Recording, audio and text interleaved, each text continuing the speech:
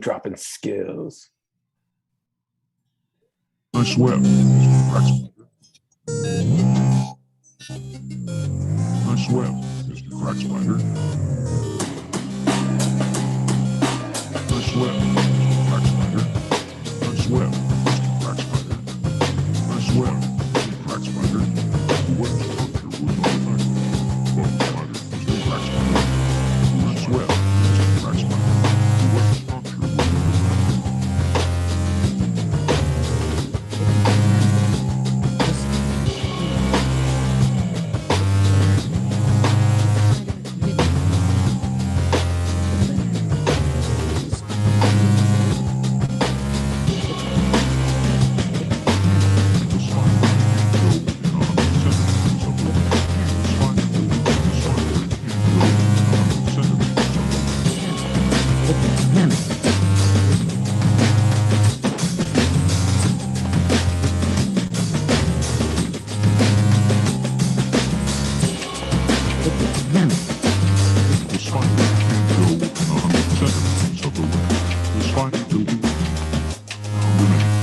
Raised over 100 young.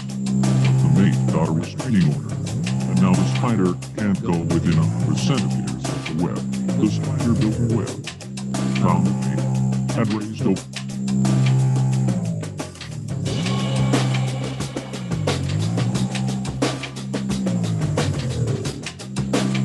The crack cocaine spider figured building chemistry was more sucker.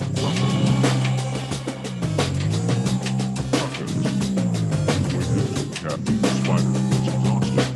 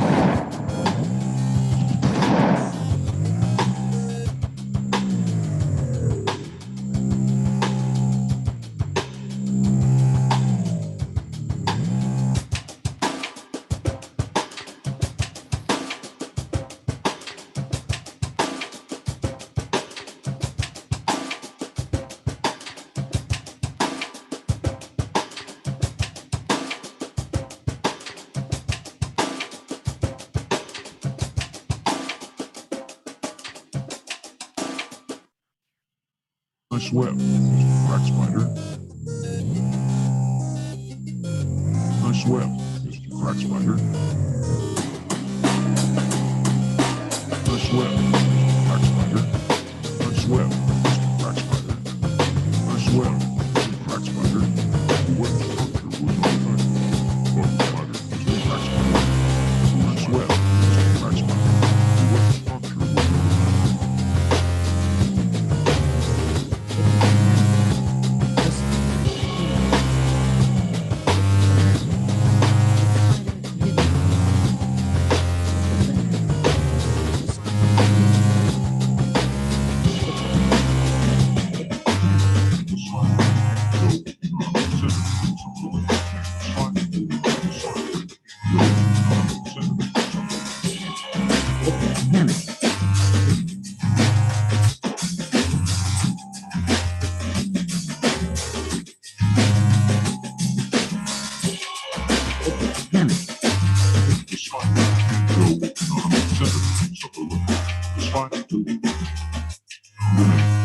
Raised over 100 young. The mate got a restraining order. Now the spider can't go within 100 centimeters of the web. The spider built a web, found the mate, and raised over.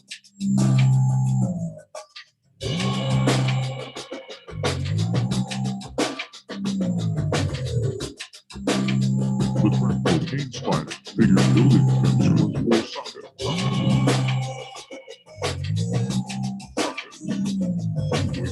Captain Spider goes lost. Captain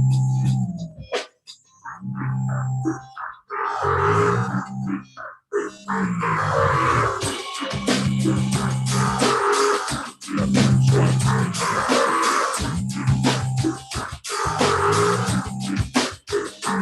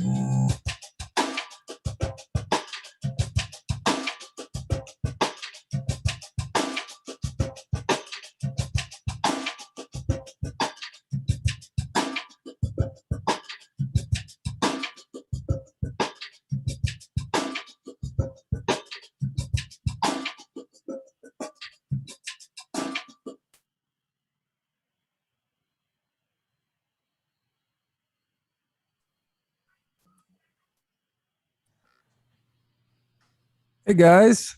Is this the Wizards Anonymous support group? Sí, señor. You are in the right place. Yes, my name's Jim and I'm a wizard. Hi, Jim. Hi, Jim.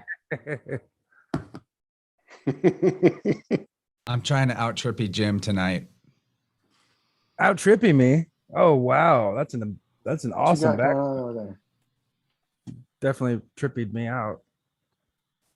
Out tripping Hello. me. I'm a wizard who wishes to remain anonymous.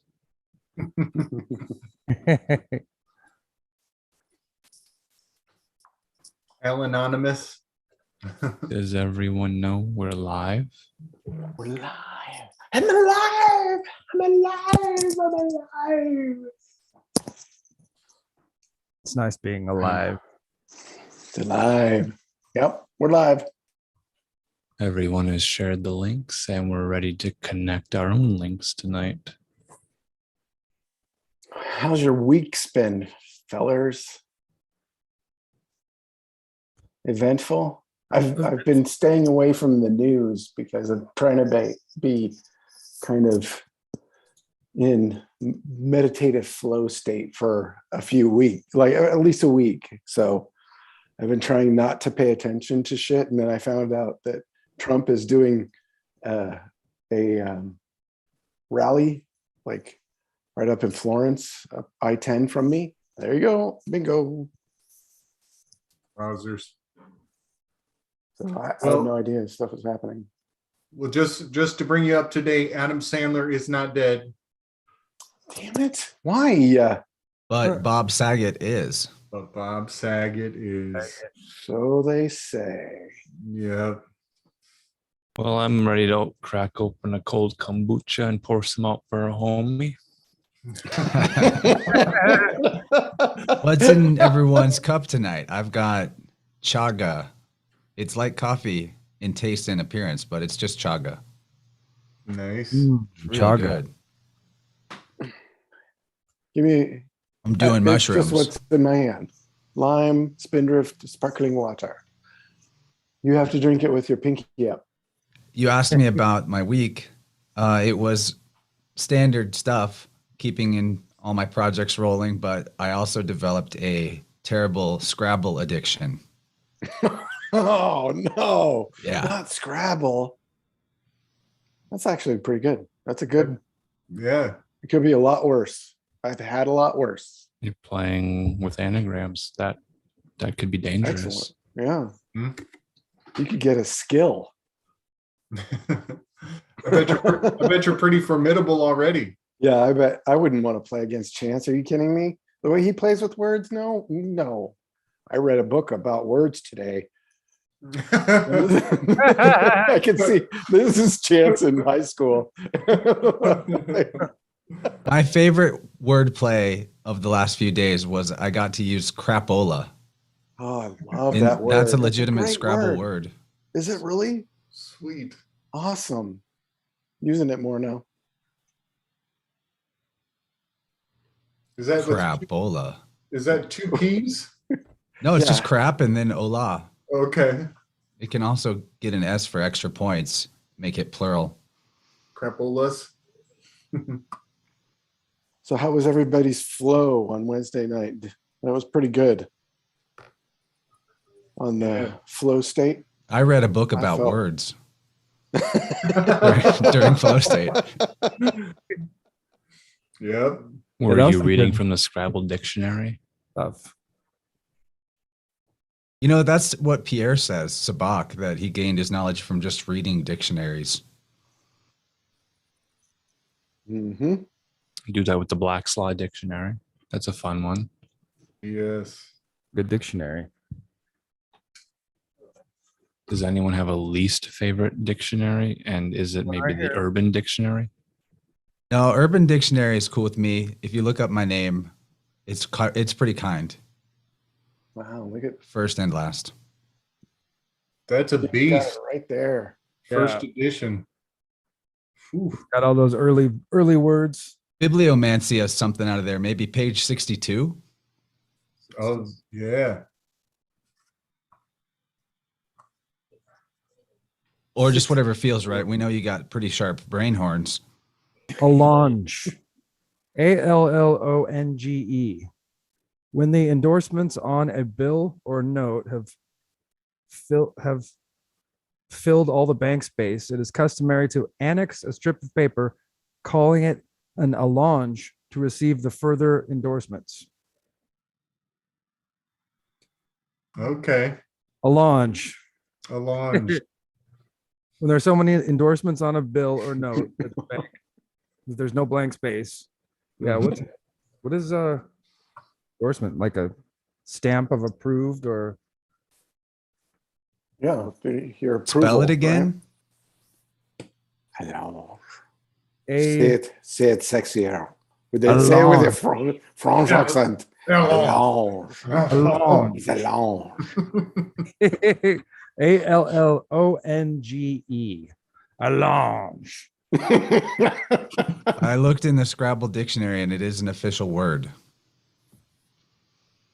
It is an official word. Yeah, you can use it. It defines it more simply as an addition to a document.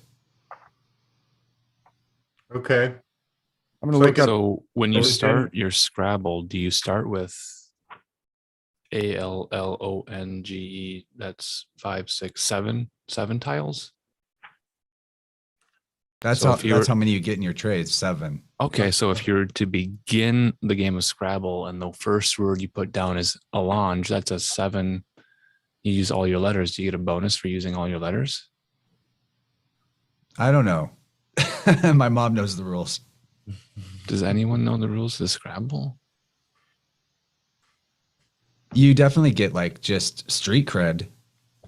I think If there's you a use all bonus the if you tiles. use all 7 of your tiles in one go. So I'm just imagining in my mind, Jim just started the Scrabble game. He put down ALLONGE right in the center of the Scrabble board, and now we're weaving our way out to try and make a crossword with those letters. Okay, so you get a 50-point bonus, and it's called a bingo. I just looked it up. It's called a bingo for using 7 letters. Oh my God. It's a Speaking Scrabble of bingo. which, In here's- Scrabble lingo, that's a bingo. And here's how the weave starts. There we are. Did we get any bingo cards before the show tonight? No? Good question. I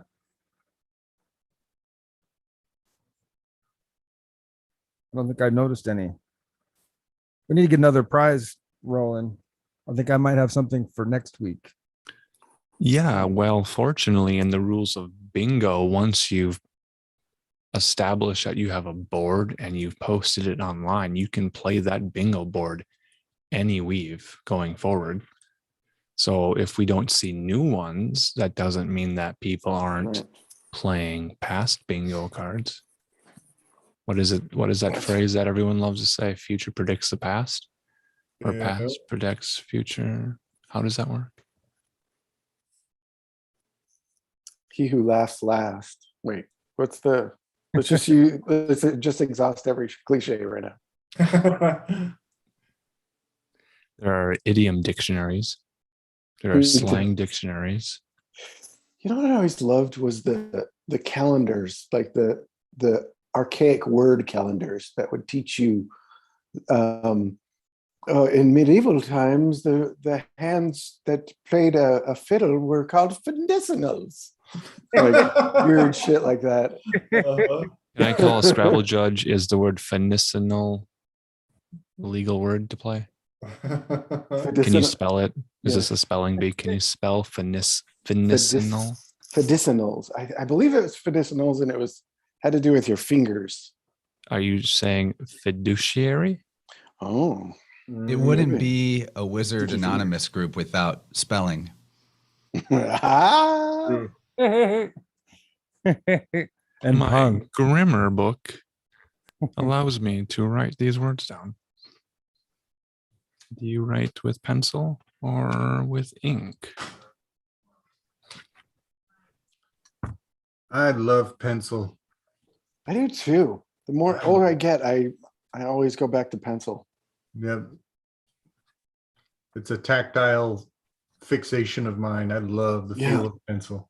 This is quickly becoming one of those ASMR shows that David Barsky warned us about not doing.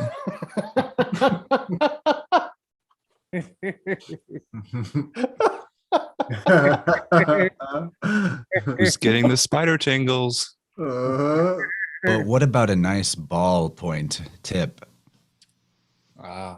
Yeah, that's the next best thing. Is that the segue? I'm trying to get us out of this ASMR hellhole. I'm just gonna let it go.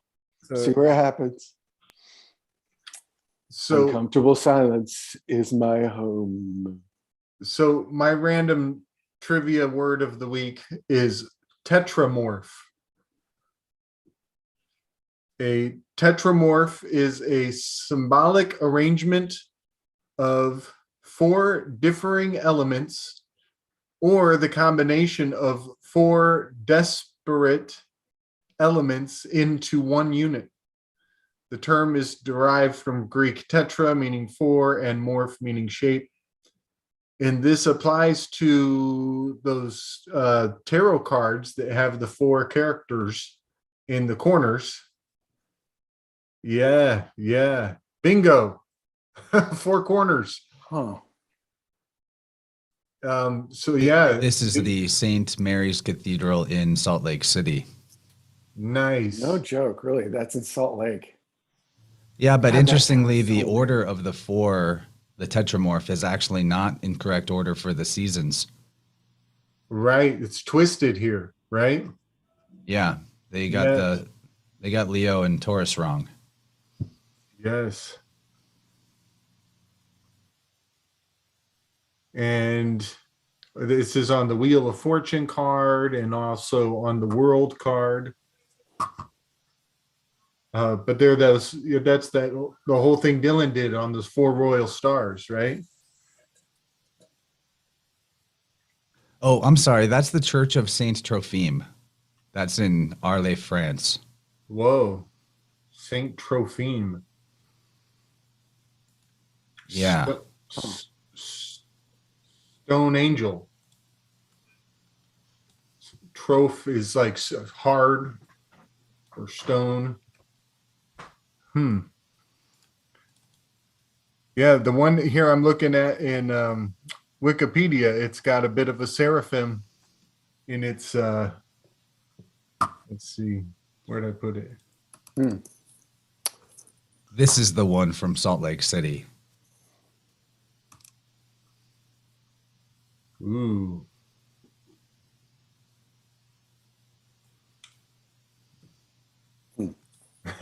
I was just looking at the tetramorphs today, so interesting. Really? Not under that It's- lingo, but yeah. Okay. Is a skinwalker a tetramorph? Because I think they can only have 4 shapes. Oh, that's interesting. I'll have to ask Mm-hmm. ask somebody down here. Ask somebody. Mm-hmm. Well, fellas, so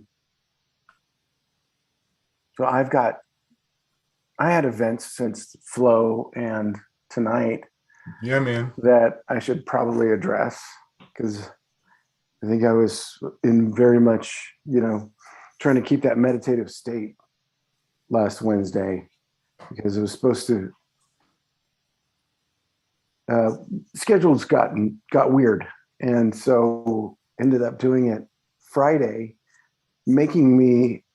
forcing me to kind of keep my meditative state through a work day, Wow. which was really interesting. And I'm sure I wouldn't have been able to do it had I not had the owl tree, something calming to really ground, So if anybody were to consider doing a trauma regression or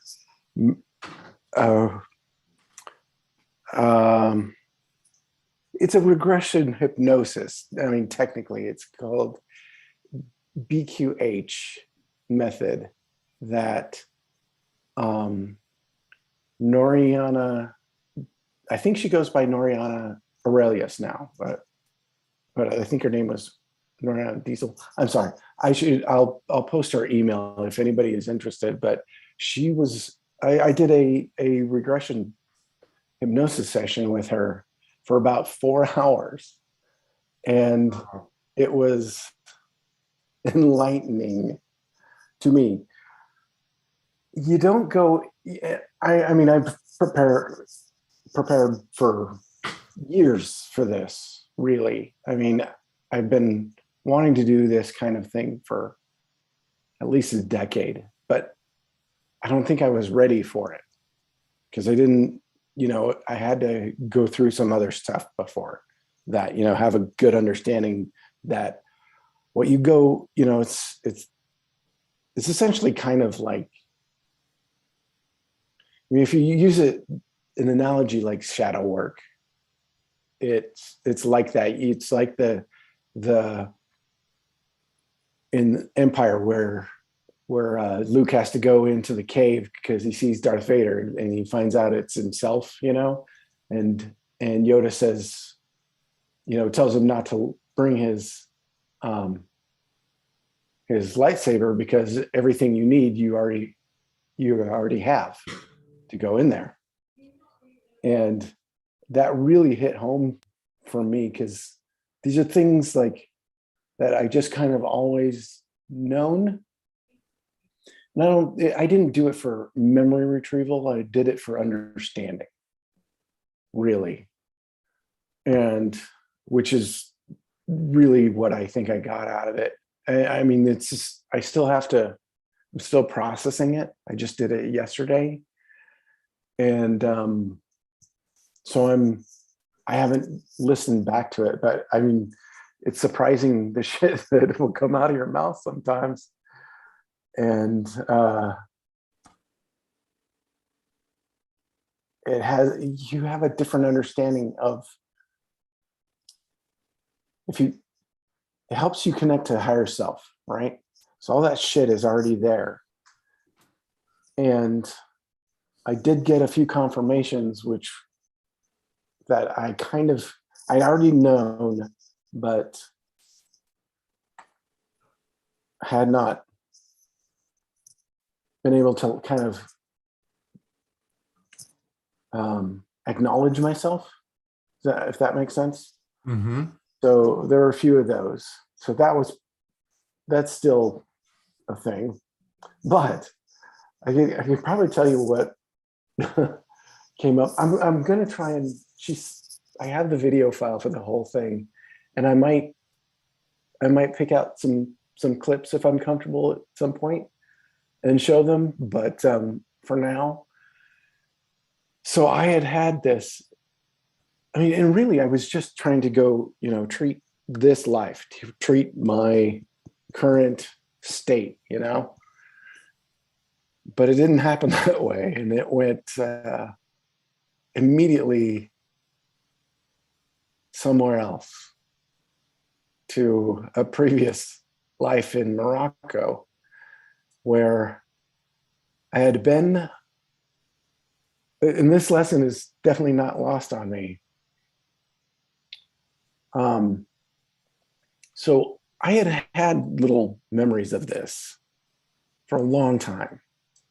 And I'd known this life. I was a nervous smoking, pacing man in this kind of really golden city of like golden neighborhoods, very colorful neighborhood, beautiful city. And it was in the Middle East, and now I know it's Morocco. And but I'd always known that something happened there with my daughter, that I was nervous about my daughter, something so concerned about my daughter in that life. And what I came to understand was at the time, the Europeans were coming in, or somebody from Europe was coming into North Africa. I don't know anything about Crusades, so I don't know really. That's what I'm thinking, that time period. I don't know. At any rate, my daughter had gotten married, and I had encouraged the kid to get mouthy, to push back at the Europeans, on the whites that were oppressing the town, and because I did that, it got her killed. Wow.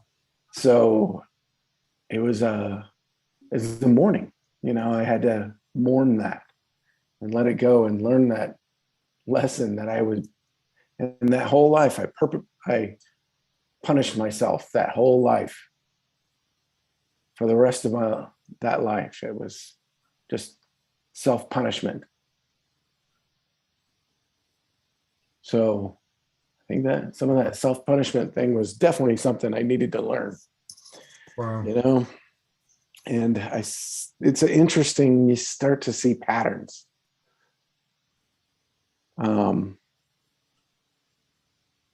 Of community and teaching kind of occupations and stuff like that. It's interesting that I'm kind of doing a lot of, see, there's those golden walls in those marketplaces. Wow, man. And I mean and this thing went on for 4 hours, and I had the thing is, you have to go in there with no preconceived idea and let it just, whatever's going to happen, happens. And you have to put yourself away enough to just let whatever happens is what you're going to need to know. And some of the stuff that you think you may have wanted to know, you just need an answer for. You don't have to relive this shit. Yeah. Because I could see that doing a lot more harm than good. There's a reason why our body puts it out there. Yeah, Casablanca's in Morocco. That's right. Yeah, good call. And Casablanca is who did you pull that, Alan? Yeah, I showed the image of the town of Fez, Morocco. Yeah. And then this is Casablanca. Yeah, and I don't know if that was the city. I just you get feelings. It's more of a feel of a thing. And sometimes you get a name and sometimes you don't.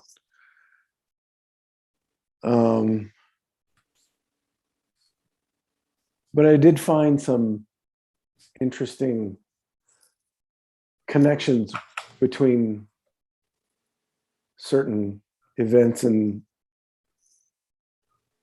in ancestor kind of lineage, the traumas of your grandparents and that affected your parents and how that settled the trauma, generational trauma that kind of seeps down into culture. And for me, it took a very big trauma to break me out of that. And I'm wondering,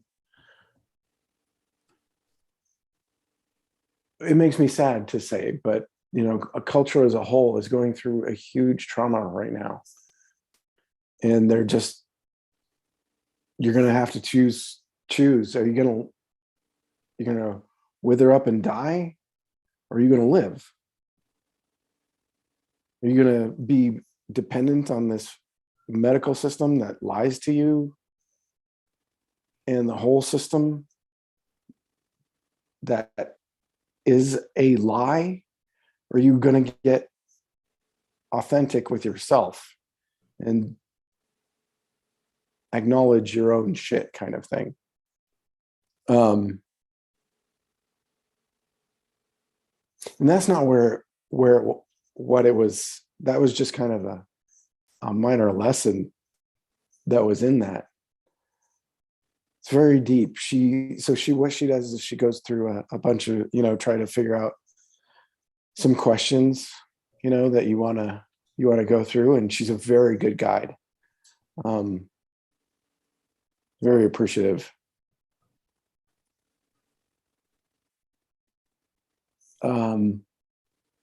What was interesting too is that, a lot of people I know in this community kind of popped up in interesting places. So this is an unfolding thing. And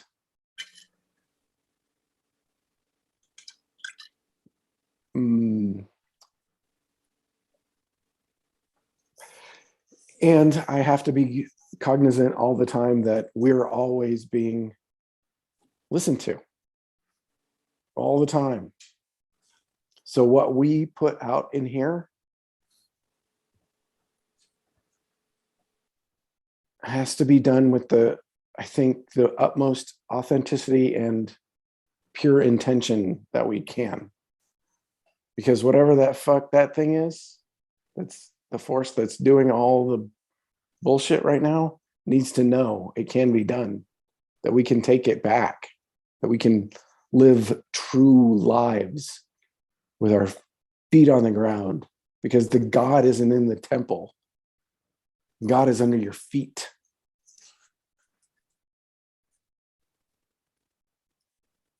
Here, here, brother. And that's another thing that I guess kept coming up, is this kind of, I don't know. It's not even a whole thought yet. I don't know. It's amazing. It's magical, but it's only your journey, and only you, like I said, whatever you go into it with is what you've got, is what you're going to get out of it. But it's not, it's definitely not a truth serum or a lie detector or anything like that, of course. So it's subjective. Mm-hmm. But everything, I kind of thought of it kind of as what maybe a psychedelic might, like those little life, like a very spiritual, deep,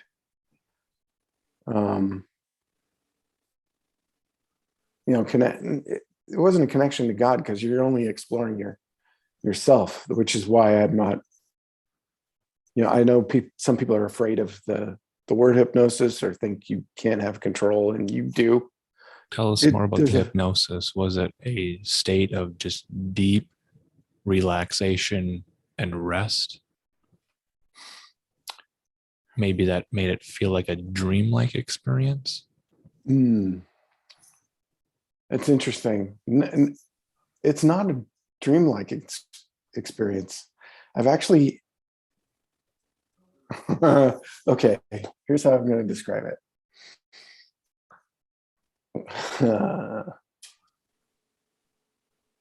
It's almost so with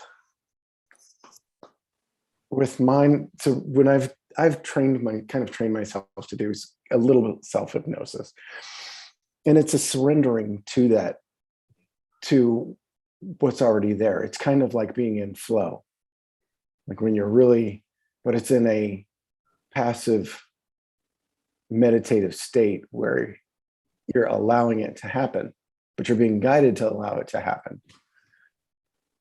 But it's only coming from your higher true self, or whatever angelic beings or spirit guides, that stuff happens too. And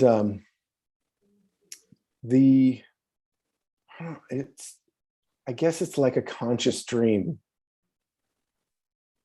You're completely in control and aware, but you've allowed your higher self to speak for you. And so it's kind of like you're sitting in the back of the room watching the show. You're the director, and you're letting the genius performer perform. Or you're the sound guy, you're the facilitator. And so you're just letting it happen. And so you're kind of sitting back and just listening to it sing or tell you whatever needs to be told. But you have to have the trust to do that. And I think that's what a lot of people have a hard time with. But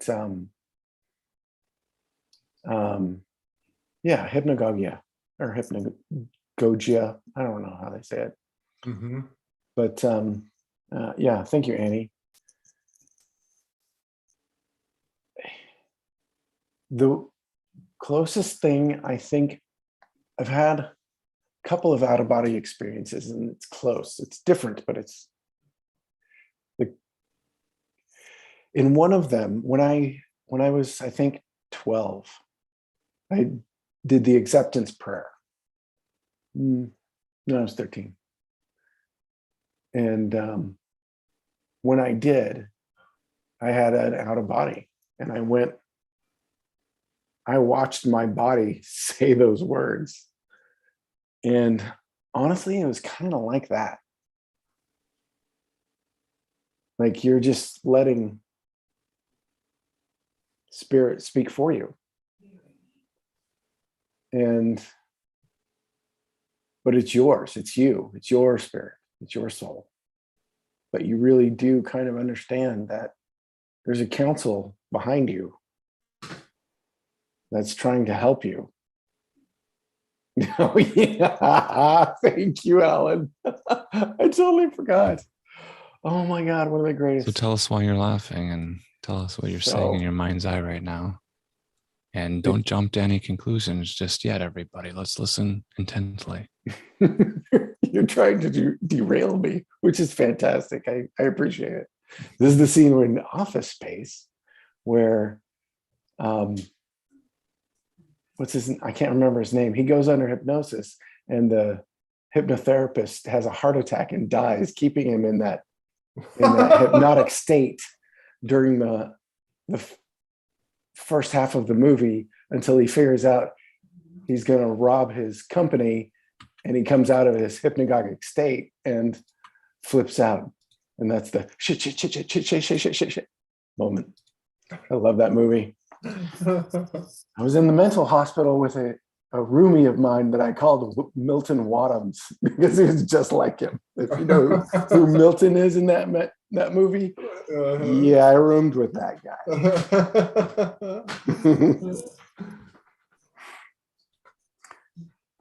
So, yeah, it's still a process. I will be. I mean, do you guys have any, like, I don't know where to even go with it. It's so, You know what I think about, and I'm sure that the hypnotherapist deals with this a lot, is I often think of how how closely related forgetfulness and forgiveness are. mm, And you know, forgiveness is difficult, forgetfulness is easy, but the goal is forgiveness. yeah. It's what we would prefer. Well, and it heals us when we do. And there was a lot of that. There was some of that. Yeah. And so in hypnotherapy, you're seeking self-remembrance. Mhm. You're finding what you have forgotten, what you've lost.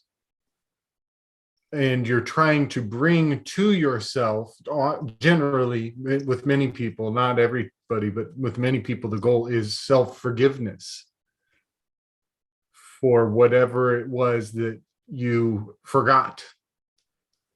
Yeah. Yeah. And I find it profound that in that past experience, you gave somebody that the power of speaking truth, to, you know, to be defiant with truth. And you ended up living in regret afterwards. However, that's a decision that we're probably all going to have to re-embody, you know, lifetime after lifetime. Yeah. And that's another thing, that lesson, a lot of these things. There's my buddy, Milton. My red sticker. Yeah. That poor fellow, man. Oh, such a sweet dude, but man, he was a wreck. Farted a lot too. Jordy, if I may say, do you think that if you had continued on a certain timeline in your life, that you would have gone more and more into this Milton character, into a Paradise Lost? That's where I put arsenic in the guacamole because I said no salt.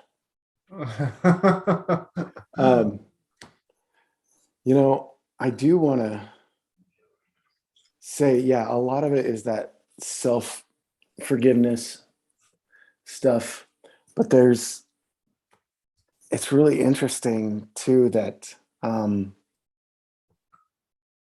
know what? I'm just going to tell you this other part of it. So I have this, and I've had this one too, is the memory of being a teacher, a monk, and a teacher for boys. And I loved my students. It was great. And that I hated my job. I hated it every second of the day. I remember just hating that I'm fucking lying to these kids because I'm teaching them what the temple wants me to teach them. And in that experience, it was that I had a group. It was a community of people that decided, you know, I think we're just going to go, because they keep telling in the whole kingdom, they keep telling us that the king is one of our deities and one of our gods, and he's not. He's not a god. He's a narcissistic prick who is using his power. And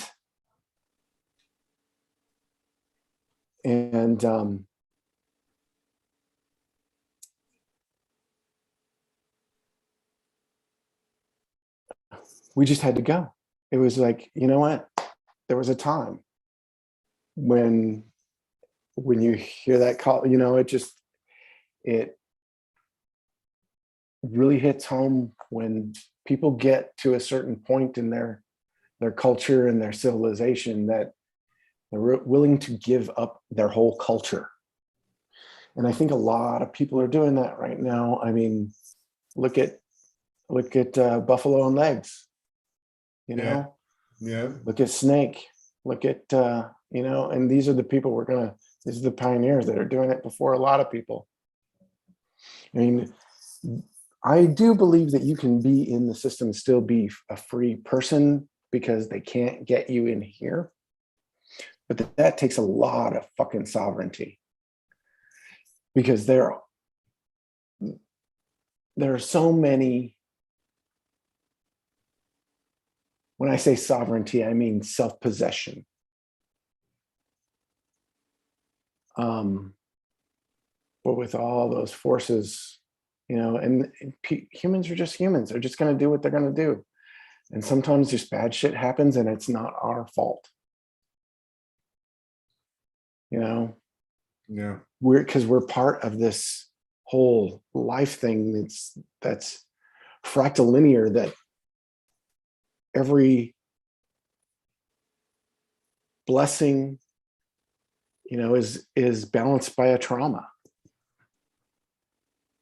And you have to learn, sometimes you got to learn the bad before you can have it good. So, which is not rocket science, it's completely simple, but we make our whole existence so complicated over and over and over again that we're just adding systems on top of systems on top of systems, and all we need to do is get out and put our fucking bare feet in the ground. So today, maybe it was yesterday. No, yesterday I found it. Today I confirmed it, that I have a new set of owls in my neighborhood. These are the ones that, if you're following us on Telegram, will hear the owls following me as I'm walking around in the desert. That's these guys. So I ask around today, when did these owls get here? And the guys, I finally find the one guy who was paying attention. It's the guy at the taco truck, right? Because it's by a store. It's one of the only pine trees in the area. And he's like, oh yeah, they showed up last year, and which would be just about the right timing of our second clutch of babies that Peter and Gwen had. So it's possible that they did imprint on me, which is why they're here. But they are kind of homies.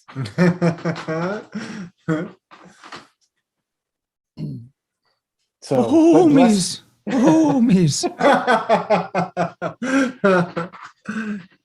That's awesome, Gordy. But blessings are happening. Yeah, but And we need to open our eyes to it and listen.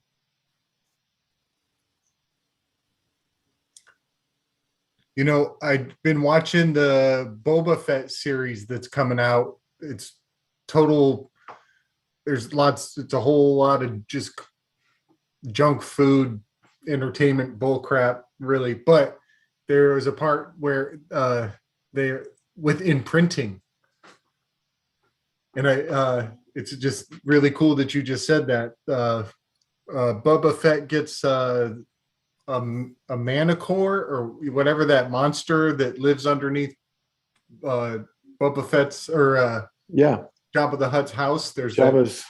Jabba's palace. Yeah, I think it's a manticore. Yeah, and so Boba It's called Fett, the Rancor. Rancor. Rancor, that's right. That's it. Rancor. Yeah, that's right. And Yeah. the weird snake or the weird sand pit mouth monster is the Sarlacc. Sarlacc Okay. the Great. Yes. I heard the word Rand core, like a Uh-huh. corporation. There it is. There we go. So yeah, the Rancor is imprinted.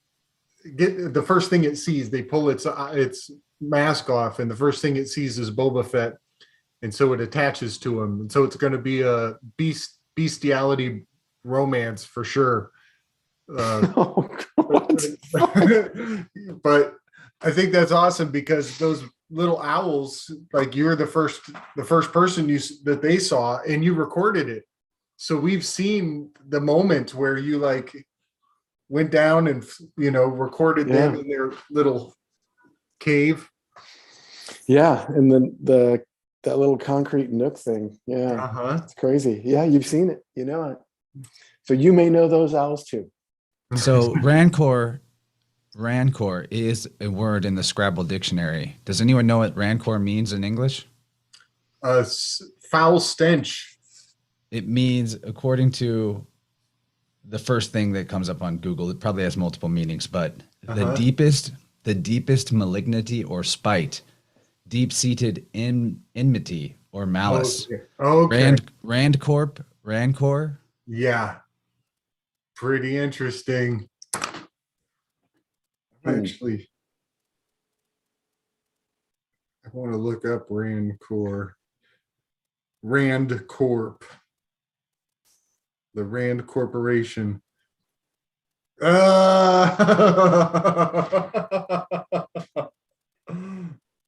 is what it looks like from the original trilogy. I don't know if they could improve on this brilliant design in any way with practical effects.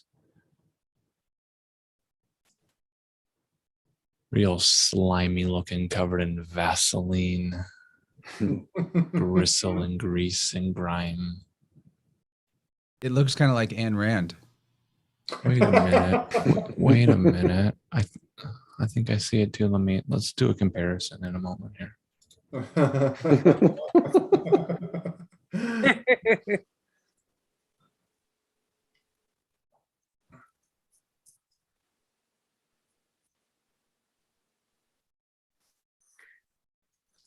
Santa Yeah. Monica. Rand Corp is out of Santa Monica. So does this help with our comparison? I think is that Tom Snyder interviewing our Rand, R-A-N-D, Ayn, A-Y-N. Mm-hmm. Gabriel, do you know anything about an Ein Sof? Oh yes. What's an Ein? Ayn, an Ein Sof? I always pronounce it Ein Sof because of the Sophianic idea. Mm-hmm. But I don't know if that's the right way to pronounce it. I think in the pronunciation, and we are the Wizards Anonymous tonight, so we're sharing our struggles and correctly pronouncing the phrases of the spelling of the grammar from our grimoires. Yeah. Pronunciation. I've been is trying to get important. French and Latin words right all week. It's tough. Yes, it's the infinite one, the eternal, the without end is the Ein Sof.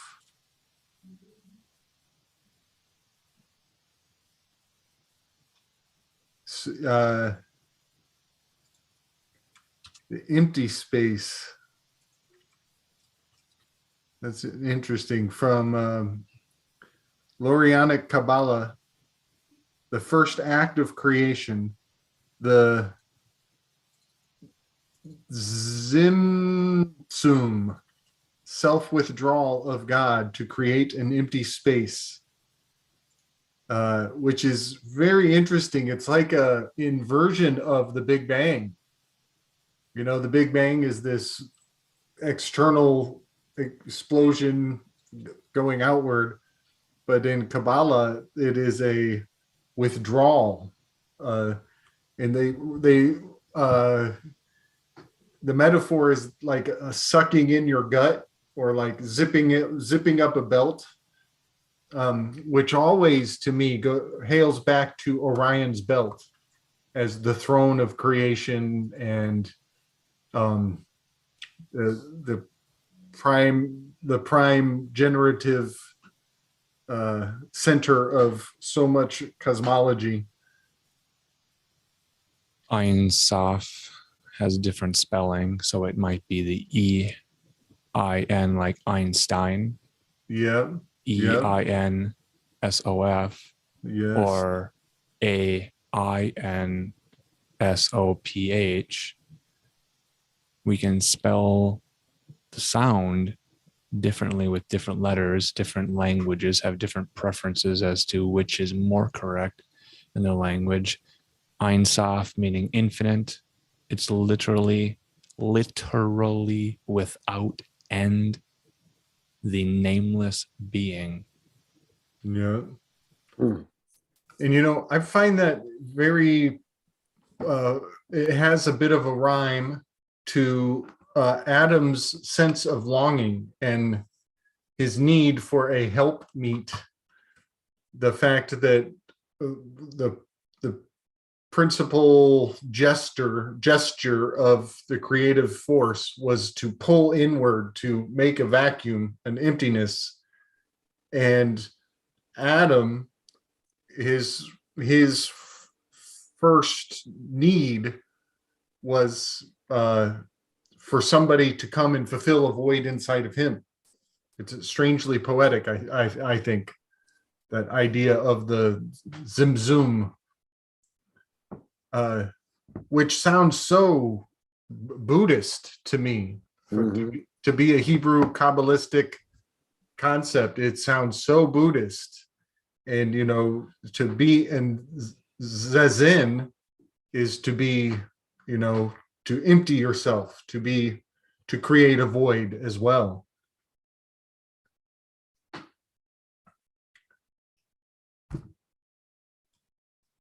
I think they're all connected at the root. Yeah, man. Yep. When you get past the literal external story. Mm-hmm. Right.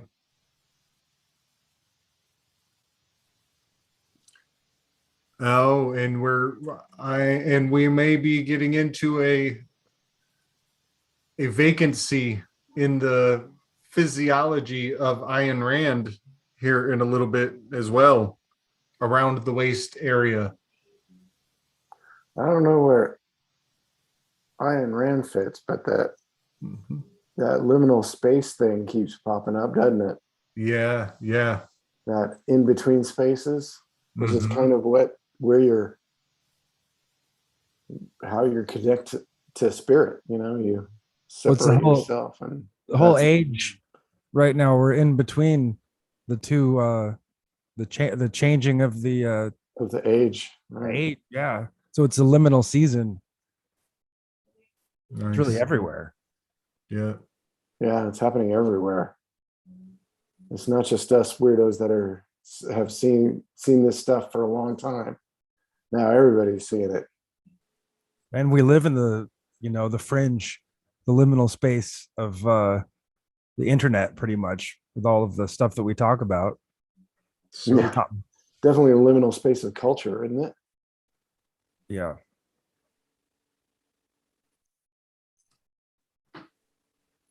Subliminal. We are the subconscious of the mind of the internet. Sometimes the internet has weird thoughts and weird fixations, and sometimes the internet wants to see your feet, or you can put a shoe on your head.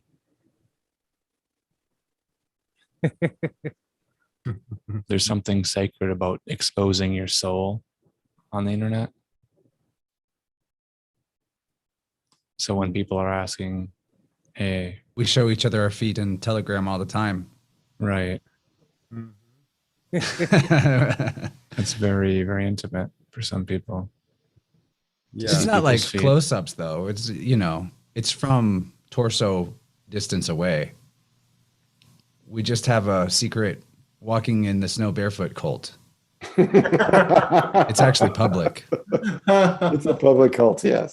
Uh-huh. I'll drop the link to it so you guys at home can join. I haven't done it yet. I go on a lot of walks, but I haven't pulled the trigger. I keep my shoes on so far. I do always do it with my hands. I always ground with my hands because you never know what kind of prickers are in the desert.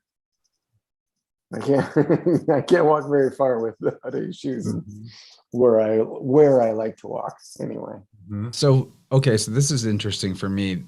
The longer I did it, walking barefoot, like through natural areas, the less focus I had to put on where I was actually stepping. And you develop this, I don't know what number sense it would be, but this sense of how you step. And I almost never step on something that hurts or causes me a problem. I'm not saying I never do, but it's cool because it becomes like part of the meditation of the walk. If you do step somewhere that you ought not to have, you immediately like you stop and go, wait, what was I thinking about? Or what was going on in my energy right when that happened that threw me out of, because it's actually like a type of flow state, in my opinion. Nice. Because we can sense with our whole field. It's not just like we get so caught up on the eyes, Mm-hmm.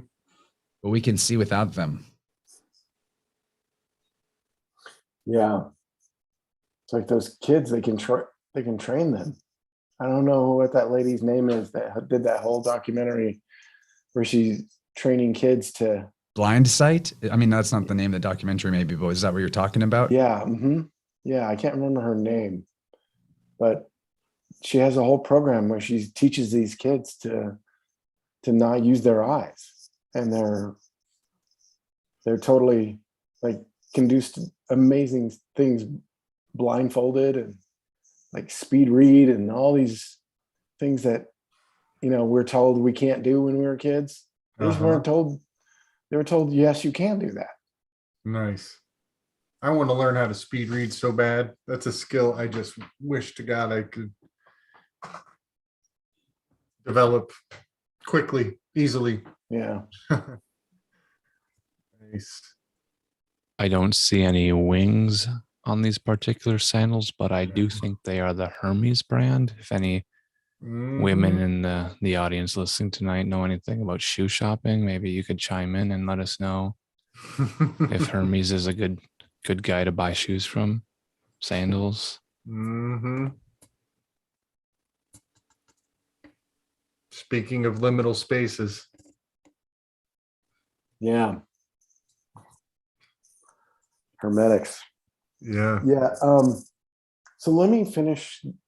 I think that the part of that story, though, that I think that going back to the monk with the students, Yeah.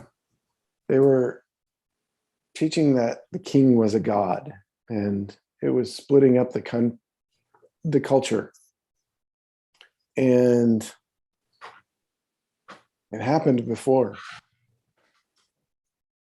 And I think it's happening again. And we're watching this split of culture.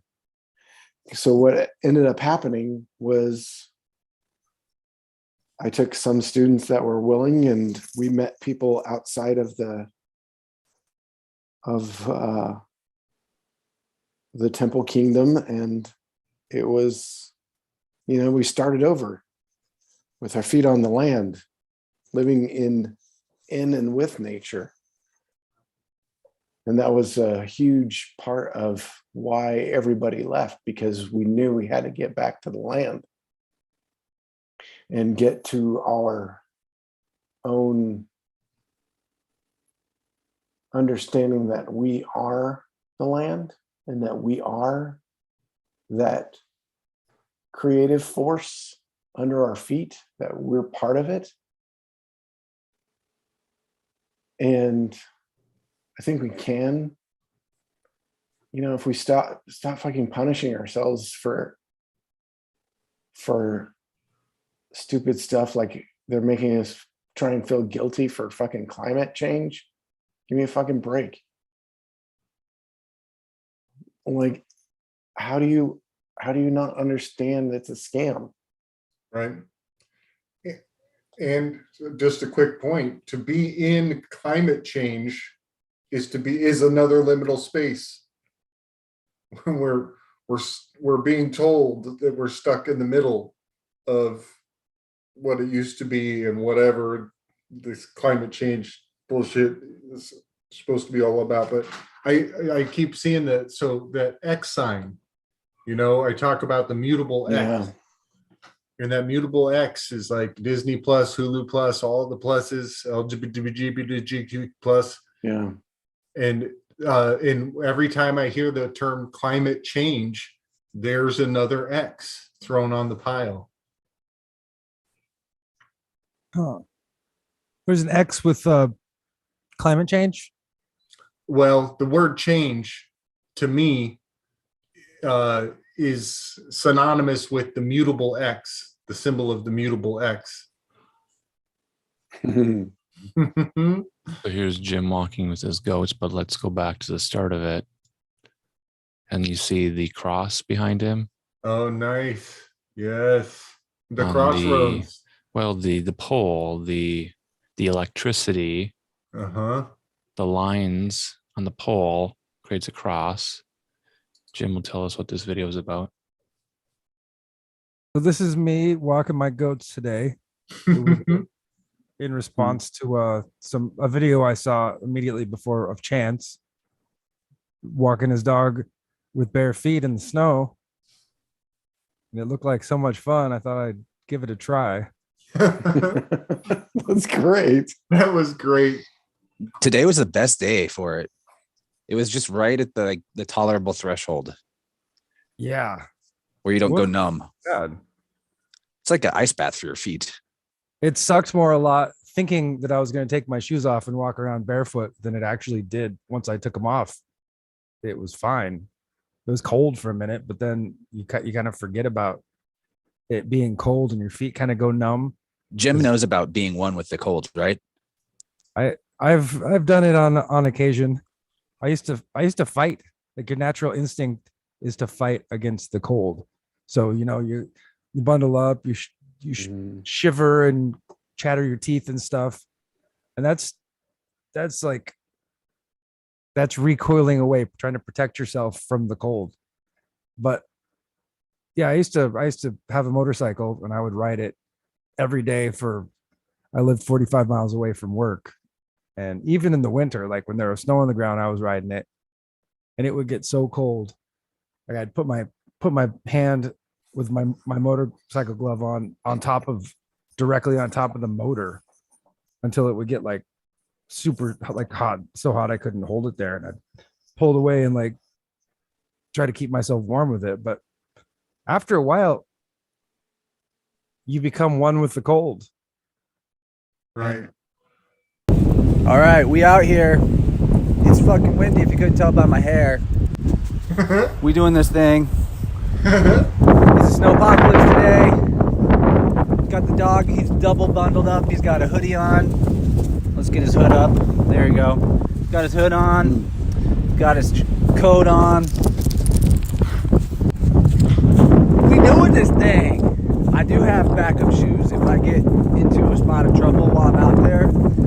I got shoes in my pockets. But I think it's gonna go great. It actually feels pretty good so far.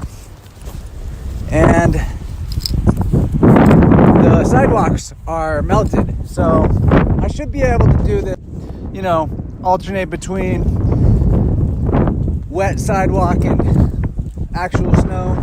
I'm fucking pumped!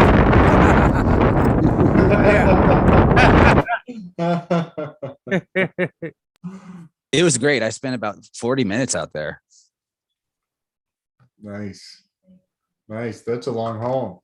Yeah. It's longer than me. I just went around the block. So were you? How'd you feel afterwards? The best feeling is when you get in the car when you're done. Victory. But it felt good. It was like energizing. I've been doing this for about 3 years now, every winter and throughout the summer. So they're pretty tough. When asked, That's awesome. why was there only one set of footprints? Jesus replied, the sand people ride single file to conceal their numbers. Just think about like old people walking through the park in their parkas and they see the barefoot footprints in the snow. They probably think it's a Squatch. Uh-huh. Yeah. I Yeah, your once- hair's getting long. You're kind of getting Sasquatchy there. Yeah, I have a reasonable amount of body hair, not like, an ape man.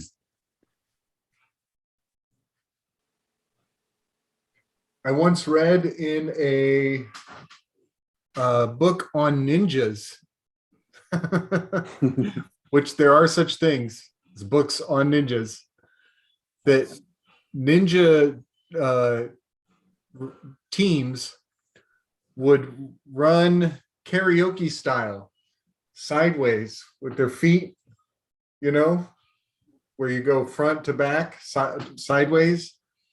And the reason they would do that is so anybody who came upon their tracks could not determine if they were going forward or backwards, which direction they went, because their feet are always sideways.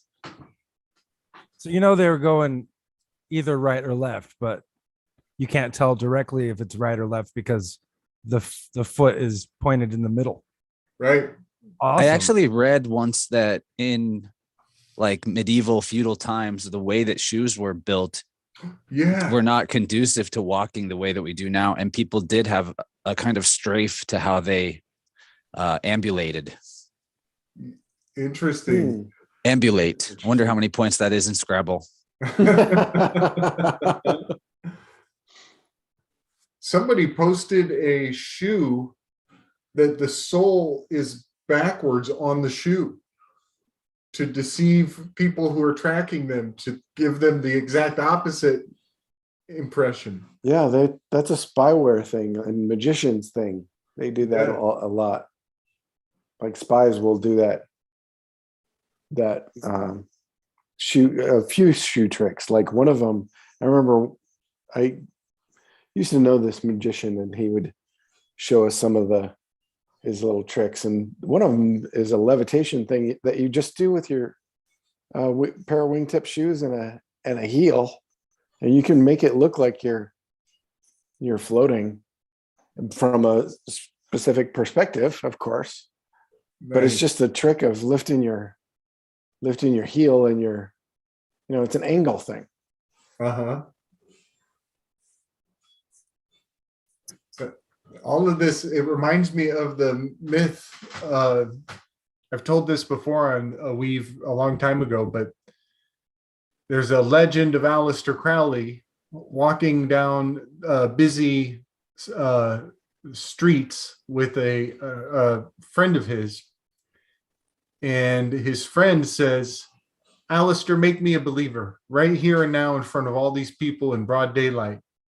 Show me what you got. Do something. And so Alistair looks around and he sees a gentleman walking just 5 steps ahead of the two of them. And this gentleman is a businessman and he has a tall top hat that is very popular in those days. And Alistair's buddy has the same hat. And he says, give me your hat. I'll show you something. And so his buddy gives Aleister Crowley the top hat. And Aleister Crowley starts to imitate the man who is in front of them. And he starts putting his feet in the exact same footsteps as the man in front of them. And he modulates his stride. So he actually looks just like this man who has no idea that Alistair is behind him, imitating him and following his every footstep. And then Alistair does an intentional stumble and comes down to one knee. And 2 steps later, the man in front of him Okay, trips and stumbles in the exact same that's way. right. I've heard that story Yes. before. And that is same There is path. Minecraft. That's same path I take. Magic, sympathetic, Sympathetic, yeah. sympathetic, same path I take magic. That's the one. Do you think if we play SB's grounding video from today, it'll summon him to the weave? That would be very Oh, sympathetic that's- magic. please let's Yeah. please let Exactly. Yeah. Yep.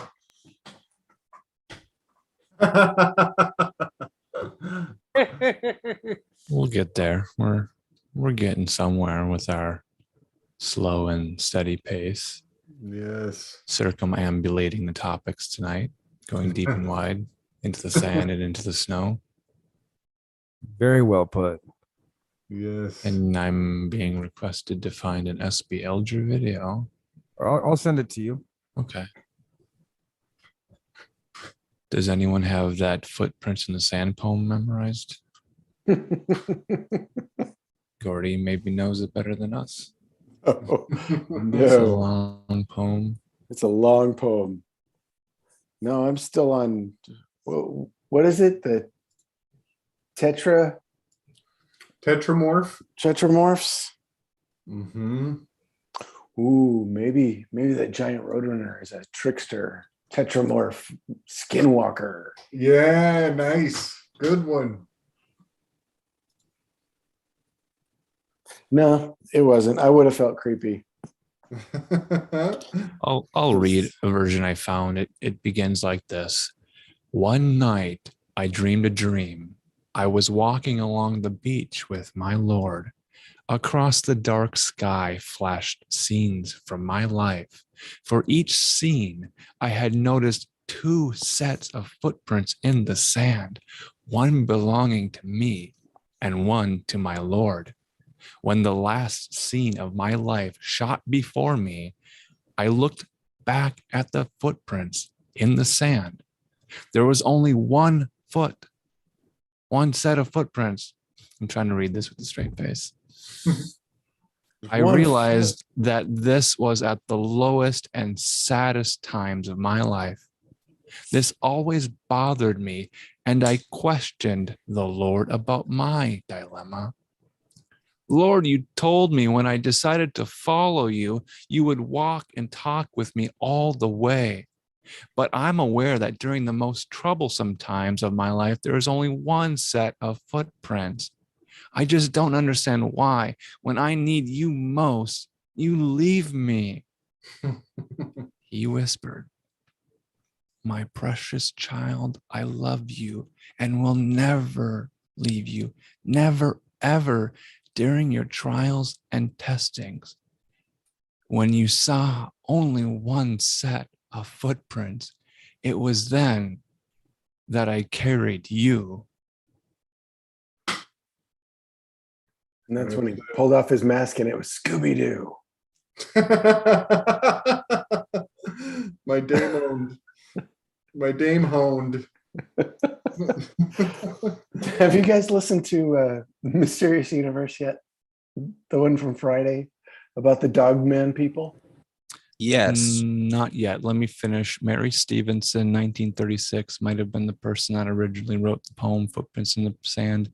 Mary Stevenson, 1936. Huh. Send your letters to her if you're loving that poem. Fan mail, emails, questions. Ask her how much she ever made off of that. That would be interesting.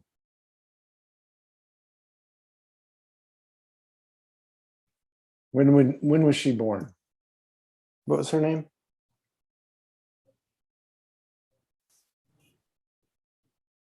Mary Stevenson, 1936 is the date on the poem. I'm not sure. And I'm not sure how much more research I want to go into the footprints in the sand. Just sending you off on LinkedIn. Goofy goose chases. That's awesome. Well, thank you for entertaining me, Alan. I appreciate that. That's how it. This whole interesting show is a wild goof chase. that- yeah. This kind of defines it, isn't it?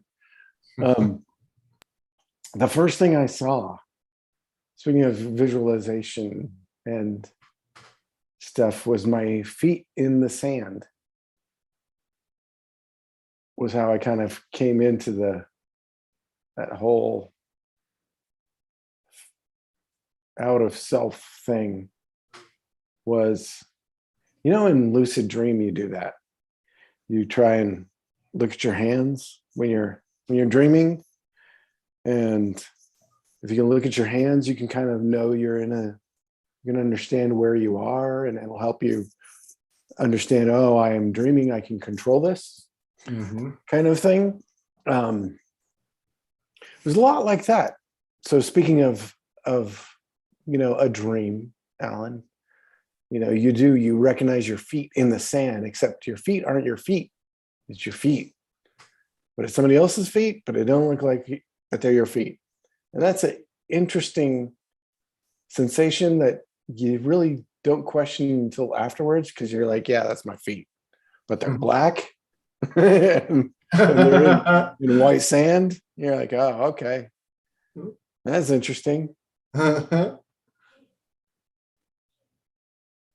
In my dreams, my feet aren't that relevant because I'm either flying or web swinging. It's one or the other. I used to do the Nightcrawler thing. Was my mode of transportation in my dreams, where I poof, poof, poof, teleported. That was always, if I had one superpower, like one of the comic book superpowers, like that would be the one, because man, you can knock out all the tyrants real quick, like poof, poof. Yeah, teleporting is almost not even fair. Right. It's not flying or super strength or invisibility. You want teleportation, man. Yeah. You do like almost anything with Yeah. teleportation. Which kind That of is would be what those psychic spies were kind of doing anyway. The what do they call them? The psychic viewers or the The remote viewers. remote viewers. Which kind of essentially I think it's kind of the same space that you get in that kind of hypnosis, that you're out of time and space, and you can kind of, it's the same kind of idea, but guided differently, very differently. Does that make sense? You can almost fly with teleportation, like teleport yourself up in the air and then teleport yourself a little bit further and then a little bit further. Yeah, exactly. Flying. I've always thought about that you could just go poof, poof, poof, poof, poof, poof, poof. Because I always thought that it was an interesting hitch that they wrote into the storyline of Nightcrawler, that he can only teleport as far as he can see. Okay, here we go.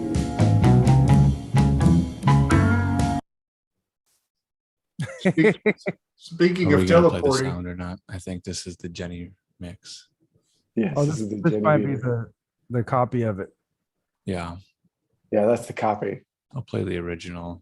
I don't know if Sean speaks in the original video. Yes. A message for us. Just trying to catch up with chat as well here. It's like the big S. Bowski. They're gonna kill that poor woman. And Nicole just watching that. Thank you, Jenny. I'm glad you enjoyed the poetry. Mary Stevenson, 1936, if that's correct. We'll do some more research. These are the shoes Jim was sharing with us as well. Were these the walking backwards shoes? That is one pair of them. They're old Dutch. I hadn't heard of those before until Yeah. today when I was looking for those previous ones that were from World War II, I think. The yellow ones. Which look kind of cool and kind of weird at the same time. Mm-hmm. I'm thinking of the stories of children leaving out their shoes and then receiving gifts in their shoes. Like a Santa. Something like that. Sneaky Santa. Is it Sneaking so in kids people's houses. always look in their shoes before they put them on so they don't get bit by spiders and bugs because they're Mm. looking for candy? I don't know. I've never heard of the shoe Santa Claus before. Did you guys ever have bugs in your shoes? I mean, when you weren't camping? Mm. Like a I snake in think your about boot. it a lot. In Arizona, they were, you always checked your shoes because scorpions love them. Yeah. And you can step on one pretty easily. More kombucha, Anyway. boys.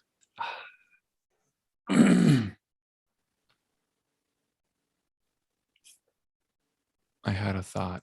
What was my thought? Something about shoes, gifts in the shoes. No dick cheese in the cornucopia because we're all grateful and thankful tonight. Was I supposed to share something else? I just sent you a bunch of those naked feet on the ground. Oh, thank you. Um, Were those stuff. just for me or for everyone else too? Well, it's up to you. I'll just Okay. Is that your thing? You got a thing? Well, no, I mean, if it's a gift, I'll receive the gift. Hey, maybe that's our target audience is feet fetishes. Like, hey, come on. yeah, I was just thinking might as well suggest that other people that aren't part of our Telegram group should join because all kinds of interesting and exciting things happen there every day. It's pretty cool. Yeah, people are having crazy syncs and we're sharing stories and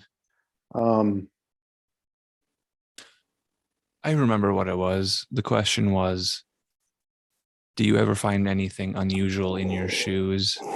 Like dangerous things, cockroaches, scorpions. And then I was like, oh, that's the reason I wear a hat to cover my ears. So when I put my headphones on, sometimes you gotta shake your headphones out because sometimes spiders go and they hide in your headphones. How do you So get them out of your always- mind?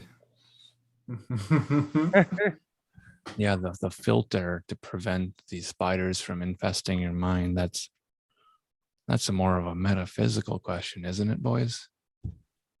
Well, they live in there. Mm-hmm. Definitely metaphysical. It's magic.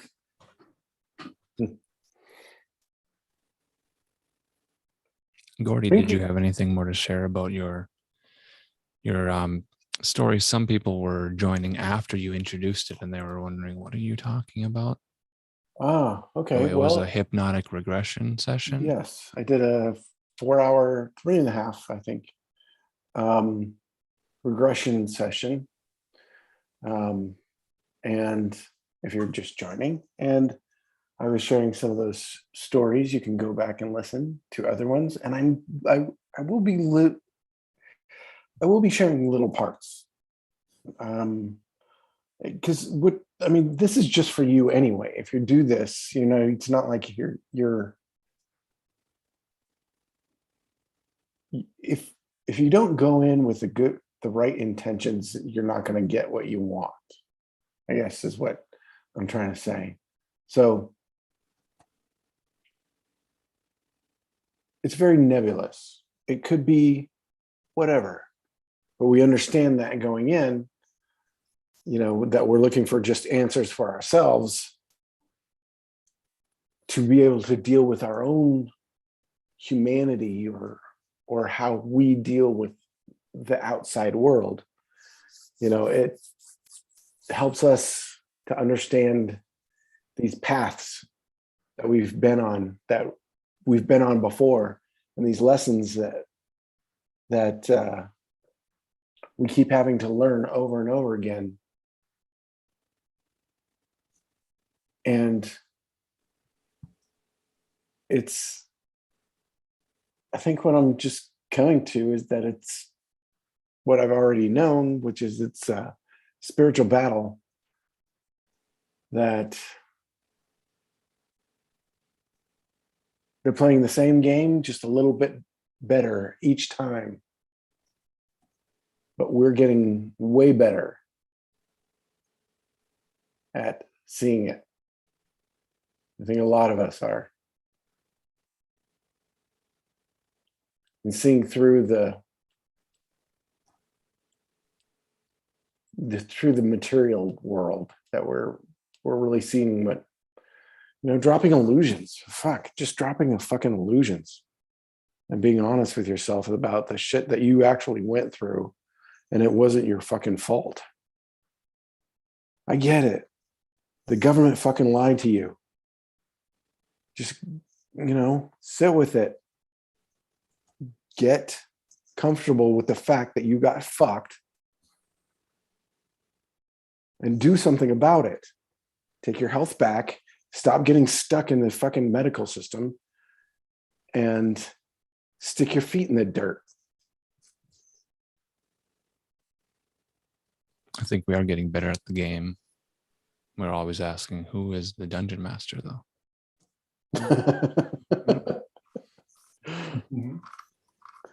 Whoever decided that night. We do have a good DMs here. Both of you guys are kind of Dungeon masters. Yeah. The game master, or the dungeon master, or the role players, and who are the NPCs, and who are the player characters. It was Zoom that night that arranged the 9 cameras in that arrangement. And we keep building on that idea, and then we overlaid the alignment chart. I love how Jim has that. It looks like he's wearing like a habit of some sort. The Yeah, lawful good. He's be the That was nun. my Zardos hat. I was trying to make. It's Zardos. You're one of the Eternals, then they were definitely on the lawful side. Yeah, that's what I like to say. Okay, so you guys finally watched the Eternals? Everybody's up to speed on the Eternals? No, I haven't seen that. I mean, the Eternals from Zardoz, though, that was the name of the Oh, transhuman sterile Oh. society that needed death. How come I didn't put that together? The Eternals and the Brutals. That was the 2 pillars of the Brutal. society back in that movie, Zardoz. It's a good one. Everyone should watch it. Zardoz. Yes, if you can find it, it's worth seeing Sean Connery in a codpiece. It shows you the Any day. philosophical, logical conclusion of transhumanism and scientific immortality. It ain't pretty. Yeah, But there's a lot of female nudity. That's right, and I'm pretty sure that's why I watched it originally when I was a kid. Hey, Jim, what's that on your shirt today? Oh, today. Let's see. It's a goatmobile. Go Mobile. Goatmobile. I was wondering when that would show up. By the power of goats, I compel you.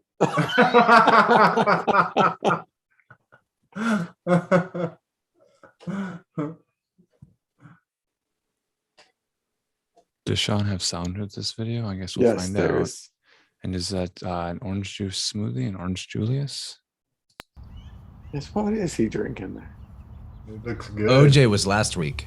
Okay. Oh, right. 61. I think I might hear some birds if I'm silent enough. So was this the one that started it all? No, this was just today.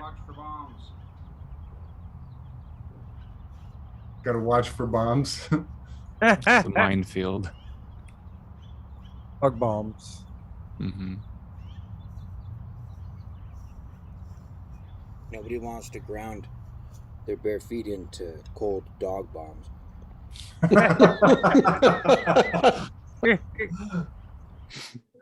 Is this where we segue to talking about dogmen that Gordy wanted to bring up? Uh, Oh yeah.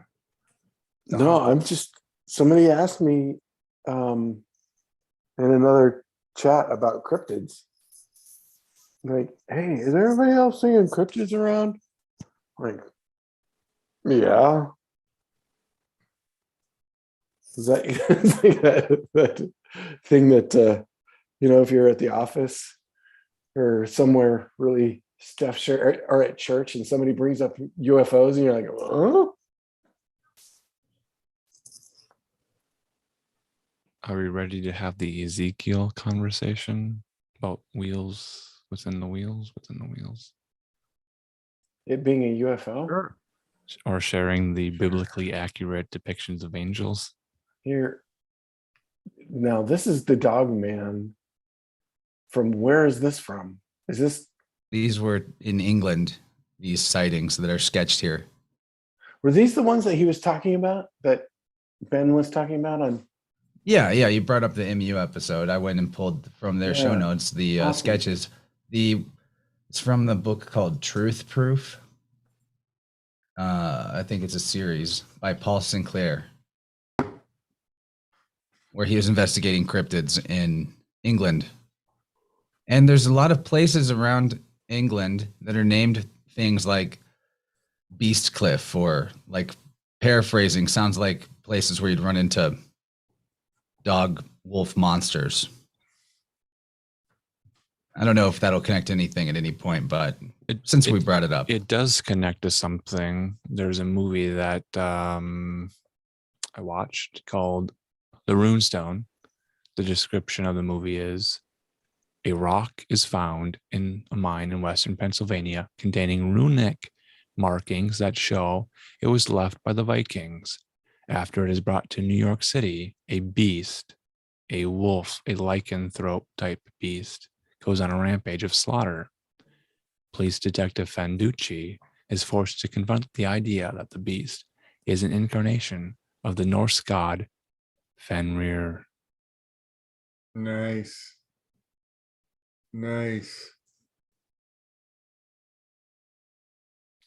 Fenrir was the daughter of, or the Loki's son, Loki's son, right?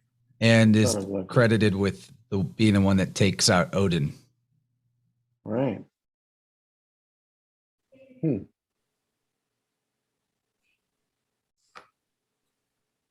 That's cool. Fenrir, he who dwells in the marshes, is the most infamous of many wolves in Norse mythology. Hmm. Looking He at who- our moon, do we have a full moon soon? He Yeah. who dwells in the marshes is also Calibos in the Greek. Huh. That is interesting. And he's the guy that I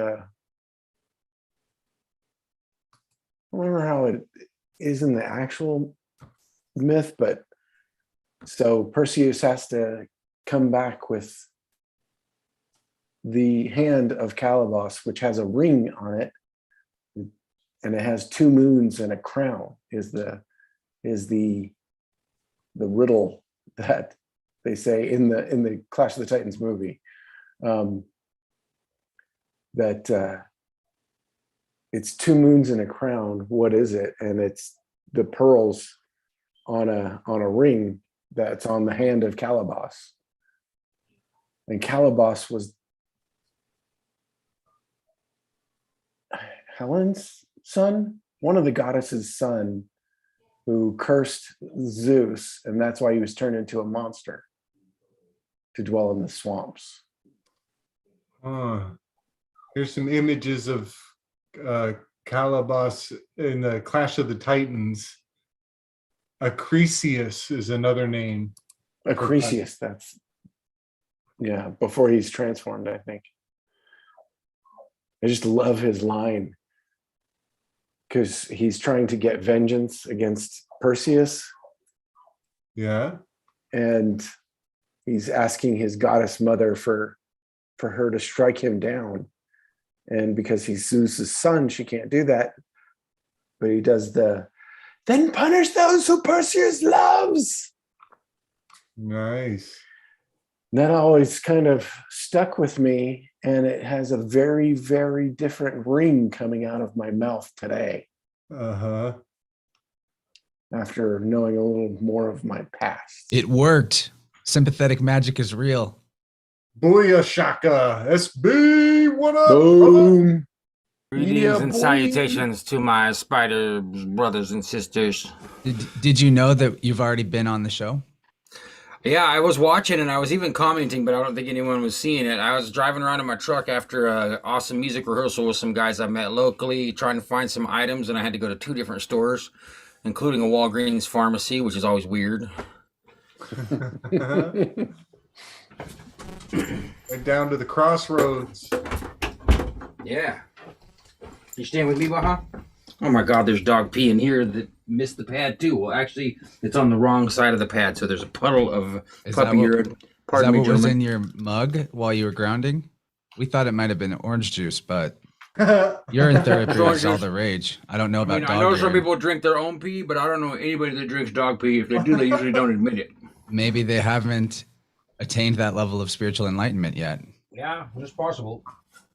Maybe it's Calabas. Whoa. I had muted my microphone and video, but as soon as Sean arrived, I'd set a timer and the timer went off as soon as Sean entered the room. Trippy. Well, I had set the timer for an hour and 20 minutes after we had begun the show to say, hey, we need to remind ourselves to take an intermission at some point. So that's what the timer was set for. All right, well, I'll But see you it, guys when you get back. I'll just talk It to was the the audience. That's fine. arrival of Sean that set off the do-do-do, do-do-do, do-do-do, the alarm. I feel like I need a hat. So yeah, I saw you guys were showing off my awesome. What I did is I took a really, really exceedingly hot bath to the point where I felt like I was gonna die. And then when I got out, I thought, you know what? If I go outside and ground right now, it'll feel really good because I'll get the hot and cold therapy going. But I had to tiptoe around and make sure not to step on any pug poo.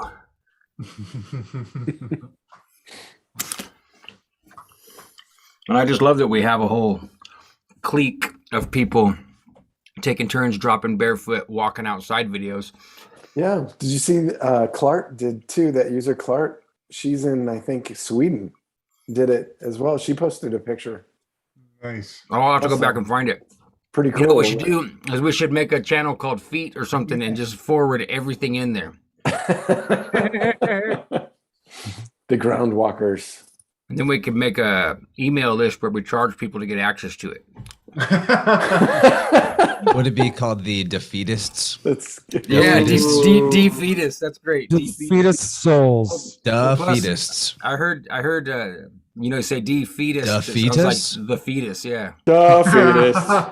The fetus. Do all The of our fetus. feet have their own placenta? Yep, there it is. We're halfway through bingo. Yep.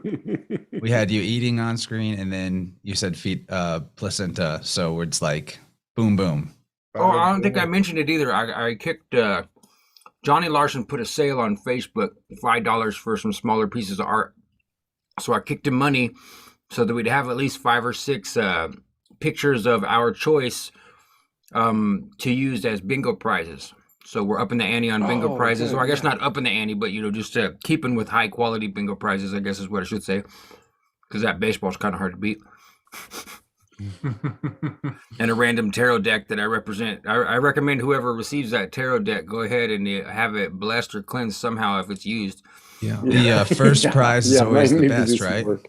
It's the also ball. really, really interesting that any of these bingo prizes have absolutely zero cash value, and they are absolutely worthless in terms of any value. So there's no worries about receiving a gift with absolutely zero monetary value. You hearing me, folks? Yeah. The prizes have zero Yeah. monetary value. Exactly. Yeah, just And like those actually- coupons that you get at the store. They say, "Hey, it's redeemable for $50, but the monetary value is .000000000000001." You have nothing Yeah. to lose by playing, It's like and absolutely nothing to gain in any sort of gains, in any sort of winnings. There's nothing to win. You might receive a gift for playing. Actually, you will receive a gift because tonight there is a mystery gift. Oh, but it's Ooh. zero cash value. That's There's right. Zero zero cash cash value. value. Well, I'll tell you a secret: the cash has zero value. That's right. They say it's currently backed by the full faith and credit of the U.S. government. So, however that makes you feel, check your gut on how that makes you feel. So Yeah, you buddy. do you have to have faith in government for government to exist, and and the whole thing about Santa Claus is that we have faith. Gordy gets it. Huh. Yep. Article 1, Section 10, Clause 1 of the Constitution. If there's no gold, there's no silver, there's no money. Let's see. I think it was 1913. They did it like 2 days before Christmas, and that was back when a lot of people were still just using a horse and carriage, so they knew what was up. And what they actually did is they ran an identical bill to the Federal Reserve first, and it got knocked down. So then they rewrote the bill to be almost identical, and they ran the Federal Reserve bill. They ran the original bill, and they ran the new bill that was almost identical parallel to it, and called it the Federal Reserve Act, so that the language put everyone under a spell to believe that it was something to do with the federal government, and that's how they pushed it through. Riding on that Yuletide Yeah. like a bunch of fucking bandits raiding the countryside. That's what Eustace Mullins was really famous for. He went to help the poet Ezra Pound get out of the St. Elizabeth's insane asylum where they were holding him as a political prisoner. And Ezra Pound told him that he would pay him $10 a week to go in, because he was working, Eustace Mullins was working at the Library of Congress as a clerk. And so he was visiting Ezra Pound on a regular basis. And so he went in there, and Ezra Pound told him he'd pay him $10 a week to do a research project to go into the Library of Congress and find every single piece of information he could about the history and anything pertaining to the Federal Reserve Act. And that's where that book came from. Secrets of the Federal Reserve, The London Connection by Eustace Mullins is the only real book about the Federal Reserve, and all the other ones are parallel bullshit. G. Edward Griffin and all those people are pulling all the main details out and serving you up half-ass shit. Nice. It's the Eustace Mullins that you want to find out from. Nice. I affirm that. Good Just reminder. badass, man. Yeah, I because love it's G. that. Edward Griffin that gets the most buzz about that creature from Jekyll Island, right? Yeah. There's a Mhm. parallel. Like I always tell people, it's a strategy, paralleling. G. Edward Griffin was sent out to parallel Eustace Mullins' research. Nice. If you look up Eustace Mullins, they slander him as a horrible white supremacist, anti-Semite, and all that stuff. And if you go actually read his work, there is some of it that's controversial, but for the most part, it's really straightforward stuff. And it's not like he's some neo-Nazi, Hitler salute making weirdo or something. Mm-hmm. Yeah, I listened to a Edward Griffin interview, and at the very end of the interview, he opened with a story about how his grandma could always tell the boy kittens from the girl kittens. She had just this eye to identify the gender of the cats. And then he goes through his whole speech, quite a long one. And at the end, he returns back to his opening statement about how he asked his grandma, how is it that you can tell the boy kitties from the girl kitties? And his grandma's answer was, you can tell by the shape of their head. And I found that quite intriguing, and I pondered on it for a long while. And I think he was implying that there are certain features, genetic features of certain people in this world who are multi-generational bankers, if you will. Interesting. Yeah. Yes. And That's funny. He was implying that there are certain features on these families, these many generational families, that you should be looking out for. Well, it's a meme. It's a meme nowadays. A cosmogony check. You see that meme going around? Cosmogony check. You know. Yeah. Yes. Very interesting. Or is that right? No, physiognomy. Pardon me. Cosmogony is a different thing. Physiognomy Okay. check. Yeah. How to identify the lizard people. I think you can identify by cosmogony too. Uh-huh.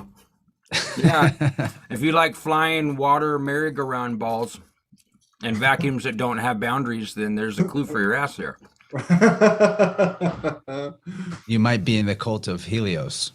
Mm-hmm. What's interesting about the words Helios, hell, and Saturn, El, is that in the original Greek, words like Hermes would be Hermes, or instead of Helios, it would be Elios. So anyway, these Elohim, they're the Hell-O-Him. Yeah, interesting. Hello, him. Yeah, it's the cult of hell all the way around, but it's also the cult of El. The cult of the sun god worshiping priests that planted these ideas and with different mythological flavorings and etymological twists, but it's recognizable through the phonetic Kabbalah that from Mithraism to Horus to Catholicism, it's all the same sky clock metaphor. Nice. I'm looking at Kamala Harris in reverse. Sarah Halamak. Sarah Halamak. Goatmobile shirt. And it's got a hala right in the middle. Oh, that's funny. Whose bingo card is this? Submitted on Twitter. That's a good one. I mean, I could help him out here. Is that better? Delta Venus. This is Nice. This was submitted January 8th. So we're not playing this bingo card for this person, but we're showing it off as a great example of what a bingo card could look like. This one's really clean and nice. Yeah. Impeccable. Slick had a cool sink would be a good lyric. The great lyric. Slink had a cool sink. Maybe we could call you Slink. I like it. Slink. Slink's dissonant.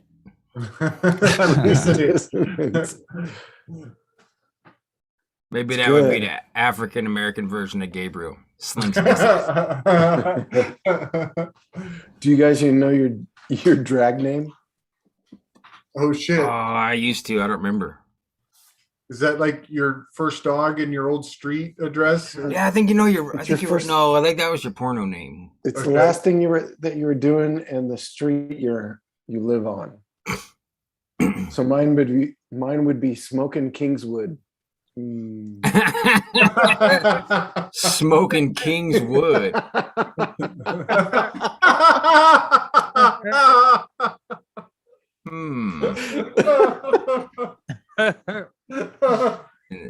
To me, the last thing I was doing was driving. So it'd be driving Silver City. That's a weird name. How do you get the last name part of it? It's your street name. Your street name. Okay. Smoking Kingswood. Yeah, Smoking Kingswood is. It's a great drag name. Isn't That's it? far out. There's Yeah. everything. That is. That's glorious. I almost want to drop that totally into get- the gematria get it. thing. Be like one of those old lady character drag queens with a. I love the idea Fucking of Gordy as a cigar. drag queen, but don't get rid of your beard. Just put on a really bouffant wig. Oh You yeah, know? for sure. Like I got to do beehive or something. Yeah. Something with lots Hey. of brooches. Nice. I love your hair, by the way, Gordy. Your hair is fucking terrific. I love it. I used to get Eraserhead a lot back in the day.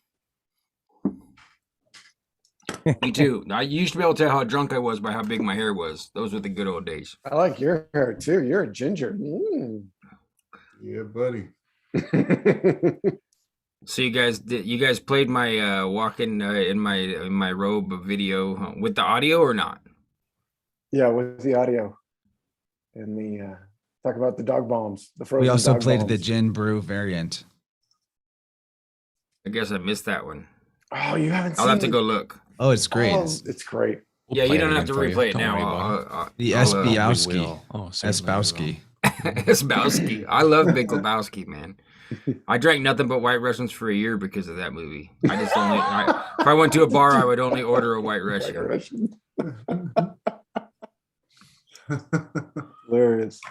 I remember was one your- time I had a friend whose dad owned the bar and he would bartend, and I walked in and it was slammed. Like there was 3 rows of people waiting to get a drink, and I just yelled at him over the top of all the people, "What the fuck does a guy got to do to get served around here?" And he made me a great big, we used to call it industrial White Russian. Oh, cool.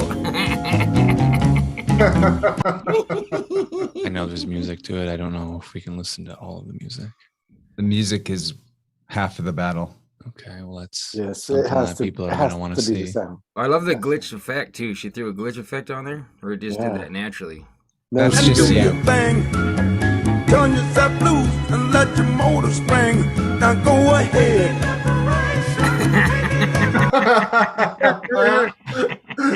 I would say, Sean, that you're naturally glitch explicit. Yeah, Yeah. true. So what are we drinking here, Sean? It's just Dog straight pee. orange juice, man. Just straight orange dog pee. Straight That's from right. the orange. Straight from the dog urine. How many oranges Factory. were squeezed so that you could drink A that lot. juice? Those jugs are $10 each, but I buy them all the time because it's healthy and good. But yeah, me and these guys got together like 6 months ago or more, and we had a really kick-ass rehearsal. First time, totally gelled up. We knew a lot of similar songs. We got real similar styles.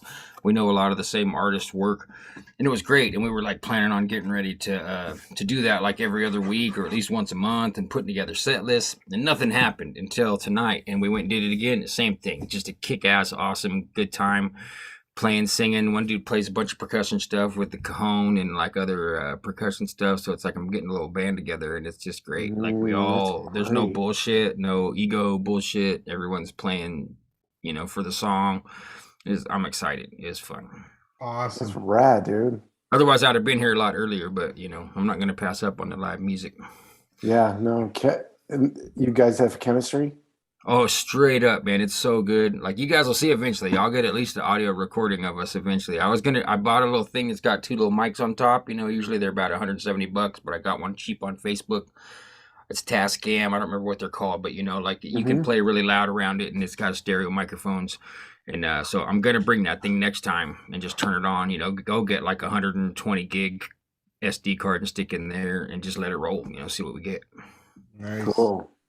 Really cool. The guy's got an amazing setup. Like he's got his pool room and all these really nice guitars, like real shit, man. Like a white Fender Stratocaster, American made, hanging on the wall. And he had a little miniature Taylor guitar. And I brought my regular like beater acoustic that I use all the time. It's my favorite guitar. And I just put it up and played that little miniature Taylor because it was so fun. It just felt so good. Sweet. I want to learn how to play the cajon. That's a great little If you're doing capoeira, you could already do it, man. You just got to sit on top of the thing and start. I know you're not allowed to dance that without no rhythm. That's the main thing. You've got to have some rhythm. Yep. Have you ever taught capoeira, Gabriel? Yeah. Yeah, you did a lot, right? Oh yeah. About 20 years. Wow. So what do you call a troop? What do you call a crew? I've gotta had a be- burning question for a long time. How old is Gabriel? Ooh. It's a good question. Yeah. 44. How Nice. young is Ooh. Yeah, wow. 44-year-old Gabriel? Yeah. You have youthful vigor. I could not have guessed Oh, what age wonderful. you were. That's great to hear. Yeah. Thank you. Yeah, Yeah, no, I I had to hand my ID to a lady the other day, and she was shocked, and I felt so good. Like, Nice. Isn't that nice? Yeah. You're like getting carded. Oh, you're so. Oh. For non-alcoholic beer. Yeah. That's how we best spread the gospel of the conspirituality, is by being really healthy and our lives being so awesome that people just kind of want to know what we think about stuff rather than us trying to cram it down their throat. Yeah. It is true. We live by Health example. Aid kombucha. It's the kombucha. What Jim, flavor? I gotta know, Jim, are you gonna make a real goat mobile, bro? You gonna make a goat mobile? That's so. I saw those posted up. There's a few different models on the Telegram. If you're not in the Weaving Spiders Telegram, then you're pretty much missing out on the best parts of your life. They're passing you by. You don't even know it. You know, like there's all this time you could be sinking into entertaining yourself and learning things, and you're missing it. This is the badass one. It's got like the goat's Yeah, in a hand. Inside of a wheel. That's the sports model, right? He's driving a little like another wheel, Uh-huh. a gear reduction sort of thing. So like he's gonna be getting a lot of probably like torque or something. I don't know. Yeah. Wow. I was thinking, does he have to like dangle a carrot like in front of the goat to motivate the goat to move forward? I want to know that too. Like, how well can a goat do on a little pedestal? I mean, goats are stubborn. I mean, so you're gonna have to motivate them somehow. They're not just gonna walk you around for nothing. You got to motivate them. Want to do it somehow. Definitely. Probably. I mean, food's a pretty powerful motivator. Uh-huh. Or training, like That's true. Just training them at the very beginning. Goats are pretty they aim to please when you especially if you bottle feed them. Then they like my goats are pretty bonded with you, super well trained. Yeah, I took them to I finally loaded them up in the goat trailer and took them on a serious walk yesterday. We went up to the reservoir up here and nice. Went a long ways. We went like all over the place, and it was some kind of like sketchy new stuff that for goats, but they did awesome. Good. It was super Oh, that cool. makes me really happy that it's working for you. Jim's schooling up these goats. Pretty soon they're going to be doing backflips. Yeah. Oh yeah. Little goat show stuff. Oh, actually, and we have we're gonna have a mystery guest tonight. Yeah, tonight. Like in the next 15 or 20 minutes, probably. Uh-oh, somebody's I'm kind of bingo- scared. Somebody's bingo card is about to get a hit. Yeah. So do we want to plan to take a short intermission, and then after that intermission, whenever the guest arrives, we can then plan that to be the intermission point. Take a 5-minute break and then introduce the second half with the guest. We could do that. Yeah. Okay. Before we Keep that go, in mind, the our guest isn't here yet, so we're not. Yeah, so we're still near rolling for at the least another 20 intermission minutes or until something, the right? guest arrives. Then we take the intermission, so the guest doesn't hit the ground running because we want to tread lightly. All right. Yeah, sounds good. Speaking of treading and the Telegram group, there was a user in there who mentioned having an injury to their right foot. And I wanted to say that injuries to the body anywhere always have a correlation to the psyche, and they're not random or completely accidental. You can learn a lot about where you're at by where you get hurt. Mm-hmm. And the right foot has to do energetically, it could correspond an injury there to our next steps in life and where we're headed and how we feel about it. So feeling blocked on the next steps or not knowing where we're heading or uncomfortable about where we're heading. And the left foot would possibly represent feeling stuck or mired or quagmired, having something stressful in your life or many things that you want to move away from but can't or don't know how. So left foot would correspond to what's behind you and maybe what you're stuck to, and right foot would be where you're trying to go. Right. Unless you're like SB and you're left-footed. Yeah, I do put my left foot forward. Mm-hmm. The thing about the biofield anatomy that's interesting is it's conceptual, And I think it's largely maybe more than being a concrete aspect to our fields, it's more like a language that you can interface to communicate with the intelligence of a body through the intelligence of your body, if that makes sense. So you have a system and you have a conceptualization of what's where, and you get the ability to talk to that body and it'll tell you with that language, even if that's not something that's literally true, because we're talking about bioplasma. And in this definition, plasma is the flow of energy itself. It's the structure of the flow. It's not like there's no particle or physicality to it. That is all. If you have sound healing on your bingo card, you can scratch off the square.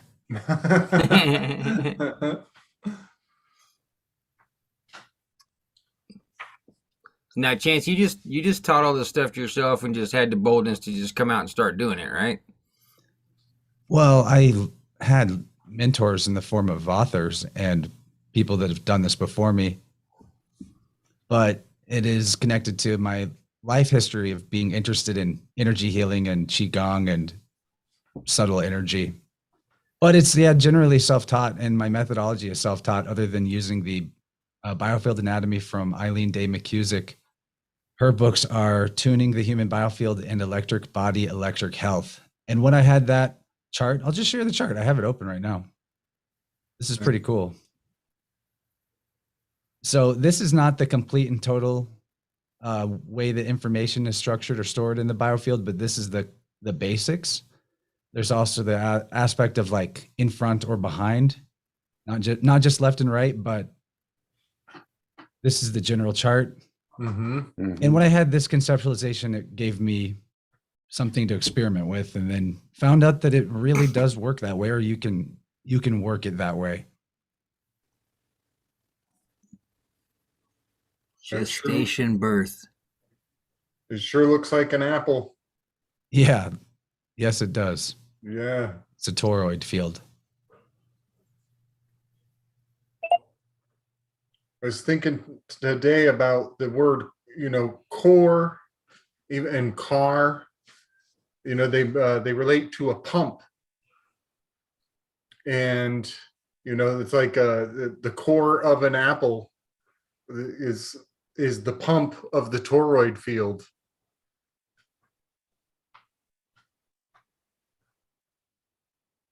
I got distracted by the chat. I didn't hear it. Oh, just that core means a pump, and a toroid is like a pump. Is your energy that field we were looking at? Yeah, like a starship, there's always a core that's making it go. That's kind of like the energy pump. The heart, you could also call it the core, coraticum. Yeah. And words that correspond with it: courage, courage, cour. Nice. All of that is why the lion symbolism is attached to the heart, Leo, in astrology. Yeah, Sacre Coeur, the Sacred Heart Cathedral in Paris. Sweet. What do you guys think of the imagery of the Sacred Heart with the crown of thorns around the heart? I always thought that was pretty odd. Yeah, I've Still never thinking tried about to that. decode it real hard, but yeah, it's definitely worth contemplating, right? I see the branches of the placenta. And it makes me think of the circumcision of the heart. Because, in the New Testament, they say that circumcision is worthless, but to circumcise your heart is the way to go. Which, I get it, outward circumcision doesn't count for anything, but circumcision of the heart counts for something. So you have a cesarean scar along your stomach if you're a mother and you've given birth. And I wonder, is that sort of like maybe like a swoosh scar? Like, I don't know. Question what it looks like. Right, but the idea, I'm just trying to find a segue that isn't a meaningful, profound connection, but rather a segue to discussing Nike logo. Swoosh. Yes, in hoc signo vici is under this sign conquer. And Nike is the goddess of victory, right? Mm-hmm. Vic, yeah.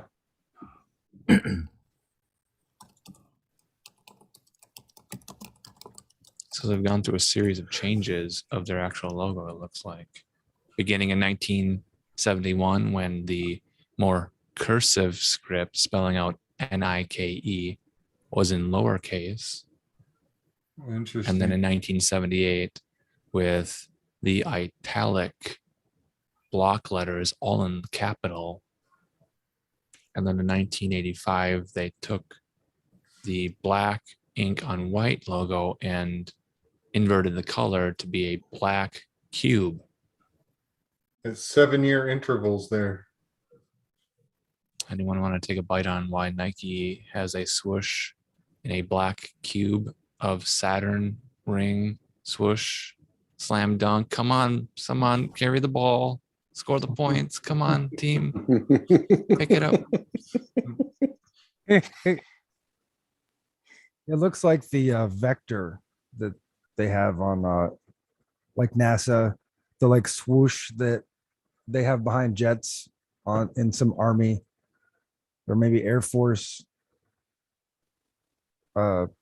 logos, or like apparently it's on like every space agency across the world. They'll have that like almost a swoosh. Yep. And there's that V again, the victory V vector. Oh, The sign, the under this sign conquer, which I always think of when that was a quote from like Caesar that went on to, or one of some of the Caesars that went on to Constantine, under this sign conquer. And I always think of both like circumcision and a Caesarean, that those are a mark that you are of a certain cultural caste. Mm-hmm. Yeah, I was looking up Caesarean scars, and they're all just like a direct scar, like following the underwear line, kind of just a horizontal, slightly smiley face shaped scar, probably 6 to 8 inches under the belly button. Just because I'd never looked at it before.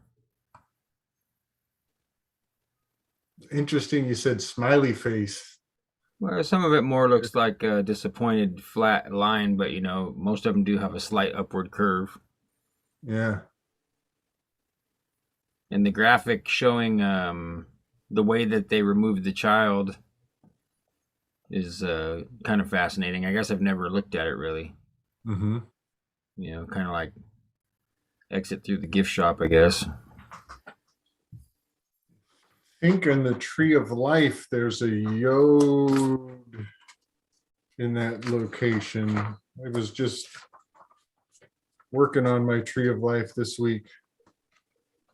I don't know the original basketball shoe. I'm sure people were playing basketball before 1978 and The original- Nike's Air Jordans. The original basketball shoe was the Converse also. Yeah, for sure. Or the most popular one prior to Nike taking over, for sure.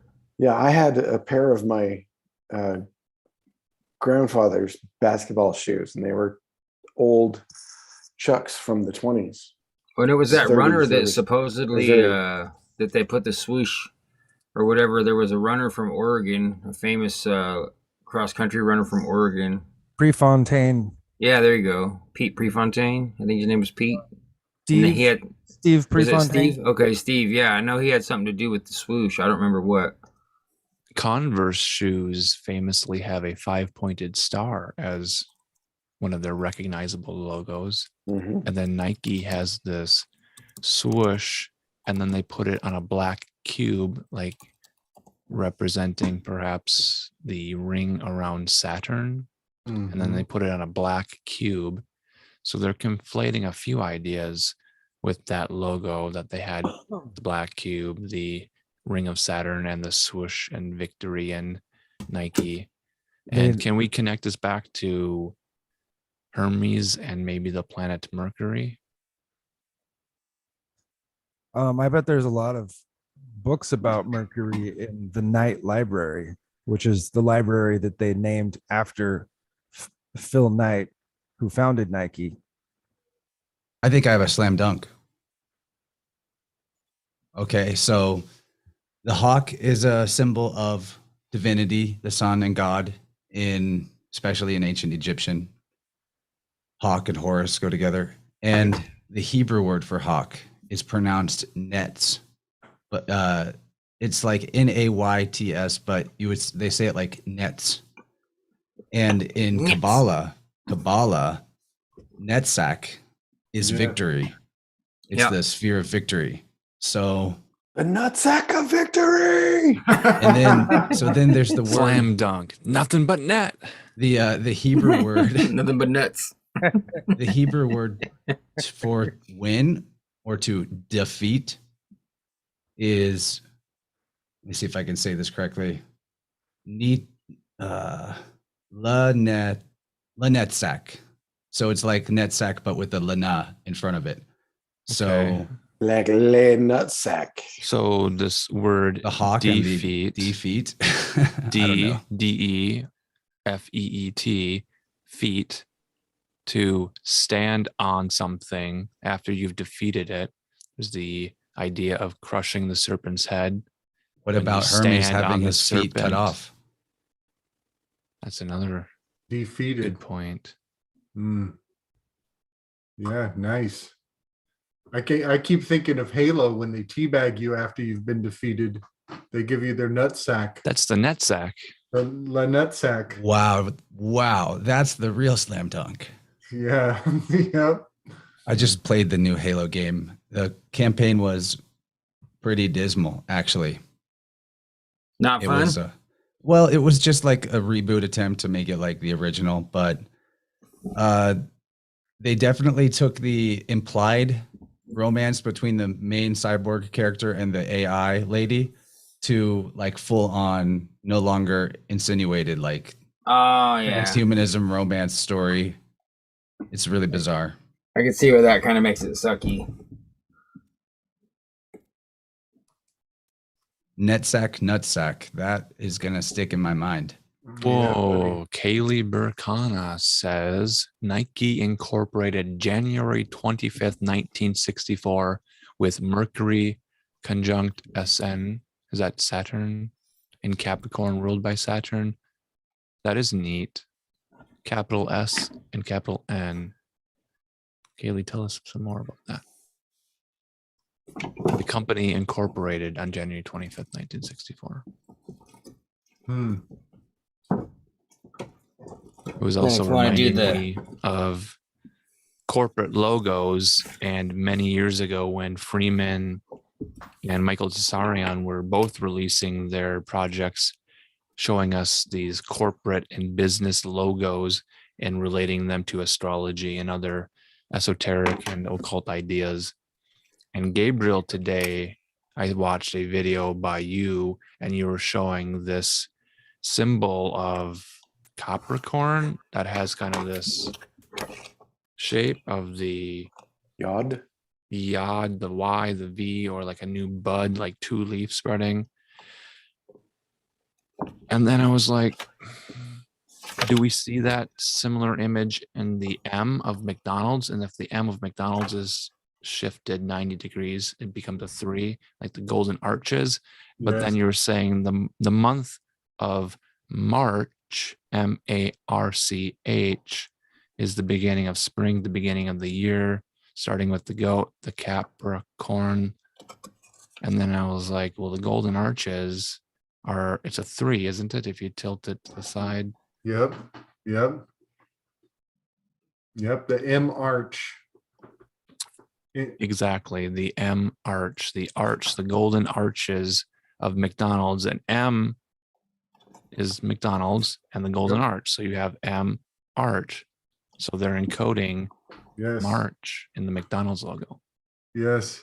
And even if you think about, like, so there's your M, that's actually the two arches that you can put it together to get it's actually an egg. McDonald's, those arches, because they're oblongish, they would generate an egg.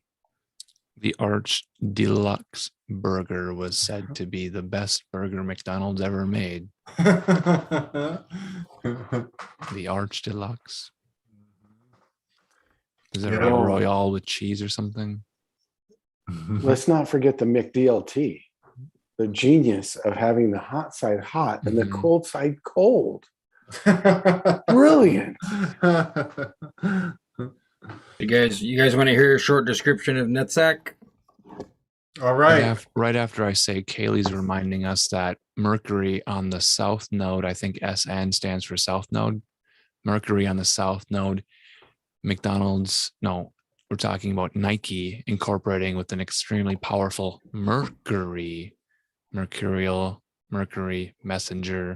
the little wings on the feet of the shoe of the messenger Hermes Mercury. I'm adding that. I'm reading directly what Kaylee says. Yeah, so Mercury on the south side, on the south node, they incorporated with an extremely powerful Mercury in the sign of Capricorn with Sun in Aquarius, also ruled by Saturn. So heavy Saturn signature in the creation of the Nike, are they a corporation, the Nike Corporation? I think so. And you said January 6, 1964, is that right? Scrolling up in chat. January 25th, 1964. 25th, Nike thanks. Company Incorporated. 25th. Yeah, I might look up the numerology for that. But I just had a Kabbalistic reference material at hand, and it's really short. It says, Victory, nutsack, is the interface between self and the material world. It is the domain of the emotions and, more importantly, of the instincts to be, have, and do. The location would be the left hip. Divine name, YHVH. Zaboath, pronounced YHVH. Zabaoth, translated as Lord of Armies, referring to the array of natural energies in creation. So, from Mark Stavish, Kabbalah for Health and Wellness. Interesting. Sabaoth is the Lord of the host. That connects us to Pierre Sabac's ideas as well. Netzach being the seventh of the 10 Sephirot. In the same Victory. Kabbalistic symbolism, the red and the yellow have specific signification. And we're talking about McDonald's. There's first that you get orange from red and yellow, if you want to look at it that way. But yellow, in the positive sense, is referring to being illuminated by divine revelation, or that's in the, so in this symbolism, you have the, what do you call it, the hieratic and the profane or whatever. There's two versions of the meaning of the symbolism for the priest class and another version of the meaning for the profane. But so for the priest class, yellow represents divine illumination by divine revelation. And in the profane, it would represent like getting good counsel. And then they also have like a positive and negative meaning, the negative meaning generally being like cowardice or not being trustworthy. And then red representing divine love in the priestly symbolism. I find that interesting. So anyway, with the red and yellow, you're getting divine love, divine revelation. Respect, dissidents.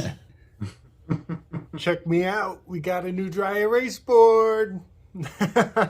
Nice. We can go big with it. You're all going to want to watch the video Mercurial Mockery of Disclosure on the Slick Dissident YouTube channel. 333 subscribers. Ooh. Those are 3 golden arches. Who's gonna break the? I can't believe that. I mean, I'm astounded that Gabriel's channel still has so few subscribers. In a way, it's nice because it means we have something secret and sacred and holy I like But that. too. when that's at 10,000 or 20,000 or 160,000, I won't be shocked at all. I do think Gabe will probably be eating some Tums or something because it starts to sweat it when you get that big. But Yeah. maybe Yeah. not though. You're pretty cool headed, man. I like being small. I definitely like the keeping it, a slow process. That was a fun one. I made a lot of mistakes. I did a voiceover. I had to go back with the voiceover.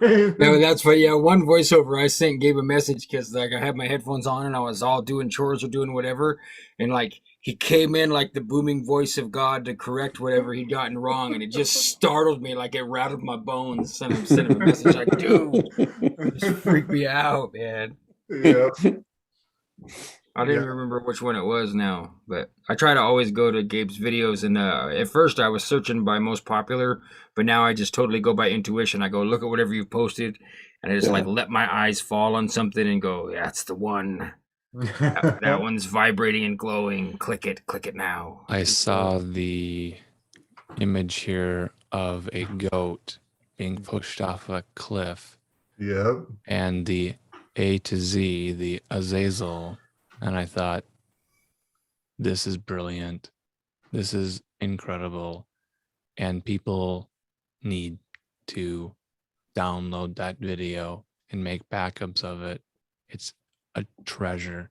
It is precious to knowledge that is being explained in ways that are different from our weaves here, where we're generating the ideas and Gabe really takes it and runs with it and explains it explicitly, naked knowledge available.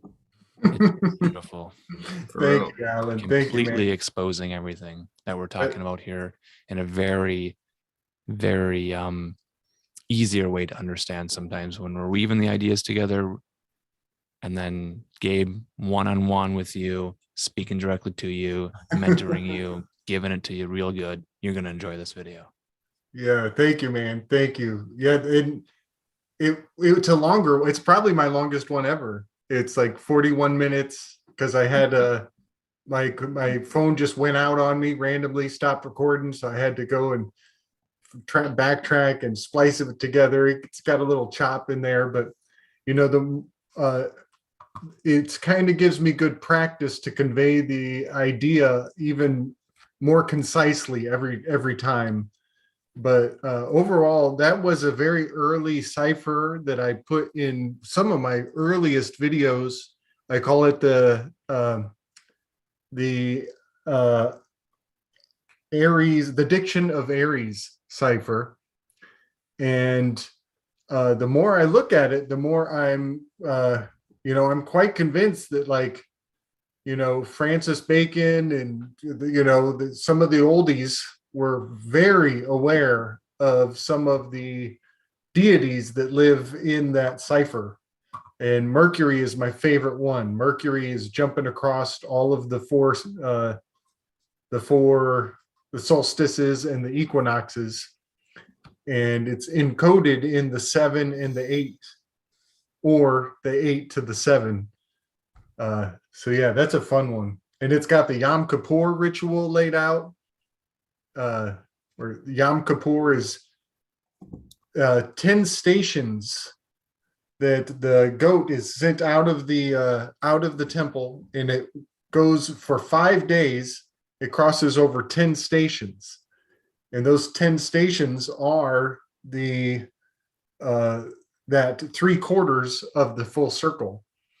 And the able-bodied guide carrying the goat with them, he takes a midday break at a station, and then he has a station at the end of the night where he sleeps. And the next day he's got a halfway station and a spot where he sleeps. And so those are the lots of that journey out of the temple into Capricorn. Oh, interesting. Wow. Okay. Yeah, it's pretty neat. The Yom Kippur ritual is totally laid out in our alphabet. And you said it's 3/4. Yep, the 3/4. So that makes me think of the birth cycle of how we're all born 3/4 in. Yep. And You this, got and it. this the cell salts theory that you need to supplement the cell salts that you don't have from the time you came out with 3 months missing because you weren't in the womb. Oh, Yep. weird. This looks like a familiar place. This is a Right. familiar video, episode number 33. And let's listen here for a moment. This is what we call armature for sculpting. I have reference material and This an is the next incomplete one in my painting of queue one for of the picture show. Bogdanov twins. We are set up to paint. Hopefully, you're set up to read. Yeah, I've got a few books here. And of course, we can And, always stray off course and do other things. Okay. So, if we I want mean, to. it's all right if the books aren't particularly they're disconnected. They're No, we trust your selection. That's how I crazy just- we are. And I love I love that you were zoomed in on the base of that sculpture because it looks like there's like some surreal weirdness going on there. I don't know if that was just a coincidence or if the sculpture that you zoomed in on at the beginning, like I don't know if you did it on purpose or not, but you panned the camera over and there's like a head on the bottom or something that's looking up and. I wonder about the meaning of this thing myself. Here, I'll give you guys another look. Hold on.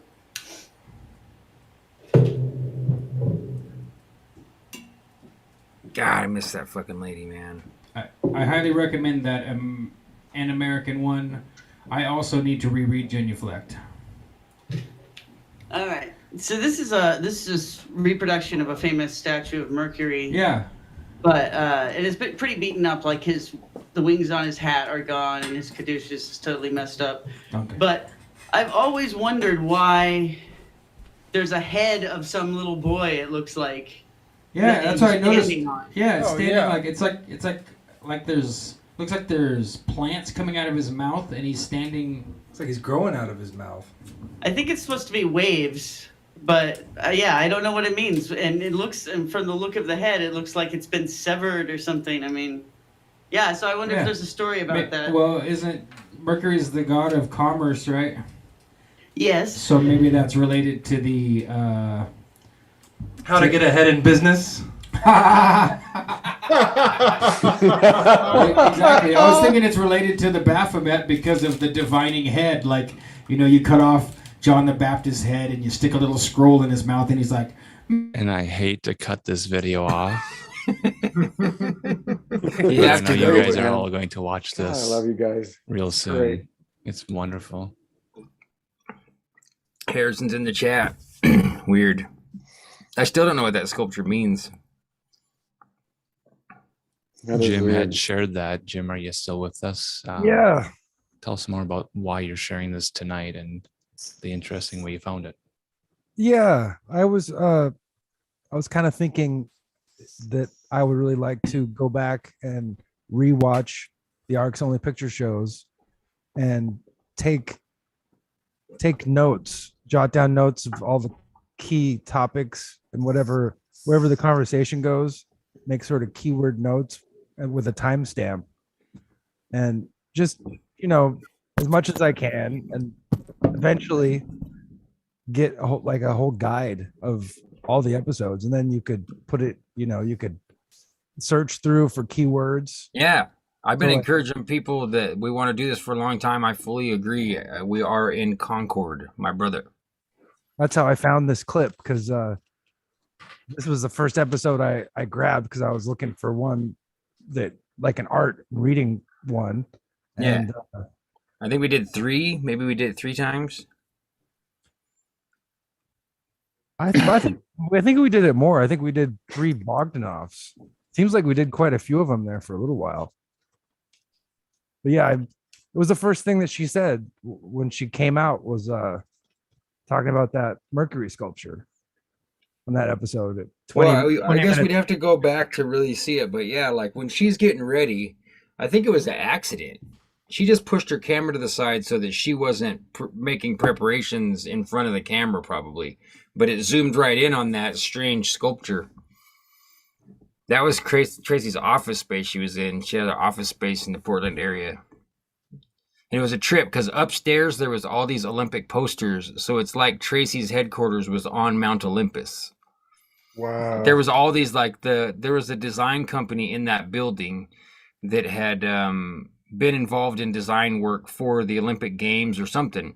And so there was all these Olympic posters in the hallways. I always meant to take a picture or a panorama of it, and I never did. It's probably all still there. I mean, I know right where it is. We could go seek entrance to the building and see it, you know.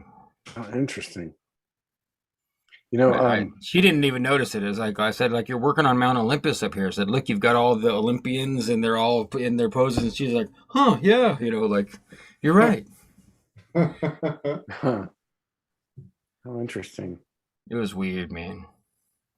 And there was a bicycle shop there was a pizza shop downstairs. One time her Wi-Fi wouldn't work. So she went downstairs to use the pizza shop's Wi-Fi. And in the Genuflect book, there's a big wheel in the sky that does something. And inside of the pizza shop was a huge bicycle wheel that covered the whole ceiling. That was like almost identical to what she'd written. I think it was in Genuflect. I never did go back and read Genuflect. I'm kind of scared to. I can't lie. I'll do it someday, but I'm afraid to find out what I already know. Yeah. You know, when I was in high school, I got the word genuflect like obsessively stuck in my head for almost a whole year. Trippy. That's a trip, dude. And it was the strangest thing. And I was like constantly looking for an excuse to use the word genuflect. Yeah. Like, such a cool word. And not very many people know what it means. And it's always been a special word for me. And it took me a long time to kind of let go of it, forget about it. But yeah. Then it comes back again later in my life, and I'm just like, okay, that looks like a must read. It's gonna have to happen. So Gabriel, since you've been meditating on that word for so long, what does that mean to you? It means to kneel in obeisance and to receive honors, to position yourself on a knee in preparation to receive honors. And so when a man proposes to a woman, he genuflects. And when a knight is dubbed as a knight, he genuflects before the queen. And she gives him the blessing with the sword. And so genuflection is a beautiful sign of humility, you know, and it's Gabriel, it's fealty. And fealty. If you take the L out, it'd be feety. Oh, nice. You're off your feet for the L, for the God. Yeah. Yep. And I think one thing that kind of rubbed me wrong, kind of always will, was, you know, that whole thing about Kaepernick. And how Kaepernick, you know, was taking the knee and everybody was giving him flack about it. But that's genuflection. He found something even more beautiful than standing there with your hand on your heart or taking off your hat. He took it to the next level. And taking a knee is a beautiful thing. It's a beautiful thing. And I just think it kind of sucks that so many people got butt hurt and made a big controversy out of it, because genuflection is that's beautiful. what it was for, though. Yeah. I found another beautiful thing to share with all you guys. I haven't gone back and watched this yet. Well, I had a great talk with Benjamin Balderson. Invited me on Odin's Alchemy, and I haven't had time to go back and watch it yet. But I know that Ben's producer actually post haste edited the whole thing and added imagery. He used my my art probably found it on my Instagram. And we just had a great shoot the shit conversation, man. We talked about all kinds of stuff. And, you know, something fascinating came up about Tracy Twyman and the Higher Sides Chat's unofficial Facebook page. And Tracy's what they call Dead Man Switch. She never called it that. But that video of her giving what was going to be more private information to specific people concerning what she knew about a campground in Arizona and a strange character who was threatening and harassing her. One of the few, or one of the various people that was doing that kind of stuff.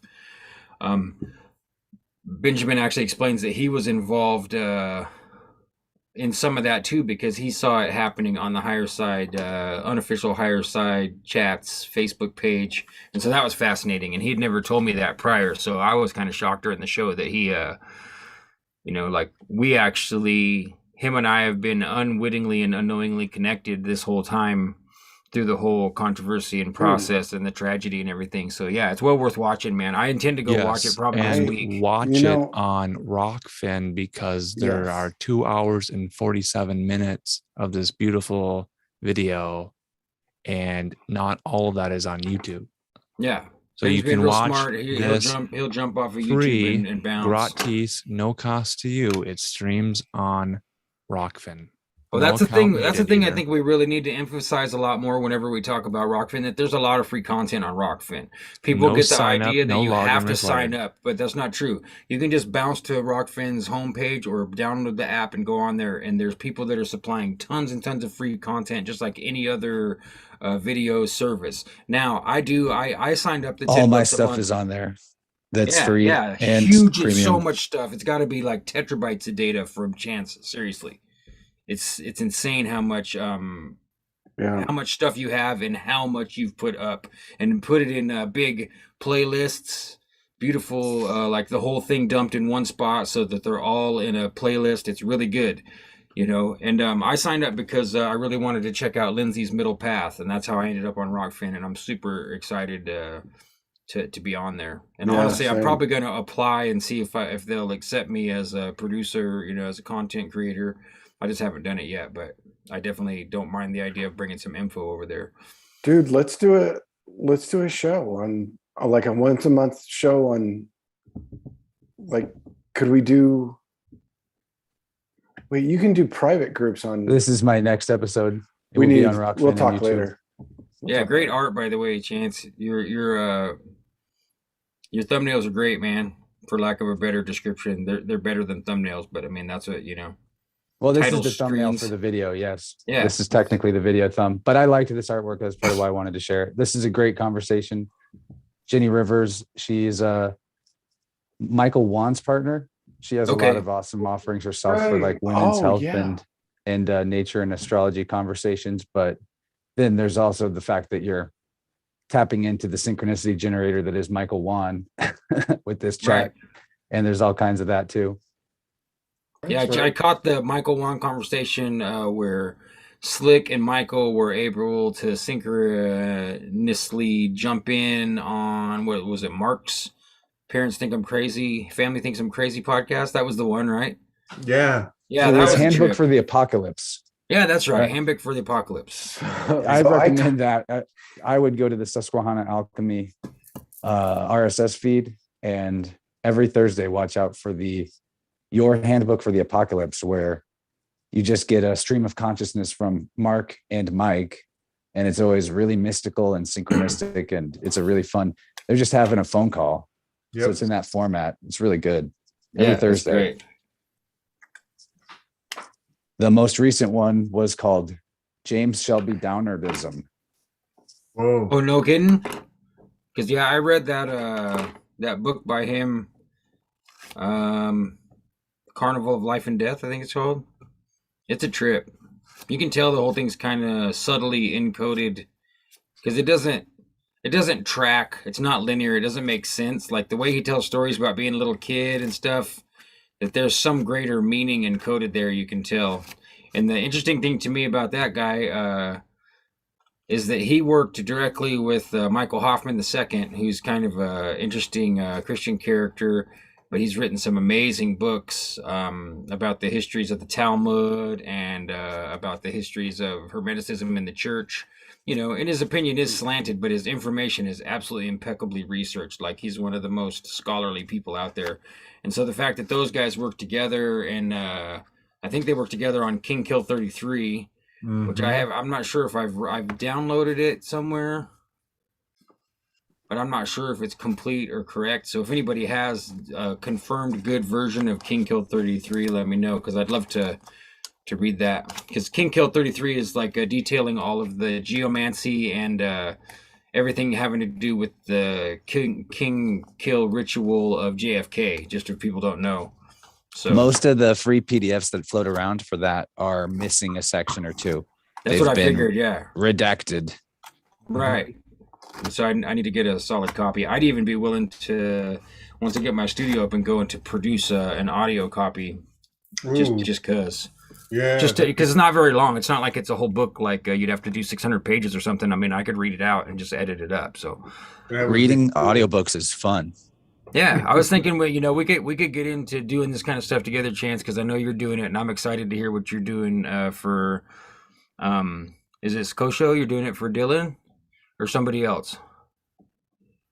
Or was I It's not for supposed to say Dylan. that out loud? No, it's okay. I'm talking about it openly now because I'm far enough along in the project that it's going to happen and be completed, 80% done. Sweet. But it's Okay. his third book, July's End, and it's given me a lot of great synchronistic information over the last couple weaves and flow states as I've been looking at it more closely. Because I got the audiobook of whatever he put up on Audible most recently. And it's got a girl reading it. It's not bad at all. It's fine. She was unable to do the third book, so I got the gig. Oh, interesting. Okay. Because it's interesting because they smartly spell things out so that you can hear the phonetics and then hear the difference. They make it visual by spelling so that you can also identify the differences in letters. It's well done the way she did it, and I assume that you're having to do that yours that way too. It's because actually it's a little more extreme because the third book has a lot of color imagery in it, and so I have to get creative and ad lib around that, especially the part where he goes into the black swans of the flat Earth, like that. Okay. You can there's images of oil tankers or oil platforms that are 10 miles out that should be below the horizon, and they're perfectly visible. Uh-huh. And some other stuff, some charts and graphs, but that's a really fun section of the book.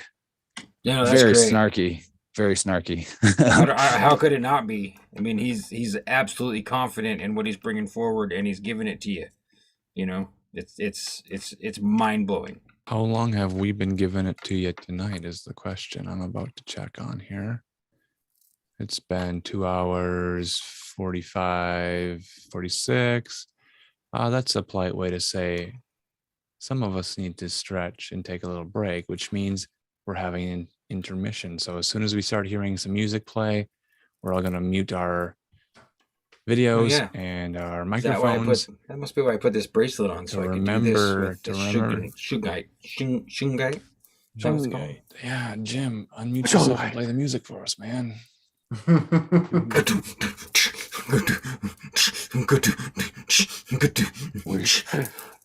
Nice hat, Mr. Crack Spider. Nice hat, Mr. Crack Spider. Mr. Crack Spider. Build a web. Crack Spider builds a web. Jim, you gotta unmute your audio so we can hear the song play. We'll be back real shortly here.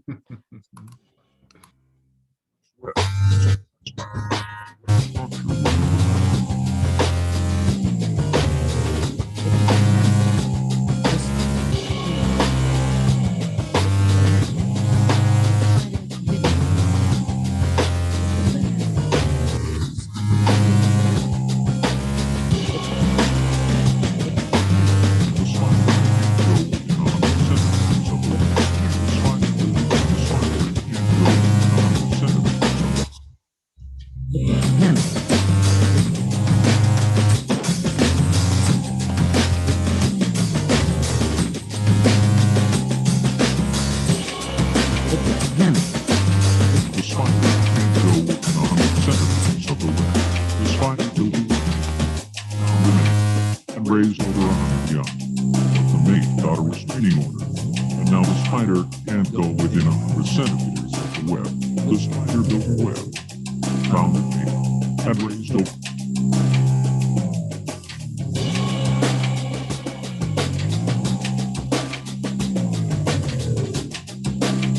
The crack cocaine spider figured building fence was more sucker.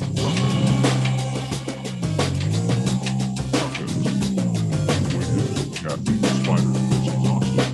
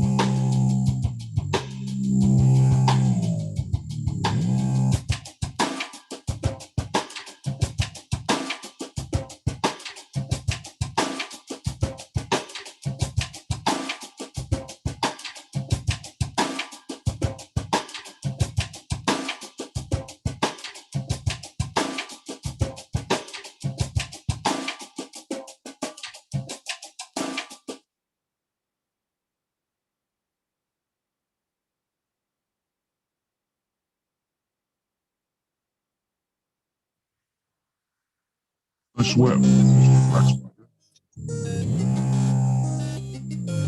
Nice web, Mr. Crack Spider. Nice web, Mr. Crack Spider. Nice web, Mr. Crack Spider. Nice web, Mr. Crack Spider. The web structure was unaffected.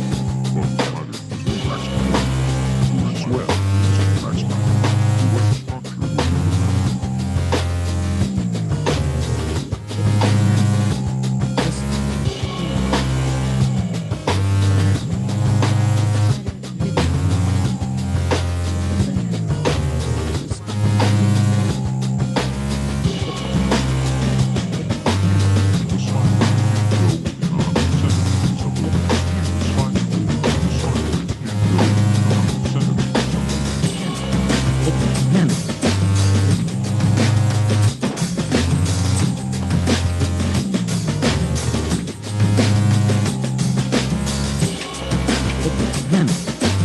The spider can't go 100 centimeters of the web. The spider will be remain and raised over 100 young. But the mate got a restraining order, and now the spider can't go within 100 centimeters of the web. The spider built a web, found the mate, and raised over.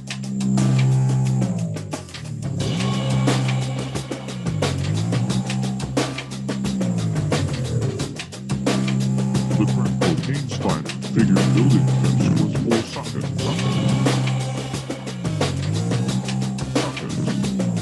Waited till Kathy the spider was exhausted.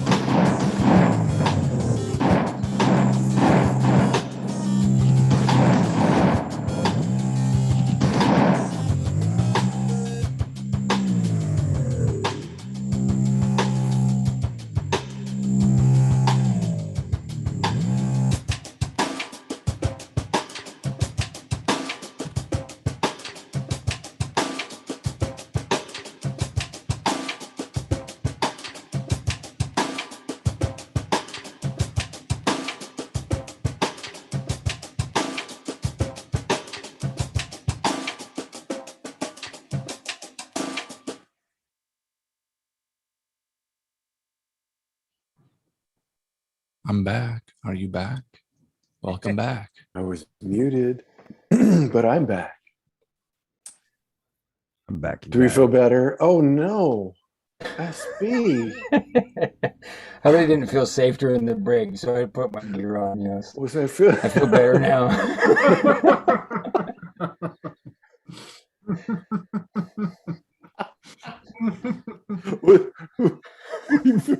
Were you feeling insecure?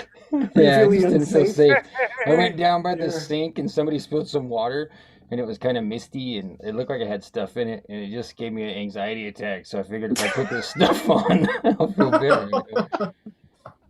Only downside is it fogs up my glasses. It's the only downside. I usually put one little drop of bleach inside the mask and that helps too. All right. Yeah. Yeah, bleach isn't bad for your eyes or anything. That's good. No, it totally helps. A little bit of chlorine gas really helps. It really clears up those tear ducts. I guess I got to see what it's like without my red filter too. There, that's the classic red filter. It's too bright, so we better turn this down. There. Maybe we should change the color. We have a surprise guest. Okay. Came in over the break. Who's the surprise guest? Moore? Hey everybody, how's it going? Hey, Sean, buddy. Oh, Jim, Gordy, Alan. Hey, man. brother. What's up, brother? I really dug your thing. What I caught of it during the day the other day, you were you're drawing a comic and watching a lecture from a Buddhist monk. Yeah. That was a Hindu monk, but yeah. Hindu monk, right? Yeah, that was interesting stuff. I'm glad you liked it. I wasn't Yeah. sure how that was going to go over, but I think I might do more stuff like that. Well, I used to work to listen to those Glorion Publishing Gnostic podcasts. It was like it was just those lectures. It was just tapes of their lectures, and that's really enlightening because they pull from all over the place. It's really interesting stuff. I can't remember the guy's name, but interesting teachers they had in there. Yeah, I caught a little bit of your stream, Adam, with the gentleman was drawing at the same time as you, and he hadn't drawn for a long time, so he's just getting back into it. I can't remember his name. Oh, Kareem? Was it like digital art? Yeah. Kareem, It was Kareem. That was it. And it was interesting. I was just listening to you while I was driving around running errands. So I didn't chime in or like comment. I don't think. I just, just saw that you were streaming. Yeah. I've been streaming a lot. I've been streaming like a madman. Ever since I got like a new computer set up and internet and stuff. So better internet. That definitely helps. Yeah. Nothing's worse than going in and out. Yeah, I used to like try to go on someone's show or something, and it's just I couldn't display video. It was like cutting in and out. It was just kind of stupid. But yeah, that's cool. It's been fun. We've been having a lot of weaving spider folk on as in the chat, and Clartartse. Do you guys know Clartartse or however you say it? Yeah, I seen. I think it's a lady. I'm not positive, but she's definitely in the Telegram channels, I think. Yeah, I think that's Clark. She's in Sweden. That's the one that that's her. Posted her grounding feet. Yeah, in the snow. Yeah, we've all been walking in the snow and grounding our feet, and so it's taken off as a micro trend. Oh wow! And I recommend it if you haven't walked outside in your bare feet intentionally into the snow, even if it's only for 5 seconds. It's totally worth it. Yes, cool. I was doing I don't know, did I mention running out in the cold without my shirt on, trying to see how far I could run as while I was doing the Wim Hof, stuff, and it worked as long as I kept doing that. It was like my magic feather, it was, as long as I kept doing that, it worked. And when I stopped, I'm like, holy shit, I'm freezing. There's a book by a guy called it's called something like that doesn't kill us, makes us stronger. The title is something like that. And he had written a book exposing some dangerous, arrogant yogi who was encouraging people so towards bliss that one girl actually became convinced through meditation that she could fly and went and threw herself off the roof. So this man had written a book exposing the dangerous practices of some reckless yogis, and he told Wim Hof that he was going to sign up for his course and come and join him as an investigative journalist to expose him too, because he thought he was fake. And instead, the guy realized that everything Wim is doing is completely legit and that Wim is a legit guy. So he wrote a whole book about how his massive skepticism to try and openly infiltrate Wim Hof's camp turned into his book about how the reason that a lot of us have weakness in our lives is because we're designed to exist and live in the earth as it really is. And you're supposed to be exposed to extreme heat and extreme cold and to starvation and to abundance and all these different things. And because we super pad up our lives by using central heat and air and all of these resources, that it takes, a big chunk out of what we can do.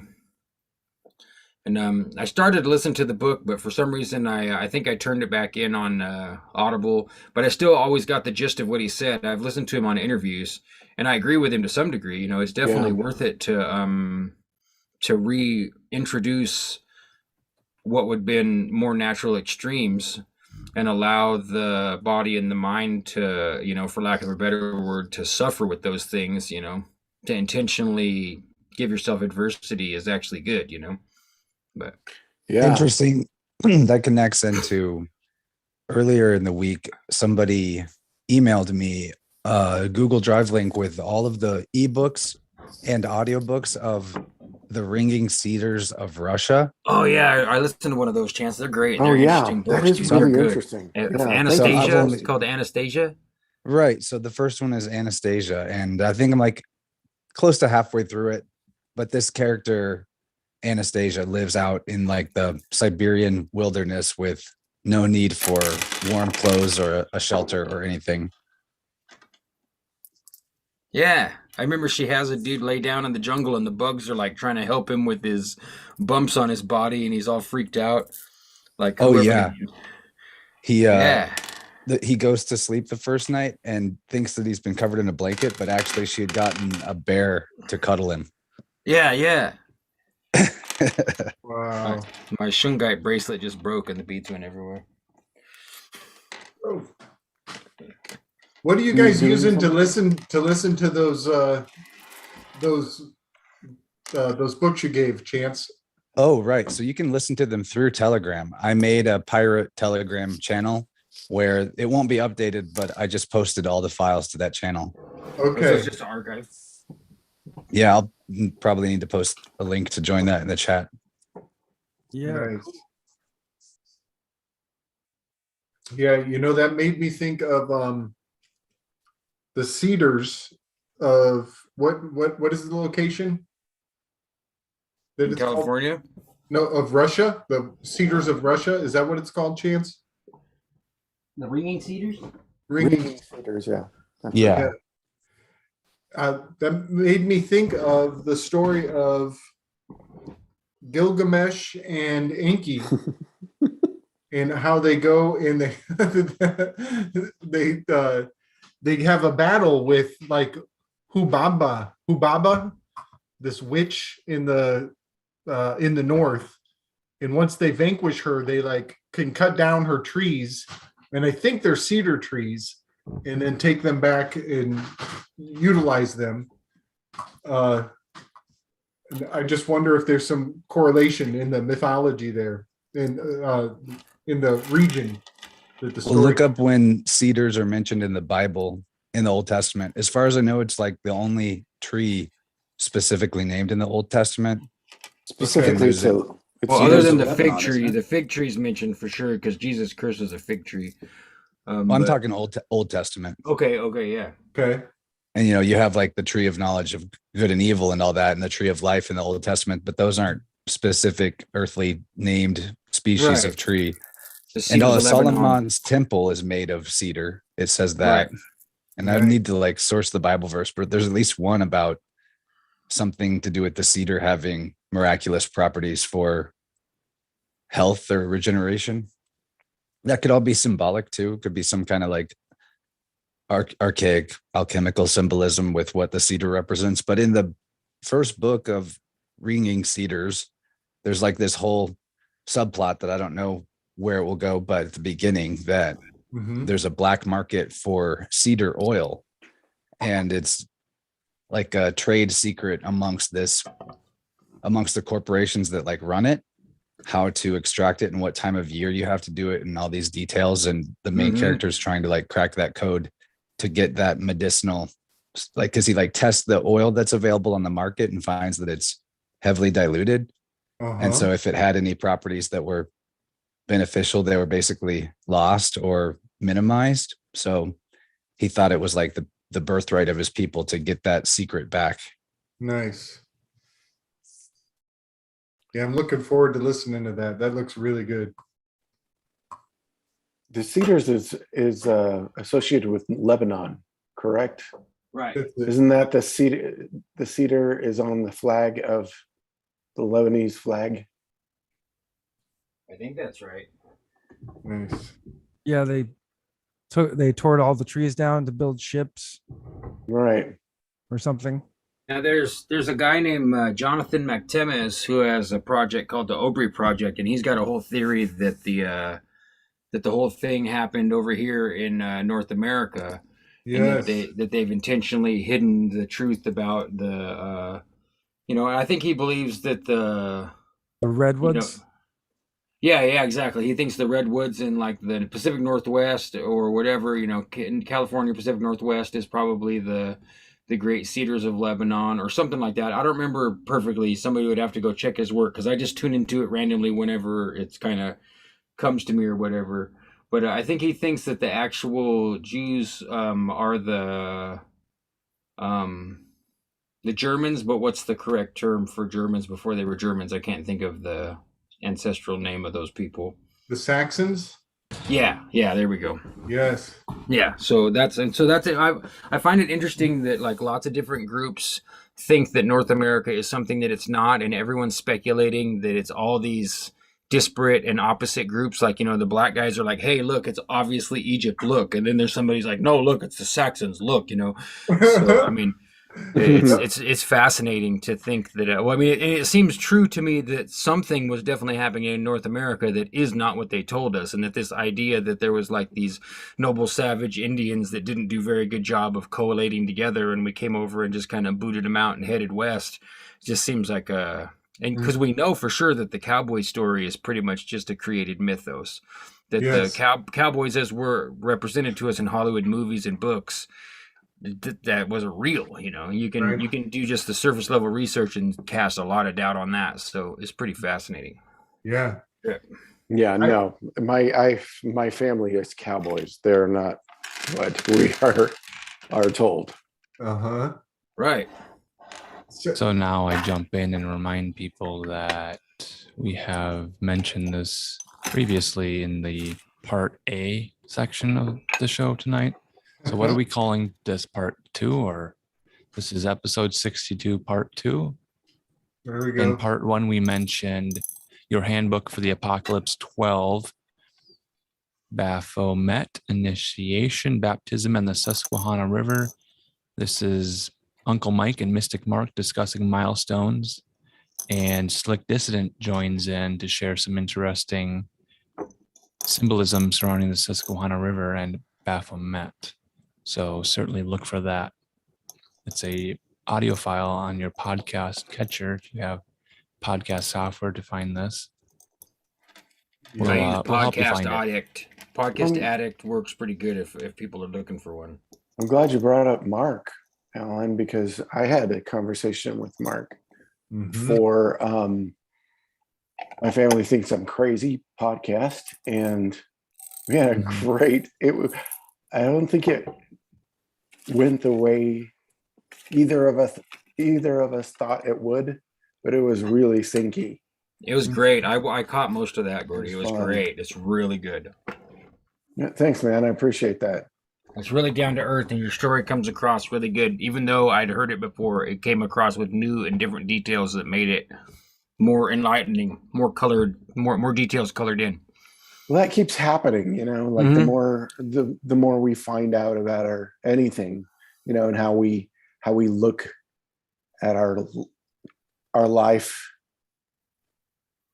how we evaluate our past in our maturity is always going to be really different, because the next thing that you got through is going to color everything else. Yeah. So it's really interesting how that's like really coming up. Yay, Shady! Hello, Jamie. Yay! Thank you for coming, buddy. How are you guys? Good. How are you? Good. I've been watching your weave. Nice. Thanks for coming. Thanks for I've having missed you me. around here. I know I have to work Saturday nights sometimes, and then I get home so late. I'm out of words, and so then I just watch you guys with all the words. Nice. Well, we want to hear your words. Oh What's no! this Happy Days, man? Oh my God! What's his name? Yes, I've The always Happy known Days whole Ron Howard's creepy brother. pedo hole. Yeah, I have always known that guy. There was something wrong with Ron Howard's brother. What's his name? Clint. Clint Howard. You guys know who this guy is. He was a character actor. He was always played the creepiest weirdo in any thing. Oh yeah. And that's Ron Howard's brother. And it all ties to that kind of Happy Days culture thing. And they had all the spin-offs all over the place. Like it was almost like selling fast food. After you mentioned it, I'm like, oh yeah, man, they're selling us. They're trying to rewrite the 60s with these liberated women living on their own. Like it was, I never even thought about it. I even named some of those owls Laverne and Shirley. He's so weird looking. Sorry, I just looked up Clint Howard and he's so weird looking. Isn't he? And he is in so many movies. There's I bet you could easily do a 6 Degrees of Kevin Bacon with just Clint Howard. He's everywhere. Everywhere. So weird looking. Yeah, but Henry Winkler, Laverne and Shirley, Mork and Mindy, Happy Days. Yeah, I think the amount of Remember the one people- with Tom Hanks where they dressed in drag? I don't remember what it's called. Bosom Buddies. Bosom Buddies, yeah.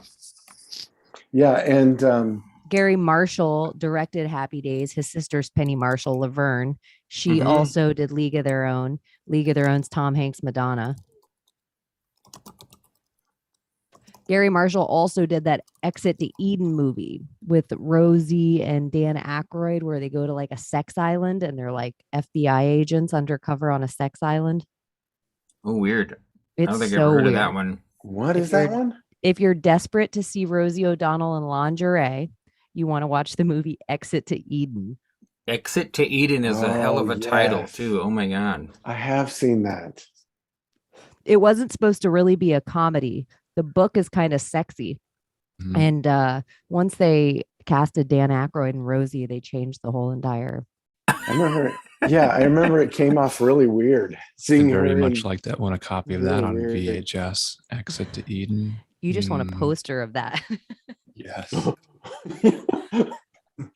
of Rosie in her S&M outfit with the Hey, whip. don't tempt us. We can crop it right out of the movie and run it through processors now that'll sharpen it up, and we can have. I've got a archival printer out in the garage. It just needs to be plugged in. We can have a Rosie O'Donnell full size poster in lingerie this week if we want. Let's do it. Somewhere on my Instagram, there is a like one night I was bored and it was late at night and it says the virus came from China, but it's Rosie O'Donnell with her leg up and then like a coronavirus coming out of her junk.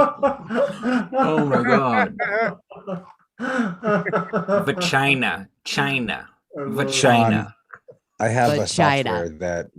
software that you can put low resolution images in, and it algorithmically kicks out whatever resolution you want Yeah, with okay, clarity. cool. So if you ever have any weird like fuzzy images that you just need sharpened up a bit, just send me the file. It's really Okay. quick. And you said you do that for money too, right? If people really need it done, that you do it I would as a feel- service. No, I'd feel bad about that because it would take me like 1 second to do it. But I don't want to get flooded with requests. So Oh, okay. I thought you said that once before. Thank you for clarifying. I thought you said that on a different stream that you would do it for money. So if not, that's cool. I well, totally like, understand. okay. Yeah, maybe like when I wasn't so busy, I would think I could Right. restore some family photos or something, but no more projects. No, I understand. I'm trying to also to whittle my stuff down to be like the stuff I actually really care about, need to do, and would like to do, and not any of these other random things, please. Thank you.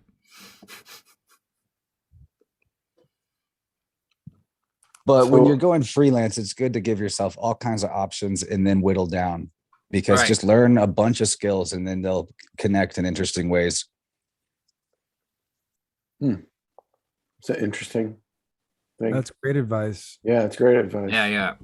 And the more versatile you are, then you figure out all those different things that work and don't by evolving. So, oh, Cheney, I got to tell you, the wind here. I'll wait till she gets back. But I was telling you guys the Trump speech was happening tonight. Mm-hmm. and I noticed the wind kicked up really strong, and it was kicking up there when I was watching the speech live. Wondered if they're some of these, because it was an outdoor event, and it didn't get windy until today. Like when his speech started, it started getting really bad. I wonder if they have to triple spray his hair. Yeah, they had to put a hat on him. Oh, he made a joke about it. He made a joke about it being so windy. The winds of change, perhaps, are upon us. Yeah. Did you listen to any of the speech, Cheney? Was it Of Daddy? No, we were finding it curious in the community that General Flynn and Donald Trump both gave speeches at the same time. And in that whole Q movement of things, there's been a huge divide on these key players, because a lot of people, they were like, they're our hero. Like, we love Mike Pence. Oh shit, Mike Pence is a traitor. We love this person. Oh shit, that person's a traitor. So I think people are just coming to the terms of, oh my gosh, everyone that Donald Trump like put next to him, he just put a magnifying glass on. I don't think he was necessarily like, this is my bestie, Dr. Fauci. He was just like, hey, you know what? We're going to do this coronavirus task force, and we're going to let the Nazi who created the whole virus head it up for you. Go on up there, sir. Go on, go on, go on. And so he kind of put these players, instead of him being the one to take the blame for everything, he just put Pence and Fauci in head of everything. So a weird thing is that General Flynn is somebody that a lot of the Trump supporters and like still huge backers of him, he's one of their heroes. His brother's, you know, in the Pacific Fleet still. He's a really high general. But there's a divide because people are saying that General Flynn's like a really big traitor. And it's interesting that their speeches were given both today. I froze. At the same location? No, but close enough. I feel like they both might have been in Arizona. I didn't know I didn't know about the General Flynn speech. I bet it was in Phoenix. The Trump speech was in Florence. And I thought that was interesting that they had it outside of Phoenix. It wasn't in Phoenix or Tucson. It was in Florence, which is kind of, I mean, it's more towards Phoenix, but it's where the giant prison is. Oh, snap. Hey, check it out. It's Alex Jones. Yeah. Bale Hicks sauce. Gabe calls him Alex Jonestown. We were looking at this image in the green room before we got on the call, and I felt like sharing it now. Yeah, man. This is from the jacket of the Tool album Anima. Looking like Enema? kind of looks like Forrest Gump. Enema. Yeah, exactly. An analema, like Hey, that leg is crossing the body. I just think it's weird to have Bill Hicks depicted with the white coat. That's what really strikes me about it. Dr. Hicks. The lamb coat. I have many other images that I probably need to be screen sharing. And I think I'll start with one of them and then make sure everything that needs to be shared gets shared throughout the course of the weave. So let's start with this image here. I think Jim sent this to me. Another thing that pops in my mind about that Bill Hicks image is just that if your friend had just died, and in the timeline, if he was dead, then he would have just died. Didn't mean to show this image when you said the word died. Oh, that's really good sync right there. But if your friend had just died, Bill Hicks, why would you depict him that way in your album? It's pretty weird. Now, Alex Jones. Yeah, I think it's a tip of the hat. City, Austin, Texas. Also, Joe Brograin. What's his name? Brograin. Brograin. That's great. Growbrain. Joe Growbrain. Joe Brobrain. Yeah. Brobrain. Also in Austin, Texas, with Full House, now Empty House actor Bob Saget. Is his name Robert? What's his full name? Robert Saget. I remember really tripping out, and this was before like really being big on the internet and everything else, like just either buying a VHS, renting a VHS tape, or catching it on HBO or something, you know, like just Bob Saget stand up, and being so used to the persona that he used on America's Funniest Home Videos. And then it was like all underage girl pedophile scat jokes. And it was just like, whoa.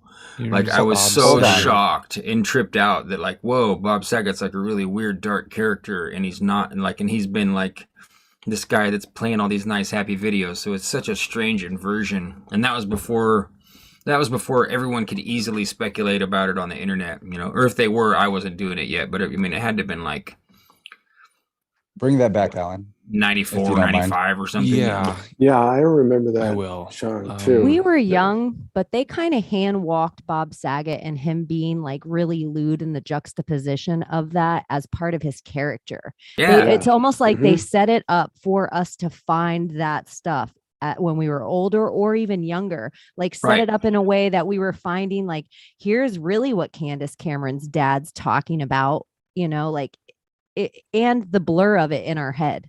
To just be like, yeah, this is all okay. This is what grown men. And do you realize at that time there was like My Two Dads and 3 Men and a Baby and all these weird shows about a bunch Who's of the men Boss? raising children. Well, at least with Who's the Boss, you had a mom in the house, but all these other and you had a grandmother in the house, Mona.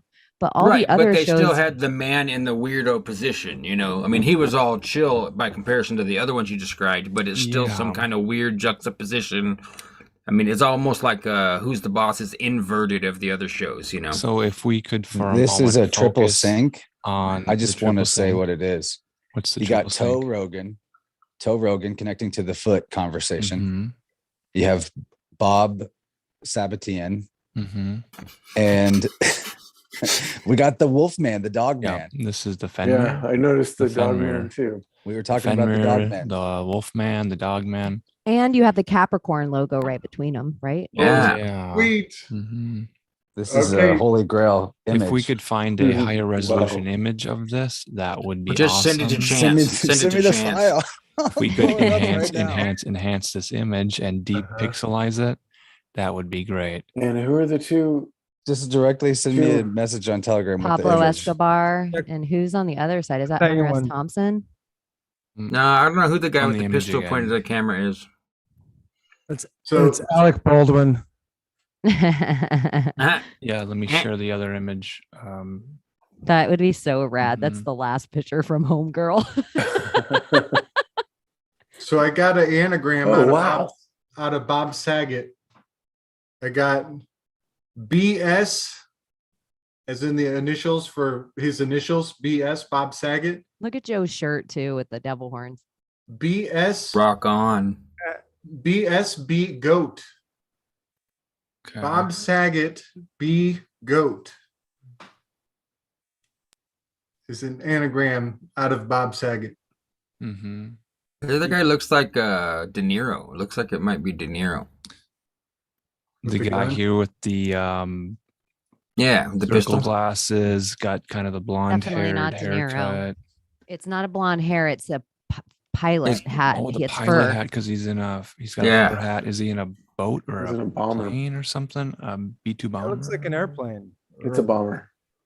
Yeah. I don't watch enough Brograin shows to know what's going on there. I want to We talk won't about dive. Full House. Do you remember what happened in Full House? Well, the whole thing is, what's his name in Full House? Bob Saget. He has his name. What's the last Danny name? Tanner. Danny Tanner is the father of the girls, and the whole point of the show, if I'm remembering correctly, and I try to block these memories out because it's very traumatic, when the twin girls die at the end. Did I spoil an old sitcom? But let's go back to the first episode where they set up the sitcom with Danny Tanner being the father. But what happened to the mother?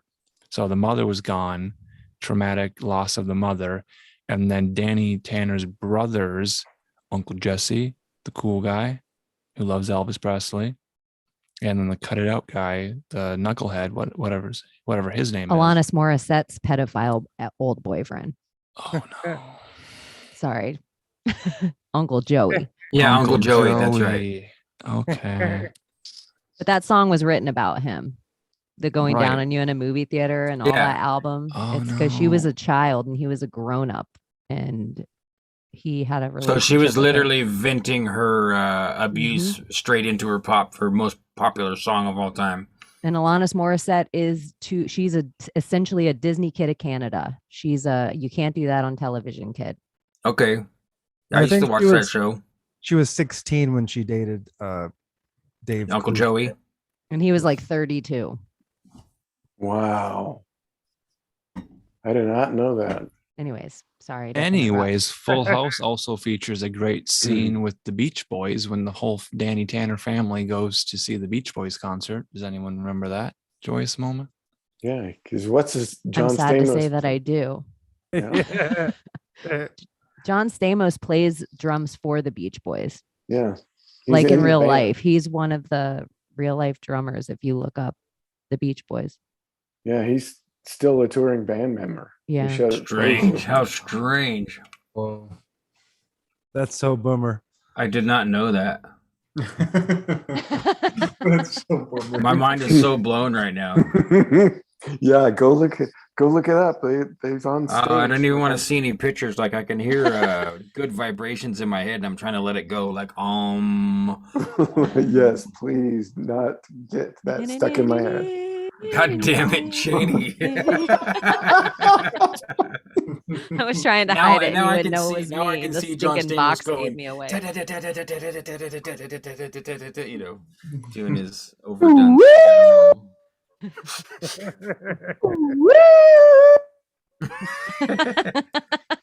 Yeah, what do they call those Why things? do people worship Beach Boys? I don't get it, dude. They were Kokomo is told a to. panty dropper. Yeah, they were told to. That's Like a geriatric. You- I see all these. imagine how many geriatric you imagine how many kids got Anti-dropping. conceived and then cesarean sectioned because of Kokomo. You Didn't never Charles made love Manson to a write- steel drum band if you don't know about Kokomo. Well, Didn't Charles now we Manson write get some to Beach talk Boys songs? about panty dropping moments. Has anyone asked Anne Rand to drop her panties to prove her gender? This is an excellent question, and I would fund research if I had the money to get answers to these kind of questions. No This is the face speech you made when is someone ever asked. considered, but only the speaker. It's so much easier to pass judgment on a man than on an idea. The idea of Ayn Rand. Wow. Ein. Can you just see Tom Snyder with his big weird teeth going, so do you have a penis? Yeah, I can see it. I'm really excited about the future of AI and the kind of software Chance is working with so that we can make video into whatever we want it to be, so that it can be an interrogation between this guy and Ayn Rand, and she's just really uncomfortable and she's squirming and doesn't want to answer the question, and he's like, just take your pants down, do it, stand up for the kid. Show us what you got, you know? With her shifty eyes. Yeah. And she's trying to explain how because of her ideology and her philosophy of independence that she can't rightly do that, you know, because she doesn't wanna or whatever. I don't want to share any food with the starving people, so fuck them. Any other questions? Objectivism. The other day, my boy walked in here and he saw that I had two Ayn Rand books right next to each other on the shelf, and he kind of gave me that look. He's like, I didn't know you had these, you know, like I felt judged immediately. It's like, yeah, I mean, I collect lots of books that you don't have to judge me based on what I own, you know? Have you guys ever read Quentin Crisp? So he was this Cheney. You know, do you know Quentin Crisp? Mm-mm. So he was this gay writer in the 70s. He used I to don't know show up- every gay person, Gordy. I'm just kidding. I have this gay cousin, and you probably know him. You guys hang out, right? I might know your gay cousin, depending on what city he lives in. No. Yeah, he was a great philosopher. I mean, his whole philosophy of independence, of being, like of like truly owning your sovereignty so much that you can go on. He used to go on Letterman and give out his phone number for people to call him. Wow. And That's bold. he was a badass, dude. But I think I never knew he had a book. He would pop up. I remember him popping up here and there, like on USA Network, like late night cable stuff. And then on Letterman once. And dude was fascinating, but like he just is what he is, you know, and nobody's gonna fucking judge him, you know. And he just had that countenance. It just seemed very impressive. And I didn't read his stuff until way later, like not until the last few years. And he's worth checking out. I use his quote. I've quoted him on like social media quite a bit, because his sovereignty thing is, you know, in having personal sovereignty is a good step. So then the next step is a question to ask you all. And then I made the poor joke about Ayn Rand and having her, you know, remove her pants to prove her identity to everyone. And that's a central plot to Ace Ventura, an Ace Ventura movie. Do you remember this? At the climax of the film, Finkel is Einhorn, Einhorn is Finkel, Finkel is Einhorn, Einhorn is Finkel. And then for like one single frame, you're flash an image of the pants being removed from the person to prove. Can I show that image, or is that distasteful? I think the movie's rated PG-13. You know the image I'm talking about? Probably fine. I mean, plus we're past midnight where I am. Does anyone It's have any 11:30. objections to not share this image? I mean, that used to be the rules. I mean, you used to be able to catch some titty on regular TV if it was after midnight. No, I'm just, I don't know if it's in poor taste to feature Are there an feet image in the that image? is. No feet. I mean, I can show you, and then you guys can see. If there's feet, just blur them, please. That's all we ask. Blur them. Okay, close your eyes if you Disgusting. close your eyes if you don't want to see it. I'm going to share it for a quick flash, and then you guys will see what I mean. In Ace Ventura, Pet Detective, Ace Ventura has found the person who's taken Dan Marino hostage. This person has a dual identity situation, and they have to prove the identity of the person. So I'm going to share the image. Close your eyes now if you don't want to see. 3, 2, 1.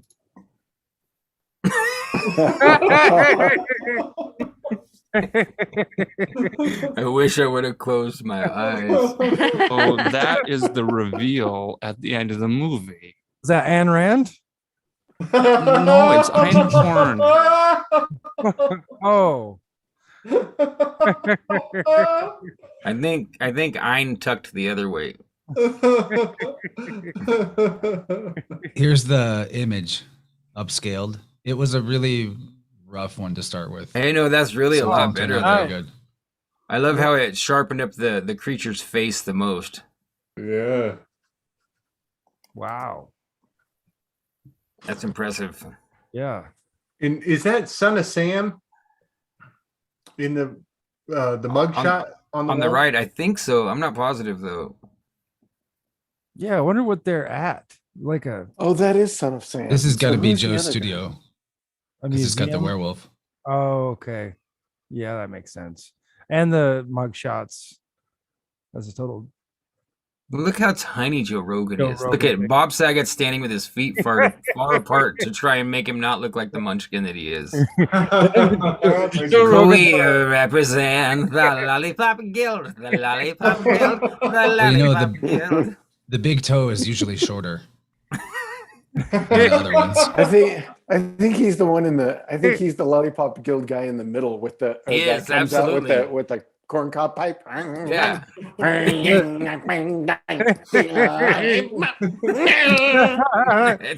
I think you're right, Gordy. Yeah. Maybe that was his grandpa. I gotta say though, Toe Rogan's got a mean spin kick, y'all. Oh, hey, that motherfucker lands him. He lands him on a dime. Well, I mean, if you were only 5 foot tall, you'd practice all the time. Totally.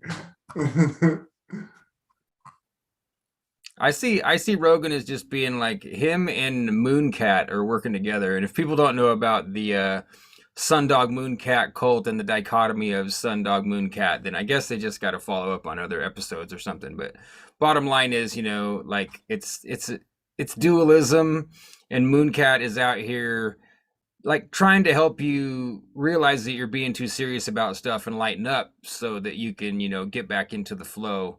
And that's the way I see Rogan, like. Yep. I think Mooncat's probably his agent or something. Yeah, his name gone rogue. Yeah. Rogan has gone rogue, but I don't think he goes rogue nearly enough. He could go a whole lot more rogue. If you ask me. No, I see him as a total perfect agent of the system, because he brings forward ideas that everyone's curious about, and he agrees with them for a minute, and then he completely changes his mind and says you're a psychopath if you believe that, and then he moves on to the next idea. Like he did it with the moon landing, he did it with flat Earth, he did it with 9/11, he did it with every single possible conspiracy that's popular that usually breaks the ice for people and gets them thinking. He takes them right down the primrose path and then pew, off into the tunnel painted on the brick wall, That's it. Yeah, I don't trust that dude. The way he treats interviews and stuff. Oh, he's owned. He's owned. If you know anything about the guys that own the UFC. Yeah, come on. He's not at liberty to do what he would like to do. He's an actor. Yep. He's an actor. Half measure, for sure.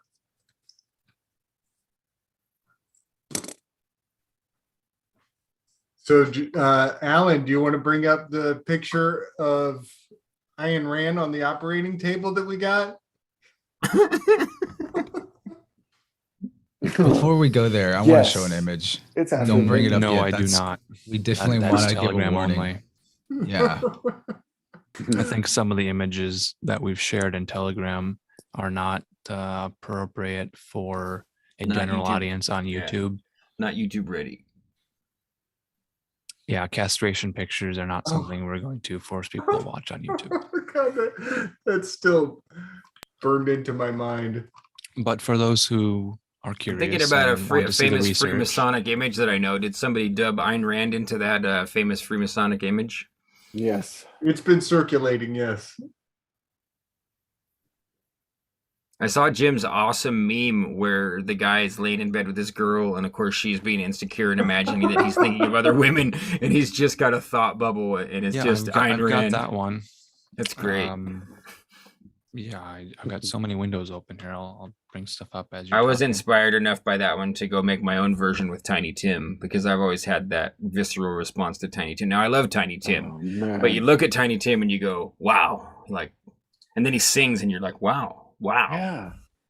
Yeah, I've always had that like the weird Janie's ass- face is it exactly like. Whoa. He's definitely like one of the creepier people on the planet, or was. Yeah, I mean, you guys have seen the Absolutely. footage of him and Dean Martin, Absolutely. like how they play them off of each other, and they'll have Dean Martin hold the ukulele case, and then Tiny Tim will like reach in with his two fingers and pull it out, and they're like doing this. I'm really queer and weird because I'm Tiny Tim, and I'm like really straight and drunk because I'm Dean Martin, and there's this whole interplay. It's really uncomfortable and weird if you've never so seen it. uncomfortable. Yeah. If you were to like about him makes human me vibration, you'd be like Tiny Tim and like Howard Stern, and then like what is it, Joey Ramone? Like they all kind of look like the same template. Yeah, templates, exactly. Templates. That's pretty good off the top of your head, Janie. That's good. I hung Tiny- out with it, Human Vibration this week. I'm gonna release that episode, and every time I hang out with her, it makes my brain just see the whole world different. Like everybody's just a computer of numbers. Their face just breaks up like 8 face shapes. Eyes only make this certain amount of shapes. Nose only make this certain amount of shapes, and it's like. Yeah, I follow her on Twitter. I don't get her as much in my feed as I used to, but I loved it. It would always blow my mind. She's a prolific tweeter. We go into it, but it's I love etymology and I love just word breakdowns. And the coolest one that she did that kind of blew my mind in the last 2 weeks is, and I'm not to give her full credit. I'm sure somebody said it before. I know people get really like, that's not an original idea. It's not her idea. Whatever. It's the first time I saw it. She was talking about the word flue and how a flue is in a chimney. And a flue is there to release heat and impurities out of the chimney. A chimney also has a crown, it has a body, and it's a energy creator the same way as our bodies create energy. And this philosophy, it's like been running through my mind all week. I just love it. She's like, when we watch a tree lose its leaves, and then we pan out from that, and we notice all the trees have lost their leaves, we never once think the tree is contagious. Yeah. So that idea of a flue happening one time a year, that your body would open up, release the impurities. And we were just talking about how do we know all the other hibernating animals come wintertime don't feel like shit a little bit in the cave. Like, we go through this whole process and our bodies drain the Well, impurities everybody's- out that we took in for the whole year. And when you catch that chill during that cold time of year, it's a cold. And, then when your body needs to turn up the cold, sometimes it opens its flue. So I just thought it was like an awesome Yeah, idea it's really good. It's really good. Love that. And, right. And it lines up with something that I follow called the mucusless diet healing system, about like a lifelong transition towards really towards fruitarianism, but with a transition with lots of cooked foods and stewed vegetables and all this stuff. But it's the same concept that, the body goes through processes of eliminating toxins, and that most of the shit that we're taught about allopathic medicine is just an inversion for the most part, that it's not. Absolutely. Absolutely, man. And Vibration on Instagram shares a lot of great stuff. If you guys, She's all about the uncanny valley, really teaching people. I think she was the first to really bring in the forefront of just the potential of how much of our lives could be CGI'd in front of us. Like, yeah, a bunch of people could have said it before, but just her conceptualizing, what if JonBenet Ramsey is fake? It changes the way you think about everything they've given us. And I just think that kind of loose idea of, even if you think of a Q thing, you are watching a movie. Yeah. And it's not a movie that started in 2016. It's not a movie that started when Trump became the president. It's like we've been watching, Wag the Dog our entire lives. We have no idea what wars are real and what things are scripted to just hurt people. I love that this whole mindset has defaulted me to just assuming that everything, like, I get disappointed when I say, hey, like, I'm pretty sure nukes are fake. Like, I looked at it a lot and I don't think there's any legitimacy behind it. It's really kind of transparent and shitty, even what they gave us. And people really defend it. And it's like, you're better off if you doubt it and believe the world is a much better place if they don't have nuclear capacity. And they've not demonstrated it, except for they allege that they did it, a long, long time ago now, Okay, well, here we go. Then you brought up nukes. What's the idea of this rumor? I heard that somebody threw a nuke into the ocean, and that's what set off the tsunami in Tonga. Right. So the way I see nukes in general, nukes and space programs both, is that it's just a level of anteing up into the how big can you tell a lie game. So if someone's alleging that someone else did it, Moon landing. Yeah, exactly. Anything, because I mean, it's bad enough to look at the United States space race stuff, but if you go look at India and China and other things, I mean, it becomes their production values and everything are not nearly as convincing. And I'm not saying that they did great with the USA stuff. It was just on a different level, and so Yeah, it's been really interesting that Afghan that those images that came out around the Afghan with what do they even call it now when they were evacuating people, the pullout. when the pullout and The Afghan surrection. yeah, it was so bad. It was so obviously bad. Yes. That I just kept showing people, look at that. Just fucking look at that. Yep. Oh, like with Now- the inflatable airplane and everything? Yes. Yeah. It's literally a very obvious inflatable airplane. It's like it's obvious. Not. It's not even. There's no. It's the exact same image. Yeah. The exact same thing. Yeah, the windows. They didn't even put them together right. The windows look like they're blacked out. Right. Yeah. A photograph. I want to point out something while we're on that subject. Christopher Knowles made an incredibly passing comment talking about Roman soldiers and how superstitious they were and how they had the augury readers on duty all the time. And Christopher Knowles said it exactly this way. He said, if the commander-in-chief trips while he's walking up the stairs, they would call off entire battles. Yeah. They are that superstitious. They just go home. They'd stay home the rest of the day. And that's when it clicked in my mind. Joe Biden tripped on the stairs. And then we pulled out of Afghanistan.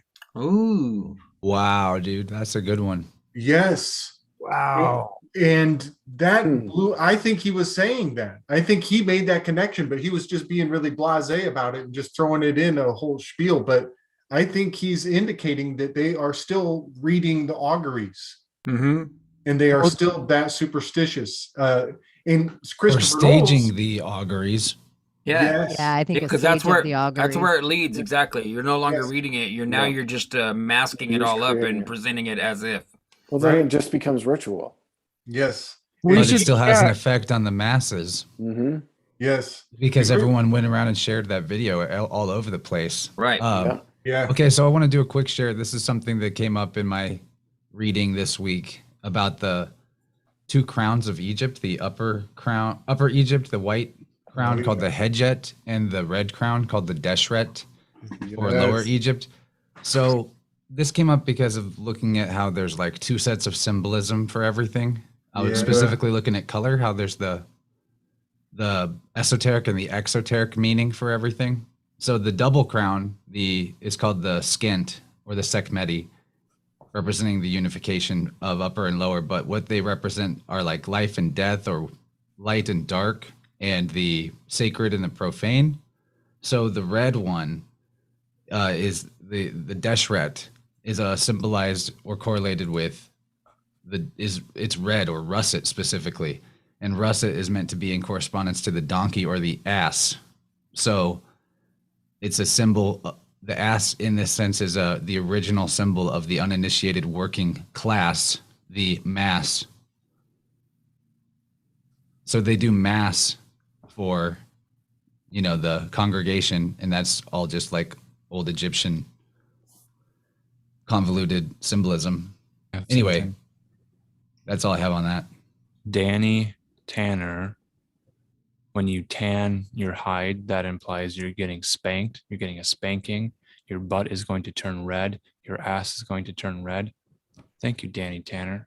Was there spankings in the Full House home? What was the punishment like when you have 3 dads? Well, that's interesting too, because in the color symbolism, if you mix red and black, you're said to get tan, or the other colors were dun or bister. So the Bister. Vatican cardinals wear red and black while the Pope wears white. that's the Lower Egypt, Upper Egypt thing again. And there's the three crowns there too. It's totally a pope. Yeah, so the red black combined for tan or bistre or grayish brown is supposed to represent spiritual death, the dead, moral degradation, withering, that kind of thing. And So the red of Egypt, they would have been the slaves of Egypt, or just Yeah. lower. So they would have been the one with the uprising that they left, and then the whole Abrahamic religions were written about the red hats. Maybe, but also there's the possibility that that story is covertly describing the exodus of the Hyksos, who were actually the ruling class that had come from Hindustan or whatever, the East, and set up as slowly infiltrated and became, in charge of a lot of things. Like, Right, they snuck in and became that the wandering, that traditional group that wanders around and sets up governments and financial systems in new places. There was also a lot of other people though that left that were, lower class, just less money, and They were allowed to take their slaves when they left. Well, they were gypsies. They were gypsies. They just left Egypt and roamed around and Romanothed around. Yeah, sounds like a Atlas Shrugged scenario.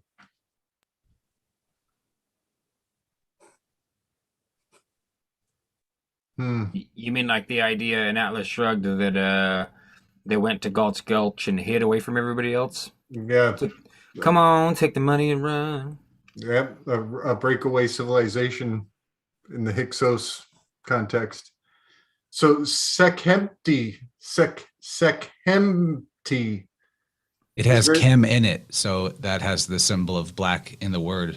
It's Nice. spelled Sekhemti or Ty. But would that have Sekhemti. been from Kemet? Yes. Yeah. And but they also call it the skint, the combined crown, which is Pschent. Scent. Skint. Yeah. They were.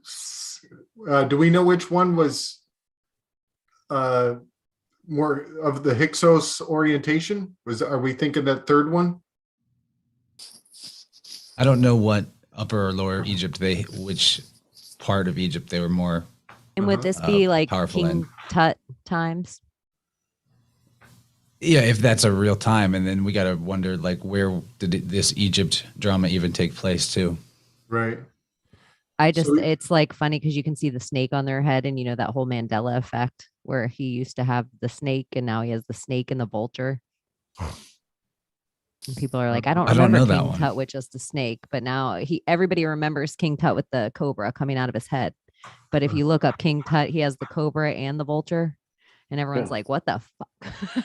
No, he always had the cobra and the vulture, because I did a model of it when I was a kid. He always had a vulture and a cobra. Interesting. Yeah, I didn't. That was just one of the Mandela effects. No, I don't think ever- that's the main thing behind Mandela is just to create confusion so people have doubt. And I do Yeah, find some strange think so. ones that really trip me out. But I Mhm. think the main purpose behind it is just to convolute everything so that people don't they no longer have secure reference whether they're right or wrong. It doesn't matter either way. That you have doubt. Because Well, what was that's- the main one that got me in high school? I wrote lyrics in a heavy metal song I wrote when I was 17 about Ed McMahon giving away big checks for the Publishers Clearinghouse, and now you they never say even did that. right. They say he was working for a different clearinghouse or different sweepstakes, which to me is just like, no, he wasn't. Like I didn't write the lyrics about some other sweepstakes company. It was about Publishers Clearinghouse, and so Yeah. it's really weird to me. Like, and there's more than that. I can't think off the top of my head. I'm sure we all have one here and there. There was the other one that stuck out to me was there was a guy with silver teeth in a James Bond movie, and he smiled really Jaws. big at a Jaws, girl. yeah. At a girl with braces. Mm-hmm. And then I think Yeah, now and she she doesn't didn't- have braces. No, she or doesn't have something. braces. I remember that one actually like kind of shook me when I saw that the clip of it again because I was like, holy shit, she totally. Like the joke What? doesn't land without The the joke braces. doesn't land. Yeah. Yep. Totally remember that being the joke. They're setting us up for the sanatoriums. For real, yeah. Yep. Right, Get you yeah. questioning your reality. I hope they Some built them. things are built 'em right. fishy. There are ones like I'm like, no, magic mirror, mirror, mirror. Like it never was magic mirror on the wall. It was always mirror, mirror on the Right. wall. Yes, mirror, mirror Then on the there's wall. some things that I'm like, I worked in advertising long enough to know that sometimes companies just change their logo and just Yeah. change their brand and just change Mm. their this. Yeah. And I remember reading Berenstain Bears, and it also said Berenstain in the same book. I remember that as a kid, art being a conundrum to me as a kid. Why is this written different in the same book? Interesting. Yes, I never So- heard that one. That's interesting. Yeah, I thought the Oh. author and the Bears had different names. Like the Mhm. dude's name wasn't the same as the Bears, and he didn't want to make the Bears necessarily Jewish. Right. Yeah. Yep. That's what I always just thought it was like. Even though they were, because when the polar bears moved in, they were totally prejudiced against them. Yep. Yeah, I think about the Chance. You and I have talked about this. How it is like a long-standing tradition of occult practice to be capable of holding two thoughts in the same time, contradictory to whatever degree. For example, the Fool card is card that is the 0, but it's the first card. And so right there with the Fool card, you're thinking this is card number 0, but it's the first card. So you're Right. stuck 0 and 1. the 0 and the 1. And then you move to the Magi and it's the second card, but it's number 1. And you have to always have this duplicitous mind in two places. And I just see that as a long-standing tradition of the occult, is to have people in two worlds at all times in their minds. And all of this Mandela effect just goes hand in hand with all of that. In the public world and in the private world. Bingo. Yes. Yes. Yeah, and that would be still 0 and 1.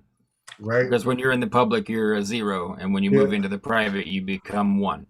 I'd be really interested in seeing if anyone yeah, look at produces that. a book where they have both spelling, but here's a piece of art where the tag on it spells it both ways. Yeah, nice. BERENSTAN or BERENSTEIN on the same tag, if you see it here. And there's a nice number 13. Papa Bear has 13 inches. 13 inches. one foot, 1 inch, 1. Mm-hmm. It's the mandala effect. Mm. Yeah, that's a good one. You know how they say there's that website that you can put your social security number in and you're worth X amount of money? Mm-hmm. You know what I thought would be, it's not funny, but kind of funny. If you were a quote unquote sovereign citizen and you gave up your social security number and then like Nasara Jassara went through and you got paid out for your social and you didn't have one because you were a sovereign citizen. Now that's funny. It's funny, not funny. It would be like the cruelest joke in the world. Tell me more. I heard about that a long time ago. Nasara. That. Well, I So think it's like that- Jubilee. So you're supposed to like clear all debt and like they're supposed to bring the Jubilee, and Nasara is for North America and Gesara is for the whole world. So it's like, that's it. and G, and I had a bunch of bookmarks saved on it because I was studying it a little bit, but it just looks like another boomer distraction psyop type crap to me, so I quit giving it too much time. But I think so. Here's something interesting. You brought up the Fool being 0 and 1. It's the Yeah. first card, but it's 0. Yes. And that looks in writing like Io. Ooh. And so one etymologically origins of the name for Jupiter is Io in Latin. Yes. And it changes. It's also a green language for IOU. Yeah. Because it's pronounced phonetically U, but that would be in the Latin spelled with a J. So Is that's it where you the get O with the I in it? Pater. It's that's another symbol for it too. Mm-hmm. That's the I. They all see an I too. Pater, Jupiter. And Is it- Jupiter is said to have a moon called Io. Io. And then in mythology, there's the character Io too, who was the maiden that Zeus raped while he was transformed into a heifer. And Io is the only planet. No, wait, he changed her into a heifer. Sorry. Yeah. Io, the Because planet, Hera is was the gonna only one kill her. that's supposed to have any active volcanoes too. They say. I was looking into Or all this say- after watching Matrix 4. The human Iota. civilization city of Zion, Zion, splinters off and they become the city of Io. Oh, wow. I didn't catch that. Yeah, I was obsessed with this too. You know, even in the name Joseph, that would be Yosef, and it could be spelled Ioseph. Yeah. I remember the one of the sons of Noah was Japheth, was related to Jupiter in some way. Let me just go through the list. They're all the same character. E-I-E-I-O. Yo, you, Yao, McDonald again. Sorry to Jew, weave it. JHVH, Jupiter, Jove, Yov, Jesus, Jesus, Janus, John, Jacob, Jachin, Jason, Jasius, Jason, Jason in Greek. I think Jasius in Greek. I think Japheth is not too far away. His name was my name too. Whenever we go out, the people always out. They say John Jacob Jingleheimer Smith. Blah, blah, blah, blah, blah. Yeah. Now Adam Lore has a great song that he wrote a long time ago. That's all of the names at the beginning of the Bible. Dionysus has got the IO. Captain I EO. don't know if Adam's still listening. I see his Yeah, I'm camera here. still up here, but I wonder if he's got that song available anywhere. Captain EO, Michael Yeah. Jackson movie. We are here to change the world. Wow. Has Yeah, Sean, anybody that song actually is Methuselah. I don't think I have it online anywhere right now. I probably have it on a hard drive, I'm but embarrassed I to would say never I'm old publish it enough. without your permission. So I've seen Captain EO at Disney. I think oh, it was at awesome! Epcot. It was playing, but I didn't watch it. Last time I went to Disneyland a long time ago. How many times have you seen it? How many times did you Twice. go? Okay. And Cool. I got this is to prove it. I got a Figment doll, which it was the little purple dragon that was the Epcot Mickey Mouse. Epcot had its own character, and so its name was Figment of Your Imagination, and it was a purple dragon. Wow. And I got it out when you walk out of the Captain EO. There was like a store of all this, Disney garbage. That it was remember like probably seeing that. $100 stuffed animal that was like this big. Yeah. Who knows? My parents probably had to get a second job to get me that stuffed animal. You still have it? No, Oh, I'm a Florida kid, so we didn't, yeah, no go high into value on Disney it, and right? You stuff. just Yeah, go it was- go back whenever, right? yeah. I was looking up that just I'll be your Figment. There's a lot of interesting images of Figment. Strange looking character. You know, on the subject of androgynes, Dionysus would encode Dio, which is God, and Isis, goddess, sun and moon. It's a Solomon. Yeah. It just made me think of Ronnie James Dio, like a rainbow in the dark. Even Diana kind of sounds like Dio and Inanna. Right now, all I hear is like a rainbow in the dark. Yeah. I was never a huge Dio fan, but his lyrics are pretty deep. So yeah, I never was either, but guys I was in other bands with were totally Dio nuts, and so I kind of got into it. But I actually, just before he died, he was interacting on Facebook. He had a Facebook account that he would talk to people on, and if Yeah. you were at the right place in the right time, you Yeah, could you're talk talking to Dio. Yeah, and he Ronnie was James Dio. he was just a sweetheart, man. It was. I always cool. thought he was really cool in interviews, man. He seemed really personable and down to earth. He didn't seem like he had all of the like inherent narcissism of most frontmen of heavy bands, you know. No, huh? And he always explained that his grandma taught him how to throw the horns as a defense mechanism and that he didn't consider it a satanic symbol, that his grandmother taught him that as a way to ward off the evil eye. You see the evil eye and you throw the horns to deflect it, you know, and that's why he said he did it and he taught it to the audience for that reason, you know, which I thought was cool that he like, you know, took some of the oomph out of the Protestant Christian bashing clubs, you know, like. You take yours. You take two. You take yours toward you, and anything, and you give the rest back because that's not yours to take. There's like a whole different school of thought of that. Yeah, you can interesting. see it in a lot of voodoo and hoodoo cultures. Yeah. So they'll shoot it back at you. Any kind of mudra is really powerful, I think. Yeah. Pick of Destiny, man. The Pick of Destiny is great. It's a great movie. I've still never seen POD. You never seen Pick of Destiny? It's well No, worth uh-uh. watching. It's hella funny. No, because I just went through that hatred of Jack Black for so long. Oh, it's understandable. It's probably his best thing, though. It is. Well, I mean, unless you're gonna watch original Tenacious D from Dude, the, watch it now, though. Watch it now. There's some the level of tarot encoding is really blunt. Really? Oh, I was talking about like the old HBO original before they were popular at all. They were on HBO as a series that was just Tenacious D, and it's hella funny. It's really hilarious. Like I think my buddy showed it to me on VHS. Good stuff. Yeah, Sean, I remember you trying to recommend that to me, and I was like, I don't think it sounds very appealing. It's like a heavy metal thing, all that stuff, and then it's like, yeah, that's like the best show ever. Who was the guy? It was like Liam Lynch, I think, wasn't it, that directed that? Oh, that's a good question. I don't know who directed it. But I wanted to ask you, Adam, since you got your mic on, what was the guy with the sword? Was there something behind that? It reminded me of the sword guarding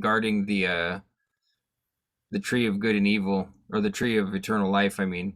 Yeah, the flaming sword that revolveth. I was just kind of free drawing. I think that maybe the Epic of Gilgamesh discussion might have kind of inspired it a little bit. Okay. But it wasn't anything specific to it.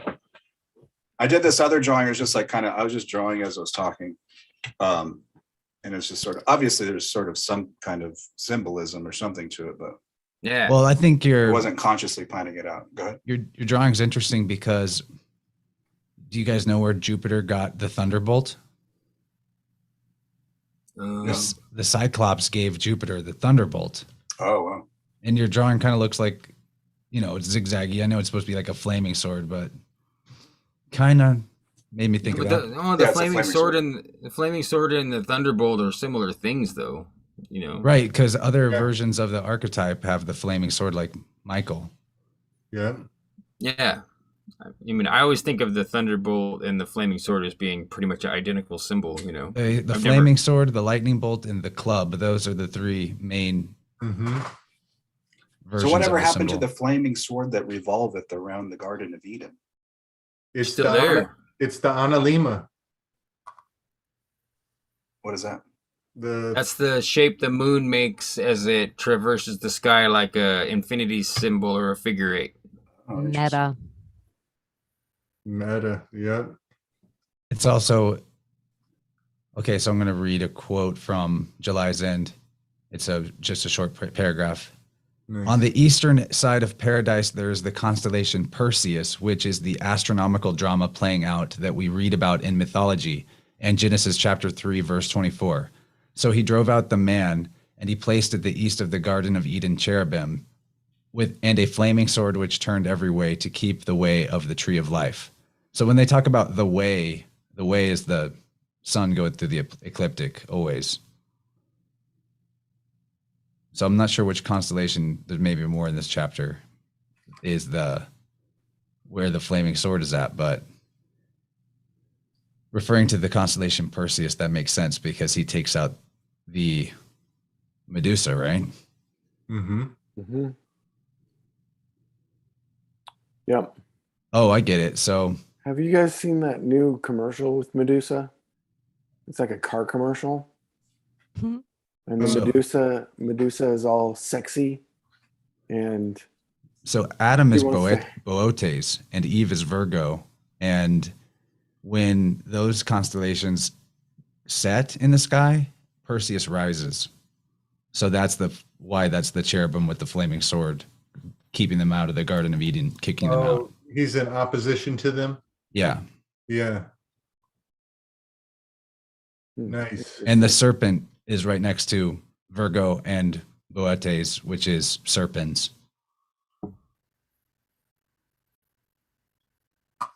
yeah, in I'm not sure how commercial, much Adam studies astrotheology, so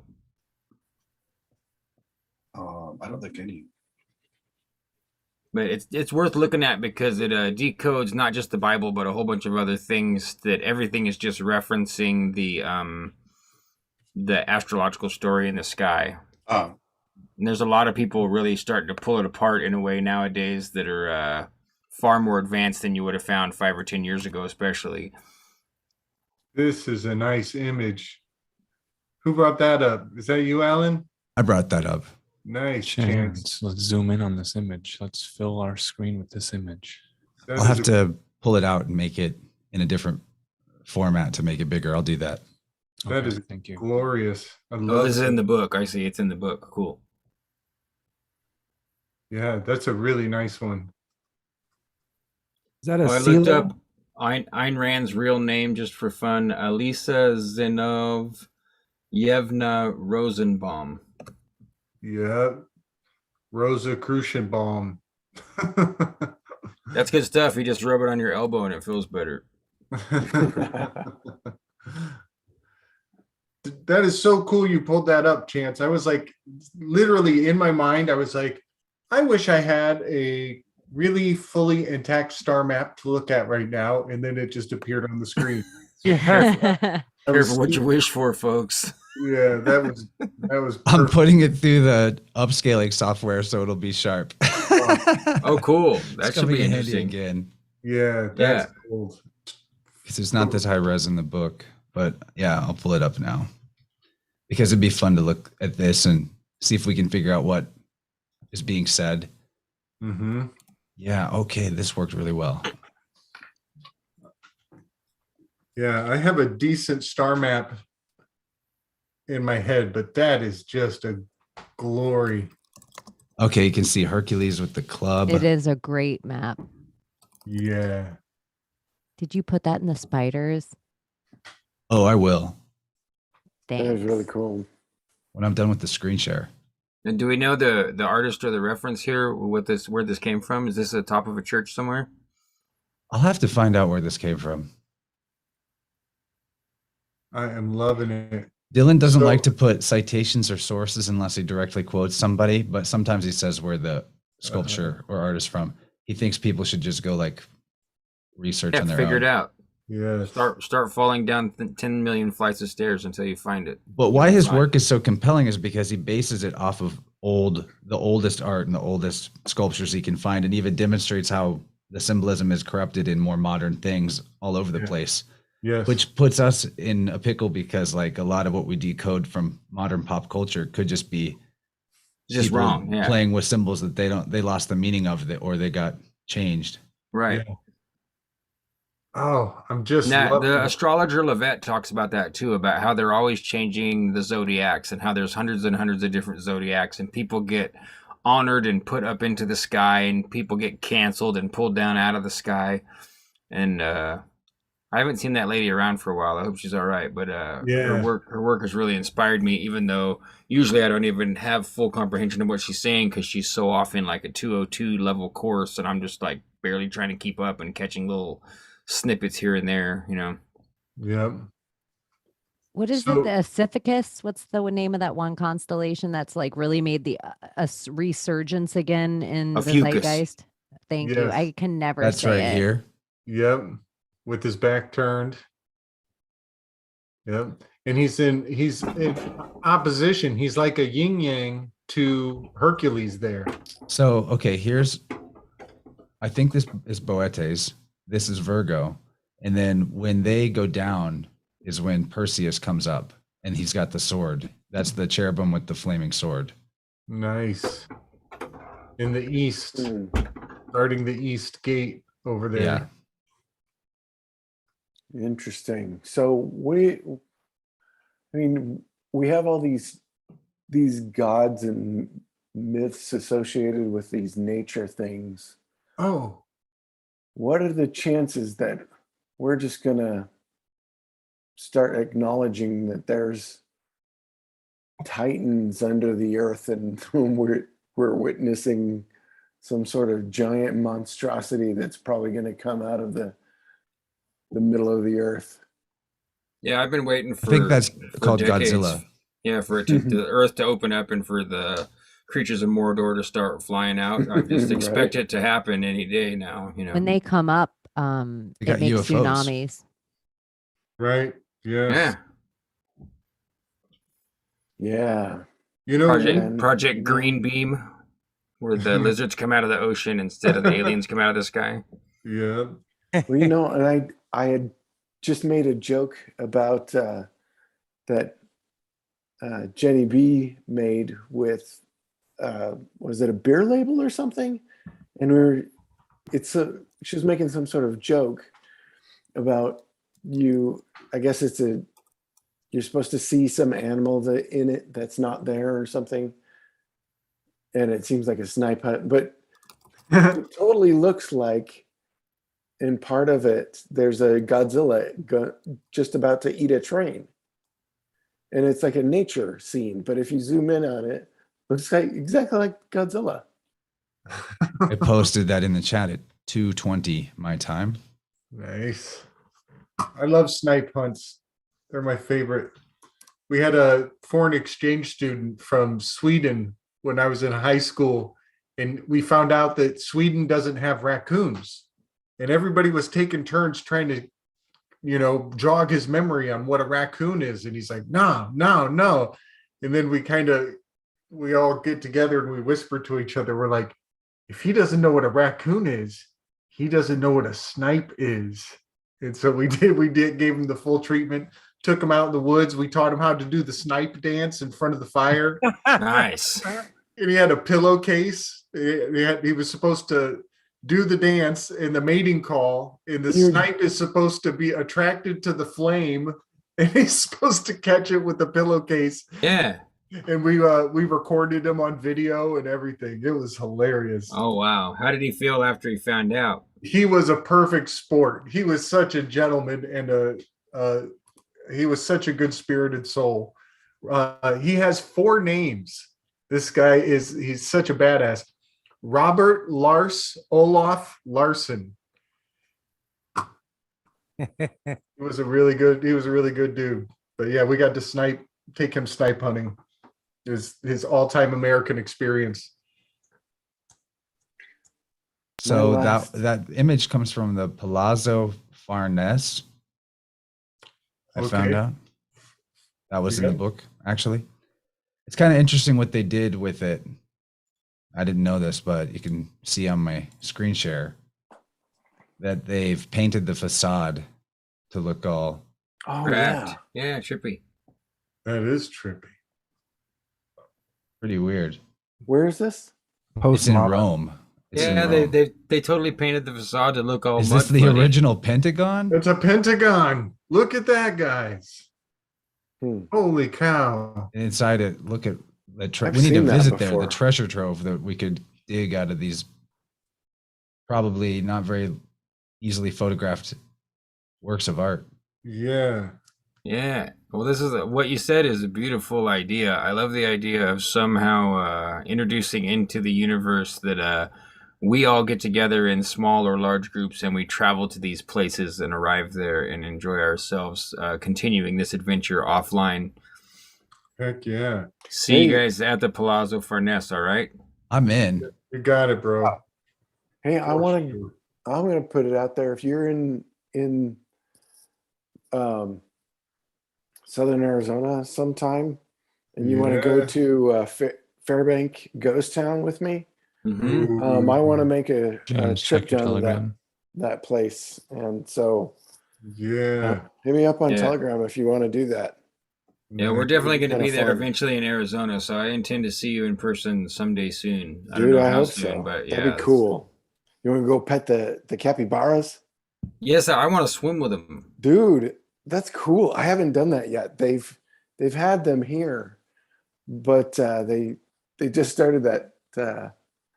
It's Yeah, been I saw closed that. for a while. So, But I they've love got this whole- capybaras. They every time I see pictures and video of them, they're totally just endeared to my heart. I'm like, oh, look at these big fuzzy rodents. They're probably so scratchy.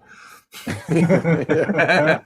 Well, it's like having a big guinea pig. They're just guinea Yeah, pigs. I want to be where that thing's close to my face, so I can just look at it, and it can just look at me, and I can just feel weird about the whole experience. You know, I'm ready. Logic Yeah. tells me to leave the weave, but my heart wants to stay. This is such a good one. Yeah, I'm getting there too. It's 1:24 a.m. in Boise, Idaho. So, you know, one I thing didn't I'm mention it yet, but I wanted to say what's up to Adam Lohr. Love your art. I know we kind of talked in the middle of this, but just like cool to meet you. Heard Awesome. good Thank things. Yeah, man. Did you just do that just now? Hi, Chance. Cheney? Yes. Man, you're fast. You said it like 3 times and everyone just moved on. Adam's been practicing for as long as I can remember to become this efficient. It is, you know, he's always been an astounding hand, but he's actually put in the way more than 10,000 hours, probably. You know when you're really trying to meditate on a subject and really like sucker out some thoughts that you want to hold on for later, and you're really processing them, and you're like, hey guys, I just want to throw it on there, and I'm like, have you seen this thing? Yeah. Jupiter Nike swish. No one even let you get it out. You're like, but I just saw this.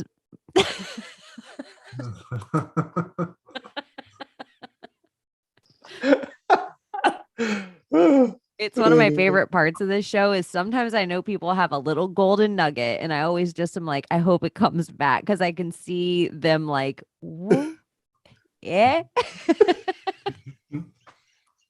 Here's the best part. I have nothing. I was just like, here's what's going to happen with the Medusa car ad. No, it's just really interesting. You kind of see through marketing goggles when you're watching, especially television ads, because she comes up and they're portraying her as she's sexy Medusa now, right? And her snakes are all back and they're kind of like stylish, and but she can't socialize because she turns everybody to stone. Oh no. So she gets sunglasses and then she's cool and she can hang with the gang.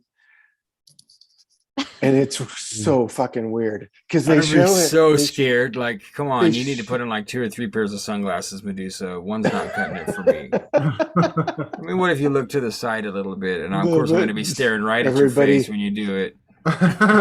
What if in reality we all watch this car ad and we're like, oh my gosh, this woman's hideous, but you just saw her true beauty, like the real story of Medusa. So you just saw her as gorgeous. You know, I wonder about that too, because she was the most beautiful person, right? Before she was turned into the Gorgon. She was the most beautiful Perseid. She's now.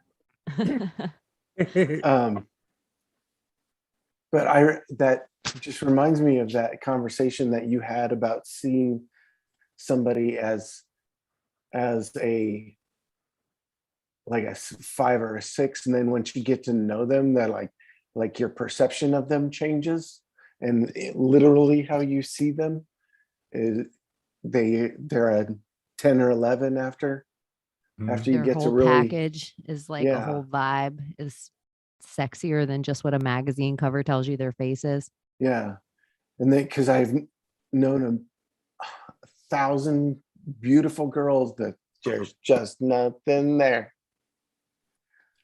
What up, Snake? And I it just thought was- about you. It just You dumps just it, came you in know? right then. Snake Jones. Do we have 9 on camera? Do we have our full think- Brady Bunch? Yeah, there's Oh, nine. can we do a One, somebody do two, a chart? 3, 4, 5, 6, 7, Jim, 8. we've got it on gallery view on the Yep, YouTube. we're on gallery view. There it is. So now this is where we say, everybody, smile for the camera and strike your Vogue pose for 10 seconds so people can screenshot. You can keep talking. Do you think United States of America under medical dictatorship is a Medusa? Hey, very good. Wow, Med that USA. is good. Damn, that's solid. Yeah. Med USA. Oh my goodness.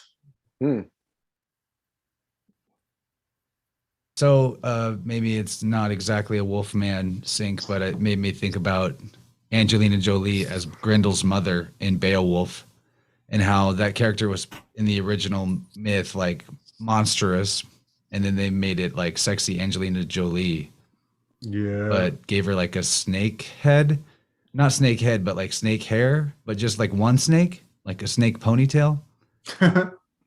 And we did talk about the like Madam Viper from the Wolverine movie last week. Yeah, the echidna. There it is. That's the word. Yep.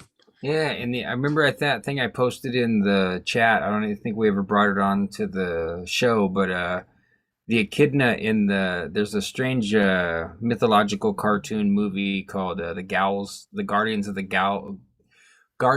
the Owls of Ga'Hoole. Guardians of Ga'Hoole. Guardians. Yeah. We talked about this owl movie once, and we Yeah, still don't and remember the name of it. the It's based on a book echidna series. is like the prophet in there.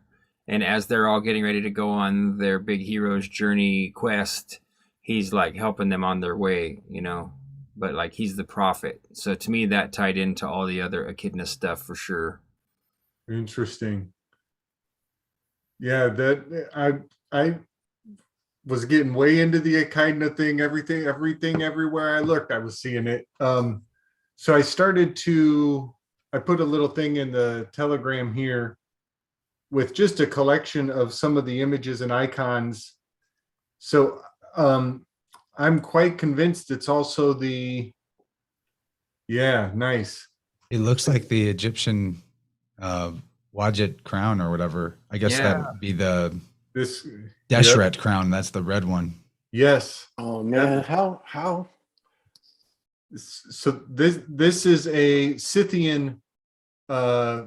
You could call him a shaman or a priest.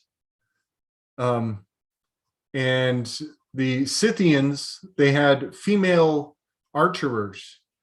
In the Scythian archeresses, they would put the arrows in their hair. They would weave their hair in a braid, and then the braid, they would saturate it with a poison. And then they would have these darts, these arrows in their hair, and they would pull them out and shoot them, and the poison would paralyze men, turn them to stone. Right. And so the Scythian archeresses were echidnas.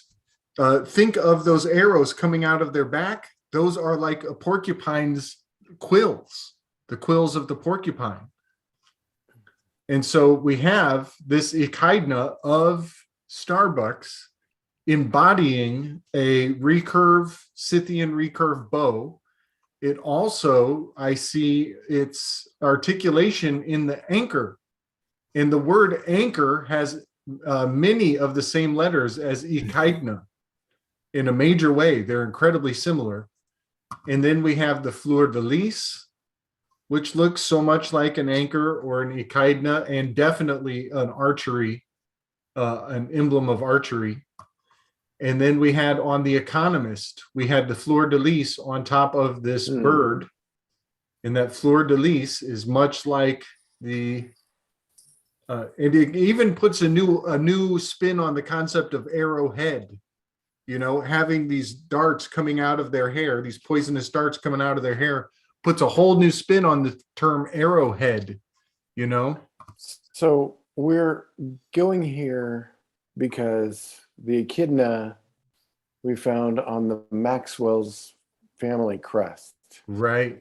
Yes. Does that also, Gabriel, add to the connection of the Latin word for bow being toxo? Or that the Greek word for bow is toxo, right? Yes. Yes.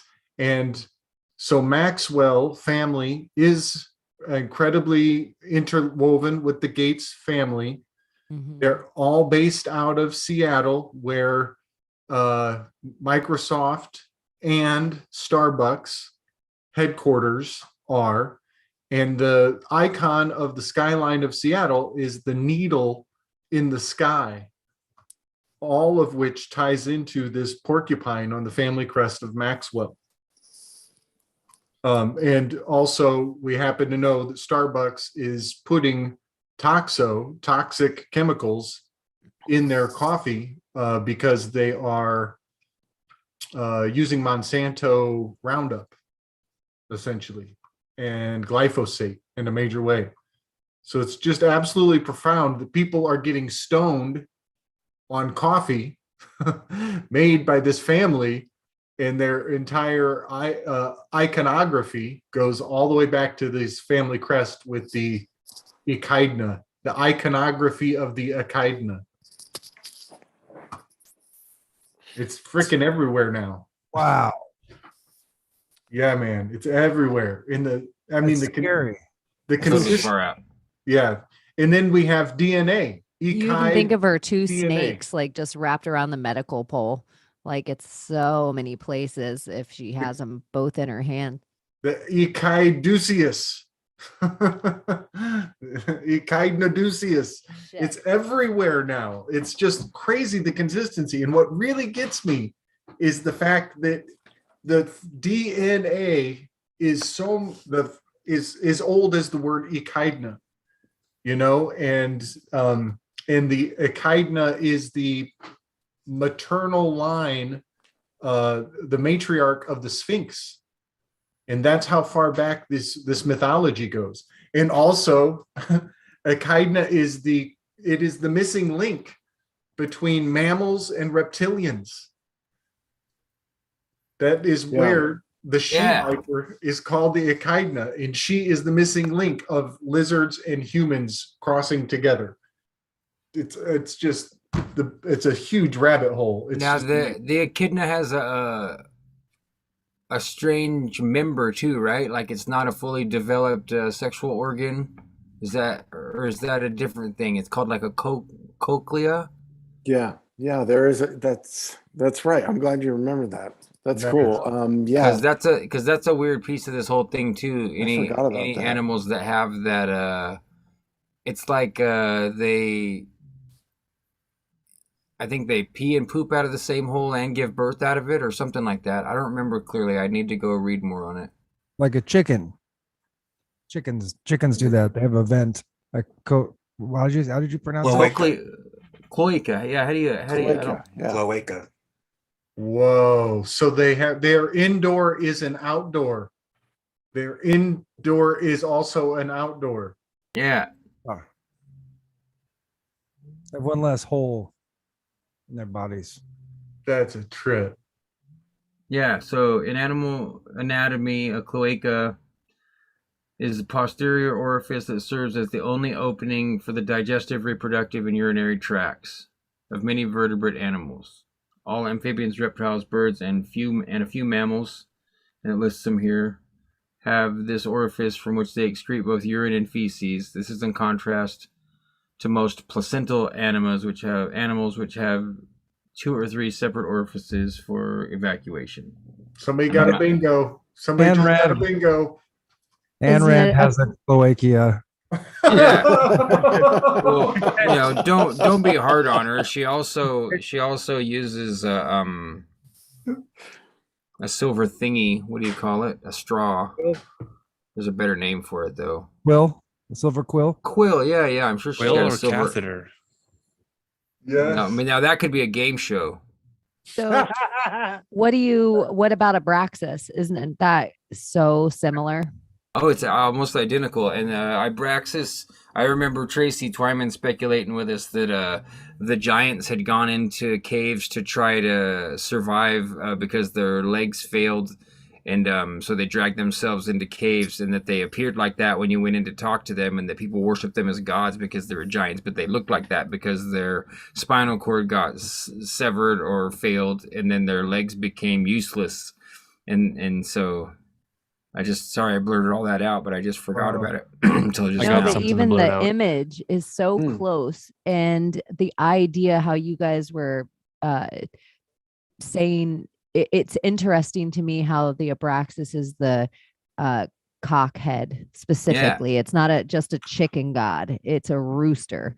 And so then if you think in this way of like mixing the two of like the snake legs and the rooster head being specific, it's just weird, the symbology of it.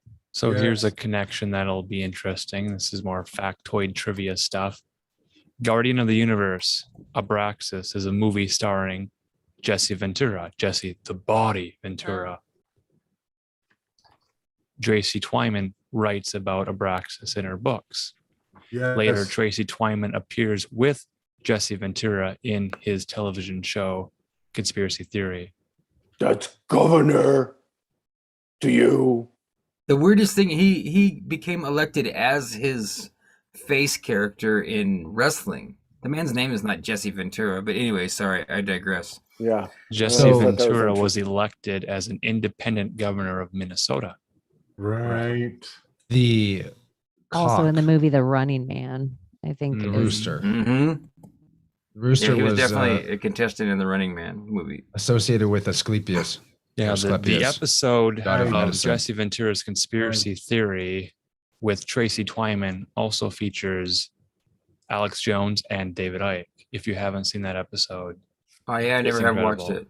It's incredible. Do you have a link for that, Alan? I might have one, indeed. If That we would look be- later in certain chat places, it may appear. That would be sweet. Okay, I'm breaking the spell for me. I'm gonna bounce you guys. It's getting too late. I gotta go to bed. All right, SB. Night, SB. I love you guys with all my Good job. heart. I'll see you next time. Good night. Great to see you, brother. So, Okay, one more real quick. yeah. Who wants to ask me about thingamabob, a past life or something before because I'm starting to get tired too. So ask me something really weird. How many past lives did you see in 3.5 hours? 4. Wow. What have you overcome so far this lifetime that you've put it all together? Oh, a lot of it. No, none of it. But I figured these same lessons are coming up over and over again, that we got to get back to the earth. And we've got to understand that we're part of nature, and nature is what heals us. You're not going to get it from a medical system. You're not going to get it by, you're not going to be healthy again by giving your attentions to news and bullshit and wars and riling up people about shit that maybe you didn't have any business sticking your nose in.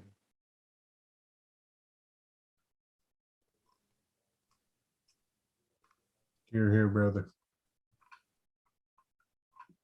Fuck the med USA. Hmm. The Medusa. Yeah, it really is. It's an evil. It's an evil that you can't even voice in polite circles. Yeah. But Yeah.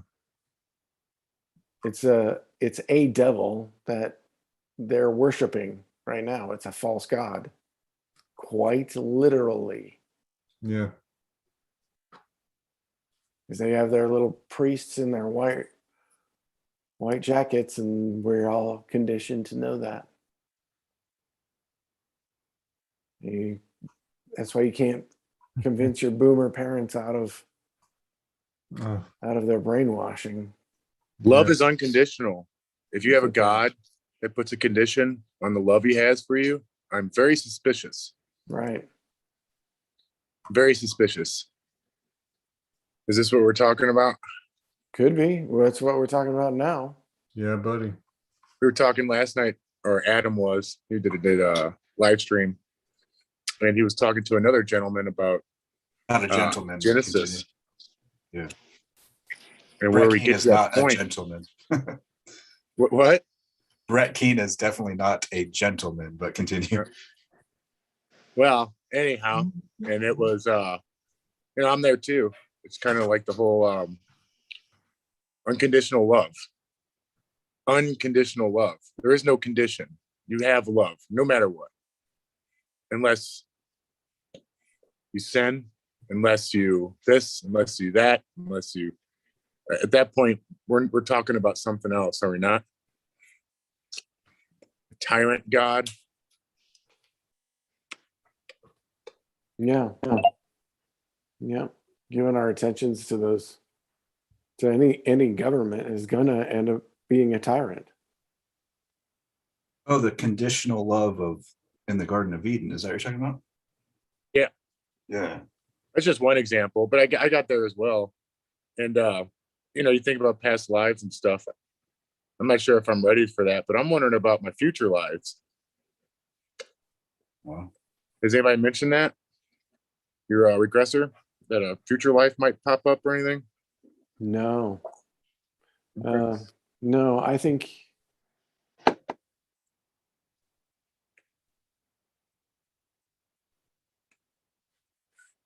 There are you know ancestors what? too. You know what's really interesting? Yeah, exactly. That's what I was thinking. There's really no way of knowing if those things are true, where they fall in a timeline at all. Mm-hmm. Because I mean, once those memories are in that realm, they're not subject to that time or place. This is how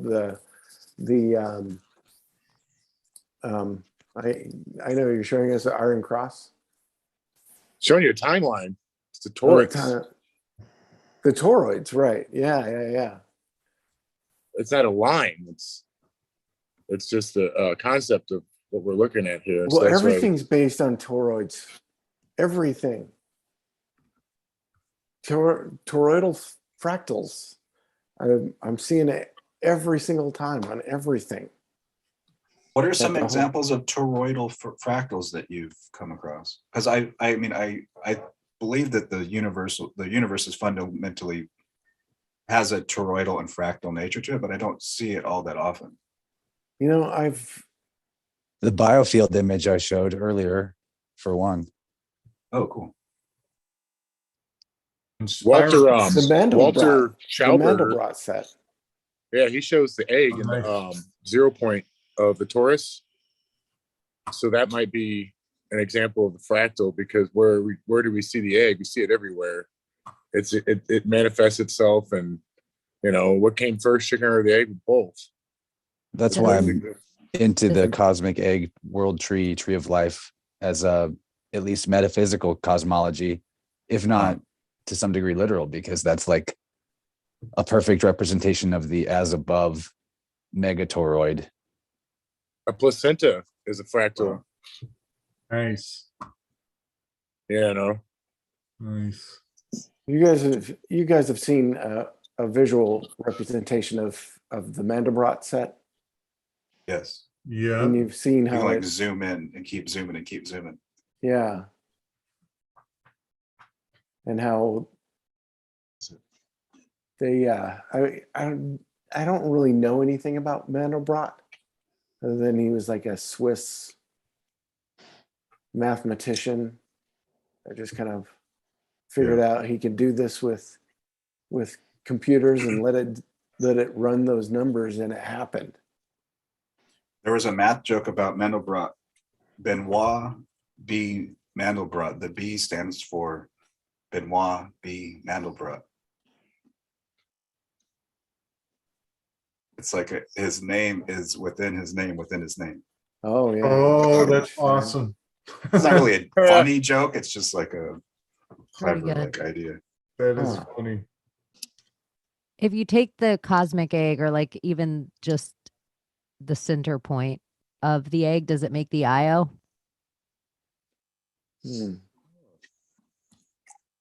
Yes, because it's the central column, the spine, and then the circle around you, the torus.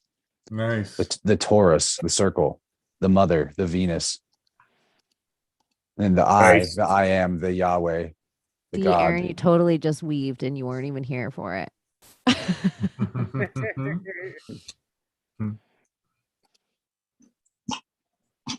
How'd that go? That's the IO, right? Depends what IO. The IO is also 10. It's the 10. It's say 10. This is a Old Victor McDonald. Schauber. EIEIO. I like Ed McMahon. Ayo.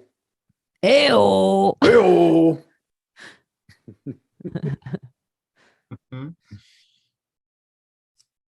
What are we looking at here? I'm watching Spinning. Oh yeah. This is a Victor Schaumburger experiment. It's the water treatment egg device. Oh, that sounds fun. What's that do? Makes a little water tornado.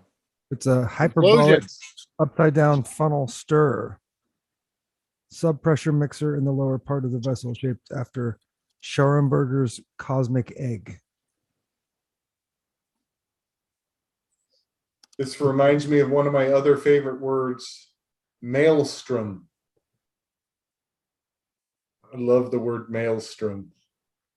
Doesn't an egg also seem like it breaks down in the 396? Yeah. I actually got that right here. Hold on, I'm gonna post that.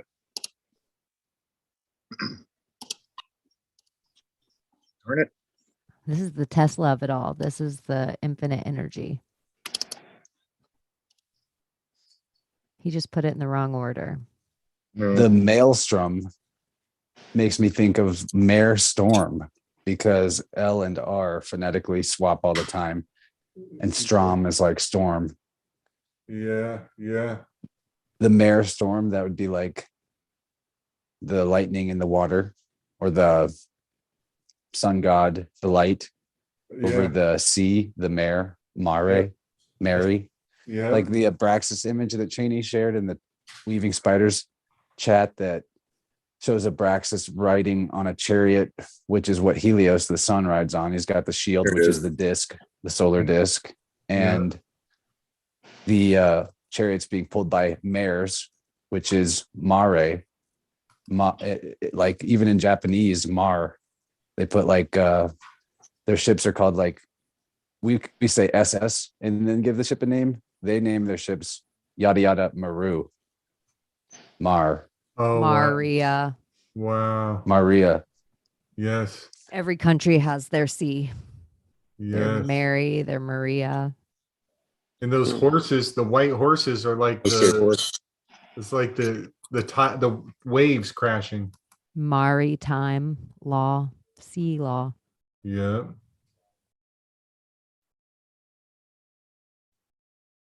Hey, what was that you read, Chance, about the argon at Flow State last week? I was reading about Argot, which is spelled ARGOT. It is like the concept, it's going back to the concept of there being like two languages, one for the initiated and one for the profane. Yeah. And another word for it was Kant, C-A-N-T. And Yeah. it was even outlawed at one point because it was being used in like black market in the middle, or I think the Middle Ages. And so it was called Kant, and you can't speak it. I think that's interesting. Wow. But Argao, that's the word for, if you speak it, you're an Argoteer or an Argonaut, like Jason questing for the golden fleece, Jesus, the ram or lamb of God on his vessel, the Argonaut. Stay golden, pony boy. I live that movie. Book. So I'm asking because like argon and all that is all of a sudden in the lexicon, at least in my end, seeing it all over the place. Argyle, diamond pattern.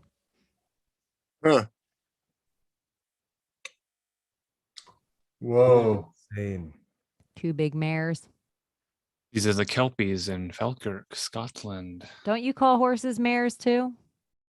Yeah. Yeah, a Yeah. female horse. I never even thought about that until just this second. Like, oh my gosh, they're a C as well. Seahorses. Yes, Holy they're the shit. horses, the whore of Babylon. Horse. Yeah. Holy shit. The goddess. oracles real? look like Chimeras. Oh, they're constructing it still. These are Where- real constructed Kelpies in Falkirk, Scotland. And they have a light show on them. They change all different colored lights that they shine on them, and it's really actually pretty cool. They Think also of have fire oh, floats that come out of the Lots of all water across- there too. out of the water. Yeah, fire. The locks, the you know how Lacrona. Aquaman's like riding a wave? It's almost the Abraxas with the two horse pulling him if their mare is the sea. Then you have that same image of like the sea, you're pulling in this god. well. That's how. Isn't that how the a lot of those images are? They're not horses. They're what do they call the hippodromes or hippogriffs? Is that the fish horse things? Oh, Interesting. seahorse? Hippocampus. Hippocampus. It's In the called a brain. Yeah. but the mythical animal is called a hippocampus, and it's called the hippocampus because it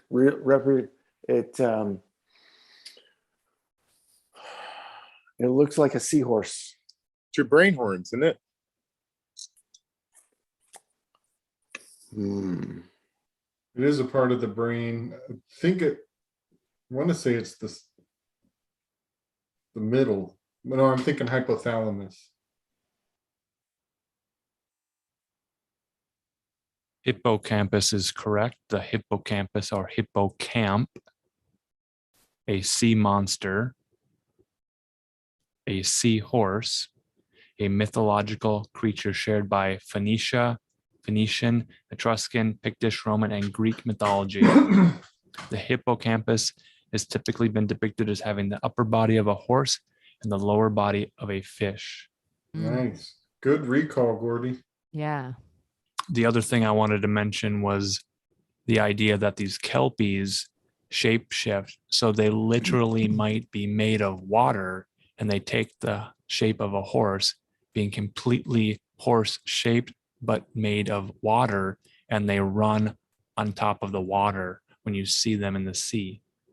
And then if you were to think horse or whore, could it be a lady calling you into the ocean or a mare calling you into the ocean, where you get the whole mermaid siren idea?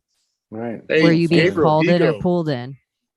Notre Dame, Guardians. Our Lady, our dam, or like it's damning you. Notre Dame means Our Lady. Nice. Lady of the Sea.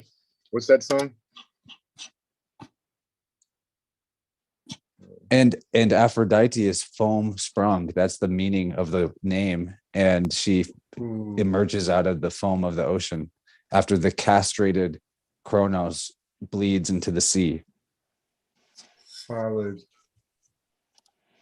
Oh no, it's not. Is it Kronos that's yeah, Kronos is the one that gets castrated in that story. But before that, Kronos did the castrating with his scythe on his father. Right. Lady is the These sea. all So this is versions of from hippocampus. a Percy Jackson movie, Sea of Looking Monsters. Glass. Did anybody see the movie with the hippocampus in the Percy Jackson movie, Sea of Monsters? It did. Absolutely. It's a great movie. Yeah, it messes up the mythology, but it's really interesting. Like I read the books with my daughter because she was getting into mythology, and it was really fun getting into something like that with your kid. Yeah. That's cool. Yeah, because we started getting into like regular. I have a bunch of little mythology critters. Like I think I have I probably have a hippocampus figuring in there. In fact, hang on a second.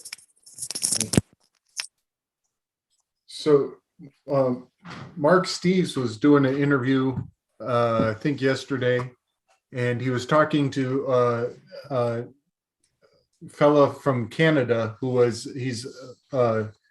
he is registered as a Indian, a native Indian. They still call them that is the term they use on the books. He's an Indian of Canada, and he was pointing out how the presence of the horses in cultures that brought the horse were a horrible omen to their community in the past, because they always brought disease, war, famine, and it made me think that that's incredibly apropos, as the horses are the markation of the apocalypse. Probably have been in the past. That's cool, Gordy. Nice. And isn't there the whole thing, like they keep trying to tell us, like when they push this whole dinosaur narrative on us, they also tell us like horses were miniature. Like they were like horses were so little, they were like rat size. I don't know if they say that little, but that's one of their like pushes of how tiny horses used to be. Yeah, some of those ancient species of animals are either way giant or really tiny. And The it's huge like sloth opposite, and the like tiny giant horse. sloth and, yeah. Mhm. All right, here we go. Interesting thing. Okay. The Greek word for tragedy, which is tragedia. It is composed of the Greek words. It's like a compound word of the words in Greek for goat and ode. And the ode half of the word looks a lot like, it has like a W character in it. It looks kind of like Woden, and ode sounds like Odin. Yep. So the tragedy is the goat song, or the goat spell, the ode to a goat. Maybe Wow. the goat fish, the Capricorn, possibly. Goat spell, got spell, God spell, gospel, sounds like. And then you have that this word tragedy, the tragedies originally were performed by the first actors, hypocrites. Like the priest class in ancient Greece were the actors too.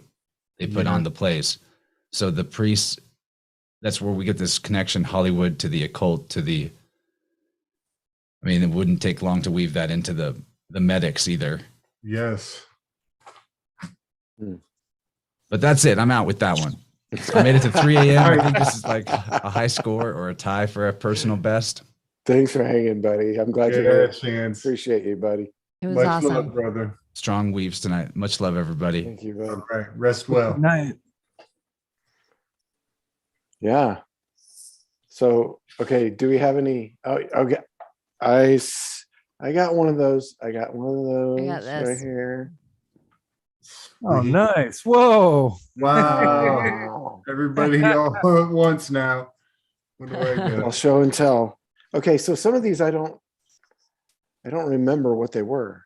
Okay, because we got a phoenix. Oh yeah, snake. Show us that symbol right there again.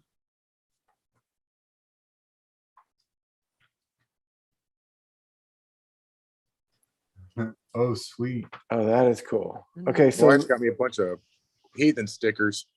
and what is that right there? What is? It's a I mean, sticker. that's clearly. It's Abraxas legs.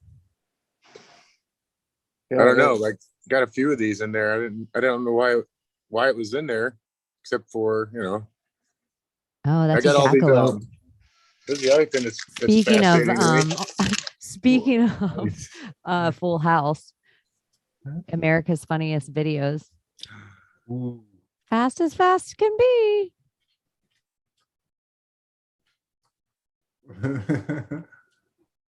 Dan Coulier. Dave Coulier. Okay. This is the jackalope. Right. And Oh, I you've always got a saw the mounted jackalope. head of the rabbit, the jackrabbit, with the antlers on it. And I would see them in people's like garages. And I'd be like, what are those? Why do they have what is that? The mystery of the jackalope. Dave Coulier, remember on not America's Funniest Videos, Huh. America's Funniest People. He did the jackalope was like his character. Huh. Yeah. Oh. Yeah. And he would What? always do this voice and he would always say, fast as fast can be. It was like the most annoying thing. And it yeah. was always a Cut jackalope. it out. Speaking of the Bob Saget of it all to bring it. Oh no way! Really? Oh, that creeps me out. I got to change that one too. Gordy, check out this sticker. I got 2 of them. Oh, rad! How nice.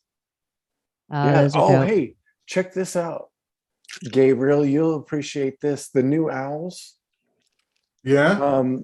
I think it's the male.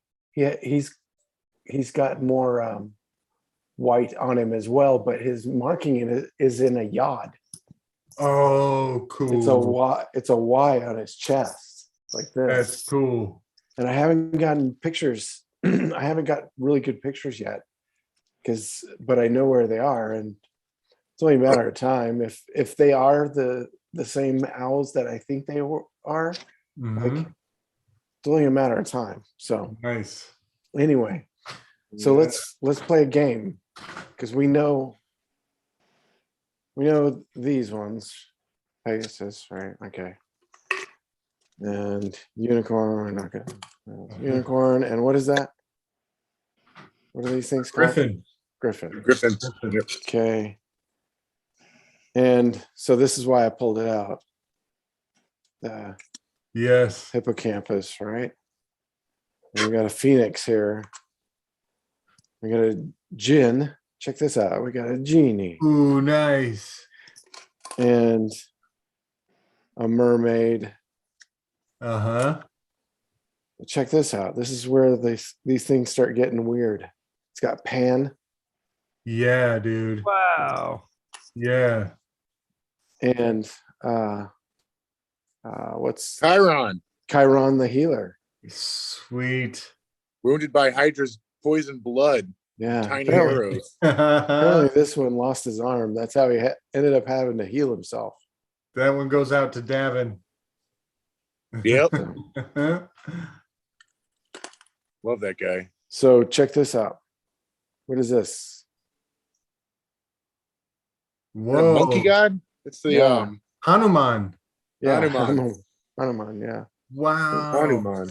Isn't that wild? Like they were. Yes. I found this for kids. I don't know where I found it, Those are but You're a big kid, Gordy. I'm a what?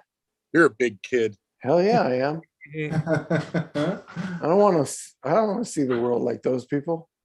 What is that? I've seen this before and I can't remember what it is. that looks like an Abraxas. Doesn't it? No way. That looks like an Abraxas. Alamarcus, to the Google image search. Abraxas chicken head with our. Do you guys see that? And it's very what was it, thrift store scaly. at the Two Old Crows? thrift store around here. Oh And yeah. Oh I found yeah. The one that dollar you, door knocker. the door Antique knocker door with knocker. the lion and the snake around Oh, it. it's mine. Your scan has been completed. Yeah, Check man. this out. Got scanned. I don't know why this. I don't know who this is supposed to be. Amazon woman. No, it's a hunter It's Sagittarius. Yeah. or Nimrod or Orion. Yeah. Oh Diana. yeah, Orion. Could be Diana. Could be Diana. You got that in a bag, or where'd you find it? Katniss It came in Everdeen. Artemis. It was a toys thing. Yes. Yeah. Okay. Dude, Gordy, you have an Abraxas toy. That is so cool. Can't just find those on the street, kids. Another thing of the Med USA of it all, if you were to have kids, if you were going to be the leader of Med USA, wouldn't it be clever if you named your kids Hunter and Bo? Fuck. Yep. Yep. Bo and Hunter. They're collecting DNA. Diana. They're taking offerings of the flesh. They're accepting offers of the flesh. He had a child die as well, didn't he? Sacrificed. Yeah, I think that was that Bo was the one that died. Yeah, and then Yeah. his son, and then he got his child rape daughter. Apparently, I think from he the was sworn in diaries. at the day his wife died, and he was sworn in while his two sons were still in the hospital. Yeah. Like they were in some massive car accident. His Oh, first you know wife. who else had that? Oh, Is, yeah. Hanging Chad president. What's his name? Gore. Even the name Gore. And it's so funny to me. He's kind of the dark MF that got to skate out of the whole thing. Everybody is like, oh, Dick Cheney's the worst. And I'm like, Al Gore single-handedly walked in the global warming narrative. I heard he lost all this money. He bought all those credits. Those, the credits for whatever, carbon credits. Like it was And crypto and it'd be worth a lot of money later. And now I'm he's stuck with it. fully for anyone's sexuality, but Al Gore is a closeted homosexual. Like he is an obvious homosexual. He's like a Southern lady. Oh, nice. Nice. Hmm. Did anybody I read his book or started What? to Inconvenient Truth. I started Oh that. yeah.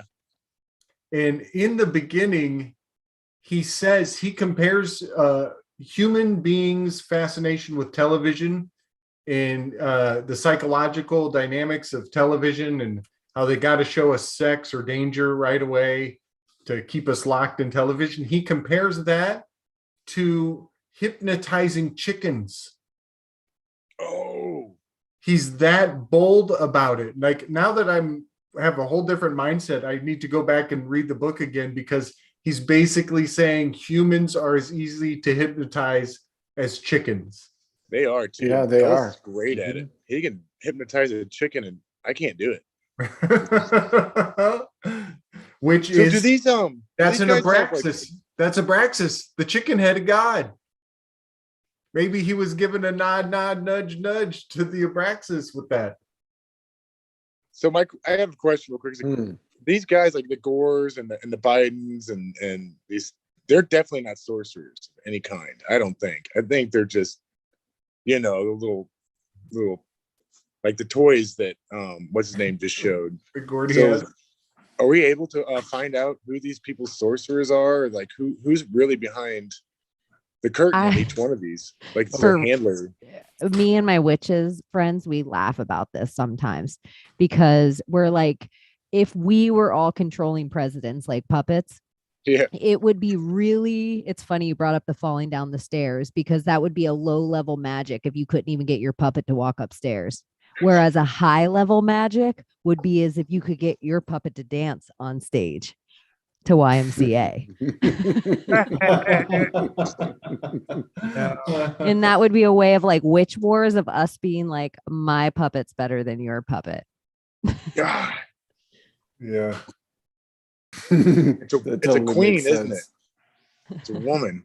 The only secret society you guys can't find out about. Yeah, yeah. The biggest trick we ever pulled was letting you think you burnt us at the stake. Right, right. Don't say Yes, I us. I love wouldn't that.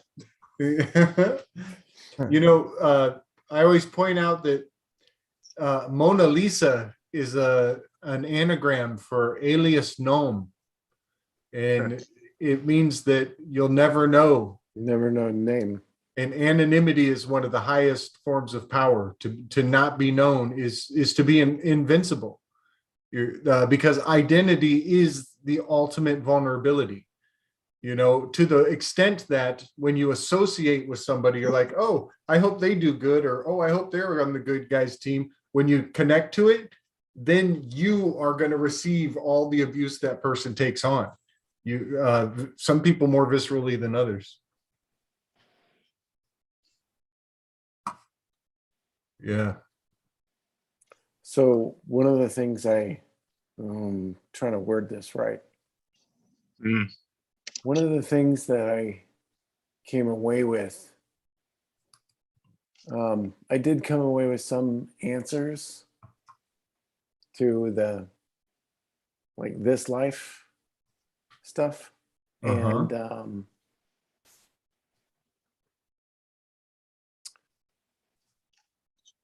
Were you a mother in a past life? Oh yeah. Did you have boobs, dude? Did she have? Did you have a giant nice tits? rack in a past life? I'm sure I did. I did in these ones. I had great tits. That's what I was Great. thinking. You had the Right? best tits.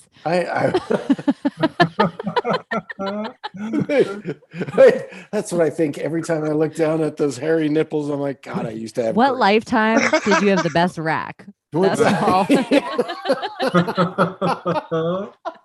Puberty hit me really late, so for most of my life, I was completely flat-chested.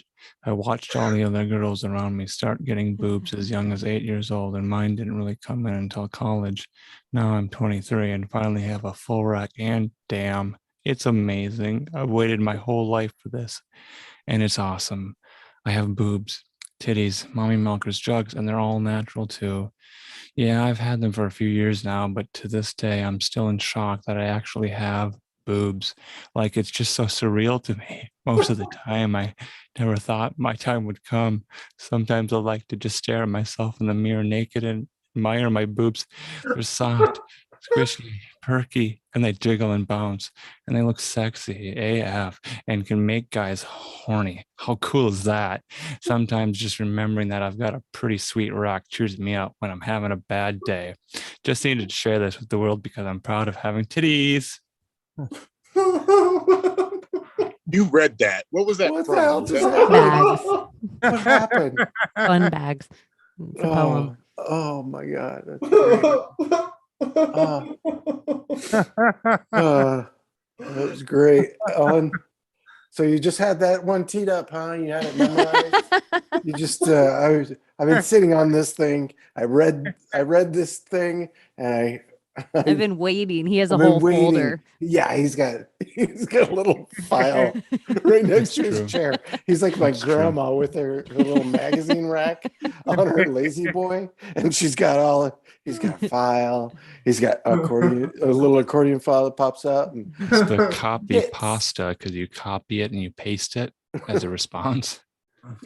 There's some legendary copy pastas. I think this one is a rising great. copy pasta. Beautiful. You copy it and you can paste it. So What's so the you word were the a same dude way 4 forward and times? backward? Oh, go ahead. Onomatopoeia. Boob. Boob. B-O-O-B. New boobs, Boobless. jugs. New boobs, jugs. New boobs. So were you a dude 4 times, or were you a kid? Or Yeah. were you Oh, a- yeah. No, I All was a 4? man. And one of them was confirmation of one that my wife and I had been in together, and we Aw. were dwarfs, short people, and some sort of Willow. You lived Willow? Mountain kind of mountainous area. Yeah. It was nice and green and really beautiful, and we wore tons of animal skins, so it was pretty cold. And they just got wiped out like that. Like I was going to we had a really happy life and had a whole bunch of kids. I was like, doo, I'm going off to war. Honey. That's right. Okay. Love you. And I I got killed and my whole family was massacred. They didn't have a chance. Like a raiding party or some kind of. Yeah. We were trying to head off a raiding party, and then we just got the whole village or whatever got sacked. Was it by tall people? Mm-hmm. Yeah, by tall people. My family name is and my family crest go back to Scottish Raiders. It was you. I don't know, but it's weird that you say that all of a sudden because. Yeah, and that was it was interesting because funny little details that pop out, like the baby. I said because there were 5 children and we had a baby and we hadn't had a chance to name the baby yet. And then in another one, it was the You Moroccan. probably have to name that baby. In this lifetime, it probably would heal something. Nice. Wow. Yeah, thank you for that. There's definitely some deep-seated stuff in us. We do shadow work. You can call it shadow, whatever, when you kind of like engage in that. You're finding this stuff. It's like, where the hell did that come from? Yeah. It's not all bad. It's just like, why can't I let this go? What is this? Whatever it is. And when you do things like you're talking about, the regressions or we get into, the symbology of, anyhow, that's where you have my attention. It's like, there's something going on there. Is it a past life? Is it another incarnation and with your soul? Or, it doesn't even seem ancestral sometimes, because then you think, that might be something completely separate. Like, would any of these that you're talking about, your past lives, be like ancestors, or just a completely different family group? Like, were you a different color? Maybe were you African or something? Or? Yeah, definitely. I was very dark in one of them, and one of the details that I pulled out in that one was my eyes are brown. My eyes are brown, but other people have light eyes, like light blue eyes, and it looks pretty against the black skin. Cool. Thanks for sharing that, by the way, because I've heard people talk about it, but I don't know anybody that's actually done a regression. So it's kind of, you're just like, I trust you, Gordon. Well, I really. What's that? Should I not? Oh my God. Are you fucking, bro? No, maybe that's too much. I'm just saying, have a healthy boundaries, buddy. That's what I'm saying. He's planning a return raid. Yeah. He's got a raiding party. I see you as a friend in this lifetime. We don't want to mess this up. We don't want to fuck this up, all right? We got a good thing going. I didn't even get to name my baby. Yeah. Oh yeah, that was it. It was interesting, but I mean, that was. So that's a trauma. Okay. Is there anything like good? Yeah. I mean, there's a lot of good in it. One of the things was I was there to witness the wiping out of another kind of people that were astronomers. And apparently I'd been sent by somebody else to witness this thing. And the way I saw it was that it was a flood had come and washed all the animals down into this elbow of a canyon. because their whole village was above in the canyon, and they were astronomers, astrologers, and they knew it was coming. And I was sent to figure out, or to find out, how they knew it was going to happen, because they had escaped. Most of them had all escaped, who had said, you know, we know this is coming, but other people had stayed behind and they got wiped out. That's what happened on the island of Atlantis. The Atlanteans believed when the warning came, but the Martians didn't believe them. And so a lot of the Martians died, and they were so bitter that they weren't told hard enough or something. But that's kind of like a similar story to Atlantean with the Hebrews and the Martians and the Atlanteans. If you guys ever look into the lore of that, it's pretty interesting. Where does that come from? Yeah. Remember what book I read all that in? It was one of my first ones. It's so long ago now. It was one of my, where I almost read it like such a fairy tale. I didn't believe any of it. I need to reread it. There's probably so many symbols in it and everything. Interesting.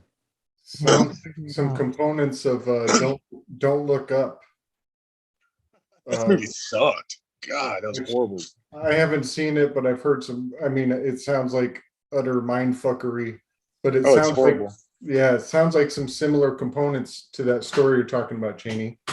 Like the people didn't believe the warning or didn't heed the warning, and so they got extra wiped out because of it, or something like that. What is Don't Look Up? Help me out, Snake. It's a movie, right? It's out It's a right movie now. on Netflix. Yeah, they got it on Netflix. And okay. Yeah, and it's like Leonardo DiCaprio. Yeah, a Yeah. couple of scientists figure out that like a comet's coming and gonna hit Earth, and they go to tell the president, and it's kind of like, should we panic Female the version of people or Trump. not? Yeah, should we panic or not? Should we panic or not the people? And then they decide, like, big business gets in between time, like how much money can we make Technocrat. off this, and how much, all that stuff. So I actually fell asleep during it, so I can't even talk about it. It's horrible. It's like, what are you guys doing? You're not even trying. Like, is this just you guys in a room and green screen? What the fuck? Just Leonardo DiCaprio and Jennifer Lawrence. Interesting. Yeah, she plays this jaded chick, Yeah, I and don't- Leonardo DiCaprio's like, this is probably his crowning achievement right here, because he's wanted to, I guess, is he a Scientologist or something? But that's a good question. I don't think it's so. terrible. It's terrible. It's so delusional, And then I was first I had when you brought up the Atlantis and the warning of people and why they were so bitter and jaded. Well, we might be getting warnings, but they do that Twilight language bullshit. Nobody's got the balls to stand up and go, hey, there's a comet on the way or anything like that. What's really going on is everyone's extremely selfish and thinking about their own agendas, that when there's a real crisis, that's probably important of the film, what a real crisis is versus a false crisis. And they present all these different like technocrats, the government. It also shows how the technocrats run the White House, and which is more interesting than anything else. And they don't actually tell anybody, so they play games with like Hollywood and little clues and stuff, and just revealing the method crap. You have to figure it out for yourself, and that's kind of that's the best we get. That's the best we get. And who cares if you panic everybody? Who cares? It's not your business what we do. If there's really a crisis or something happening, you need to let us know so we can act accordingly. You don't get to play your little underground dumb games and all this shit. Fuck you. I'm sorry. I just want to, man, I don't know who you people think you are. Maybe it's annoying. Panic, if real panic happened, like if like a comet were coming, or let's say the Earth, if the powers that be knew a finite day when the Earth was going to end, they lose all power the second we find out. Like they never lose had it in the all first borders, they lose all. I mean, they have it everywhere. it's like our complacency of sitting on our hands is why they have all the power. But the second that panic sets in, where people are worried about either like, I'm going to fuck myself to death because it's the end of the world, or what am I going to do about my kids? Or you like, I'm going to loot whatever weird thing people have going on because there's a week left to live. It's What a almost great way to go out. That'd be awesome. Just I like know. we I actually think like even if it but a week, even if it was a year, even if it was 10 years, if humanity knew, hey, 10 years we have proof a comet's coming and the news really informed everyone of that, everything would lose all its form. Like it would all Right. dissipate. Who's going to go to work? Who's going to care about you're like, whatever, I'm going to Canada if I want. I'm not even going to stop.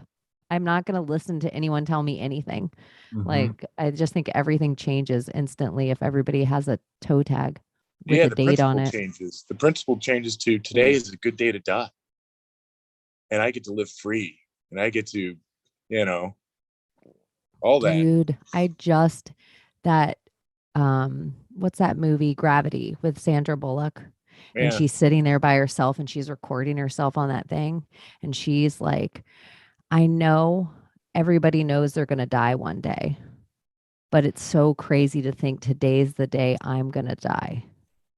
And it's like that heady moment of just sitting there and actually thinking, can you imagine just floating in infinity and being like, I'm going to freeze to death, run out of air, whatever the thing is. But today is the day you die and you know about it. When I died in 2012, the best feeling in the world that I know that was real was letting go. Yeah. It was letting nice. go, man. The fight, and then you just let go. And it's like, oh, it's like, Sometimes and then you let wake up and go, you're still on and Earth. sometimes it's What the removed from fuck? you. Who's that? Are we looking at Prince Andrew losing his military titles? No, I didn't even Stripped hear of his about real, huh? patronages and military titles. Is that true? They Yeah, did The that? Sun reports it as well. Yeah. Yep. It's been wiped. It also makes me think of why they wouldn't announce that the queen is dead, because if this falls to Andrew, it's going to eventually go to Charles, and who knows how deep in the royals it's going to bleed into everything, that they don't want to take the queen out. They're nervous about who they can even put in the monarchy if everybody's tied to Savile, tied to Epstein. This tied says to... Prince Andrew's military and royal patronages have been returned to the Queen, and we're asking for proof of her life. Is she alive? Nice. We prove it. Is this across the board on the news or just, but yeah. It's everywhere. Yeah. So interestingly, Wow. I did watch Kingsman because I'm like so into this ultra violence. That film series is just like ultra violence, you know? It's, Yep. and it's tough, but this one, they're rewriting history. So they put in this World War One. It's post World War One. And dude, they've got King Philip. They've got the Tsar, you know, some really sick shit. What's his name plays Rumpelstiltskin? What's his name? Rasputin. And anyhow, wow. They even Wow. they put it in the movie. He goes, we had to change our name because they're all brothers. They're all infighting. All the kings, they're all infighting, right? And they show them in a light that they're very immature, but at the same time they're all just infighting because they got huge egos. Yeah. But they put things in there like he's like, yeah, we had to change our name because of this war. And now we had to change our German name to I forget what it was because it's 3 a.m. Malbatten. Yeah, they're putting that shit in film. And now you want to talk about rewriting? I don't know what they're doing, man. They don't even take their own shit seriously. How many Kingsmen are there? 6 by any chance? In the movie? Yeah. I'm gonna go back on that one because I'm waiting for a better. I had the cinema version because I don't give Hollywood any of my movie money. I just I was watching- really believe that the Vikings are really just something about 6 kings. Six I just kings. can't get over it. Yep. Yes. So anytime I hear something about the Kingsmen or Kingsmen or even Knights of the Round Table ideas, I always just wonder if it's 6 kings. Because if you were really going to sit at a round table, there would be no such thing as King Arthur. The second he sat down, he would be of equal to the other kings sitting at the table. So I just think there has to be a different idea somewhere. That idea is broken of a round table and a king taking a seat at it. So well, I've been researching Romanovs for the last year, and the czars and all that stuff. So Ivan the Terrible, and whatever you'll recognize when I bring that up, he claimed that he was of the Roman Empire, and even tried to marry Elizabeth. So all that stuff was going on with John Dee and them, and all this stuff. You see all this infighting of these families, But when you look at the Russian end of it, it almost seems like seems so similar to now. Like they had insurrections all the time. They were having their palaces and they're raided by the people, and all that stuff was going on. They talk about their money through the Romanovs and the struggles they had trying to control currency and all that. But even then, they're claiming to be the Roman Empire. They're doing all this stuff. It's like are the Romanovs the gypsies? Are the Romanovs the gypsies?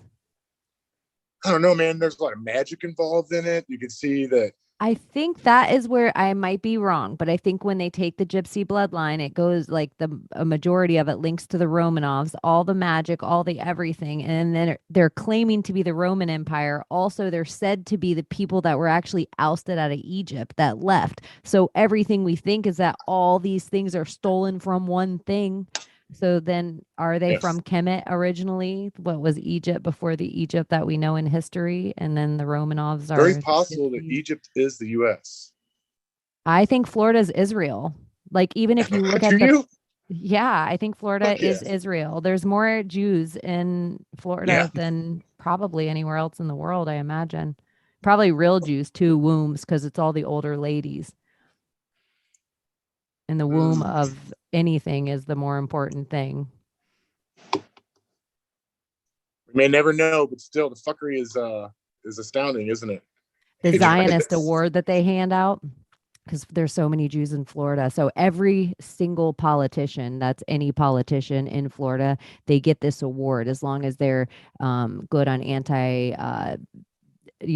anti-Semitic stuff, and they're like doing all their P's and Q's, they get this award. If you look at this Zionist award for Florida, it actually has Israel and Florida like across the Star of David. So the way they're laid, they're like the bottom part of the triangle. I'm gonna pull up the picture of this Zionist award. It's so creepy. Are they sister cities? So they have relation between a city and Israel. Well, even when those two buildings fell in Miami, Israel sends people over to the state of Florida, and they sit and watch the whole entire crime scene get taken apart and decide that we do an okay job with it. They're both on the 33rd degree parallel. They're linked by the 33rd. Israel or Palestine and Florida. It's my understanding of the Zionist people, but that's just like a movement. I would say the Hebrews, they're etherical. They don't have a root. They're not really rooted. So their obsession with this Jerusalem thing, it's like Jerusalem's supposed to, there is no Jerusalem physical place. It's an actual, it's a heavenly place. So, but they're playing out, they don't know why, it seems like. Space Jews. Israel. Spaceballs. She's a Jewish princess. Anyway. So I swear it's like they're obsessed with it because they have no root. When you look at Ben's Odin he puts back the root at the bottom of his Odin and then you compare it to the Kabbalah tree, you can see that they've taken their root out. So this concept, like we're all suffering these bastards they don't even know what the fuck they're doing. They're like, so apparently Jerusalem was in Russia too. So there's always been this battle of where Jerusalem is. And these guys are obsessed with it. Hey man, you were told it's not a physical place. Quit, your Greater Israel project has caused so much trouble. If we wanted to send you into hiding, would we really tell the world where we put you? Right. Like if that was a real thing, it's almost like Israel could be as CIA as North Korea. Yep. And what a perfect thing. You do it all under the guise after World War II that you're protecting a certain people, and all you do is put a foothold right in the Middle East, which that's all America wants anyway. Or America, whoever the powers that be. Yeah. Hey man, if you campaign to not be in World War One and you win, and then you go to World War One, why would that be? Oh, who is he surrounded by? You know, this is 100 years. We've completed that Neil Howell generational cycle, you know, after 2011. Apparently we're in the first turning. So if we really look at this stuff, and I'm not emotionally invested in it as much as people would accuse you. You're like, you're hateful and all that stuff. No, I'm not. I'm frustrated because you see this stuff replaying all the time and you see the fuckery, you know, and I'm in the middle of it. We're trying to live our lives and stuff. We're the actually grounded, rooted people. And, you know, somehow we're just trash and, you know, we're the peasant class, or, you know, you hear terms like goyim and stuff. I'm not like, who's calling me a goyim? Why am I? So you look at this stuff, and then lo and behold, you see all this fuckery. It's like, okay, there's you get your two languages, you know, you got the language of them and then us, or the two different versions of history. And, you know, I've got to get grounded somehow, people, you know, whoever you are. I can make claims too. I can get a flag. I can write all this stuff. I can write my own Bible if I want to. I can create my own cosmology too. I'm not impressed. But for us to be in the middle of it, and Alden Adelson, that dude was taking all the dope money and throwing it through Las Vegas and sending it tax-free to Israel because he was a dual citizen, and that's how you fucking money launder. They don't get audited. They can send as much money as they want to the homeland for their cause, and they never ever get, because who runs probably the IRS? You know, my friends are fucking dead because of that shit. And I've got some art here, and maybe we'll have an art auction. So let me show you some art options we have tonight. Do you like this one? You like, That's so beautiful. Oh my God. Some other art behind it. NFT These are the Kelpie kitties. monuments from above. I wonder who made it. So this is Falkirk, Scotland, directly above where the heads of these horses emerge from the earth. And we've got some interesting shapes here. Can you see my mouse kind of highlighting some of them? Yeah, that looks like a cigar cutter. It does look like a cigar cutter. Yeah, You're right. That totally has the Mickey Mouse. Yeah, circumcision tools. And then this other image here, we'll just Circumcision kind of leave tools. that there, and you can take a peek at that Oh, one. is that it? Wow. So now that they're together, we see here two Kelpie heads.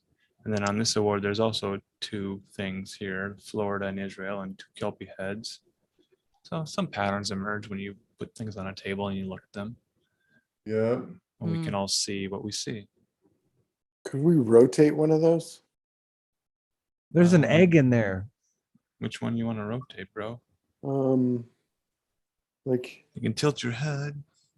That Yeah. Atlantean mythos is that the Hebrews were time travelers, and so they filled in a spot on Atlantis, and that would be interesting, whole different. And it was like the young Atlantean psyche energy versus the old Martian energy, and then these Hebrews come in and just kind of watched it from afar unfold. And Atlantis has risen and fallen, just as Jerusalem would be falling from heaven Mm-hmm. or rising up to meet heaven. Interesting. I had a trade to get through that. Two horses. Remember the You're hard. blue beam that came out of the Jerusalem Yeah. Capitol? It was out of the Dome of the Rock, wasn't it? Yeah. Like that, are you talking about the UFO thing? video? Yeah, it was just like a big. Yeah. It was a few camera angles. Now looking at it with my human vibration brain, I'm like, I don't know. I don't believe Yeah. anything anymore. I don't know if I believe it anymore either. Who was that woman you were speaking about earlier? I just woke up from a nap. She does Realize Radio. She has a podcast, and then she really just a Twitter personality, and she dissects her brain sees things in a very computerized, numbered way. Realize Radio? Yeah. This is the Instagram image from my phone. I'll have to check her out on Twitter. Oh yeah, she has this part of the flu one right on her last story. Mm-hmm. Nice. That's not it.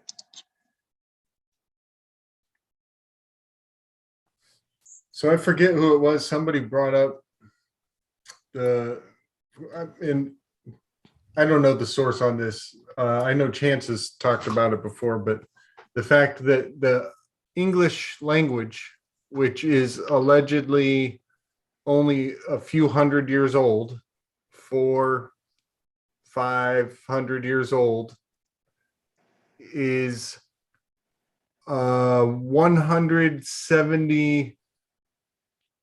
No, it's a million. It's a million words, just under a million words in the English language.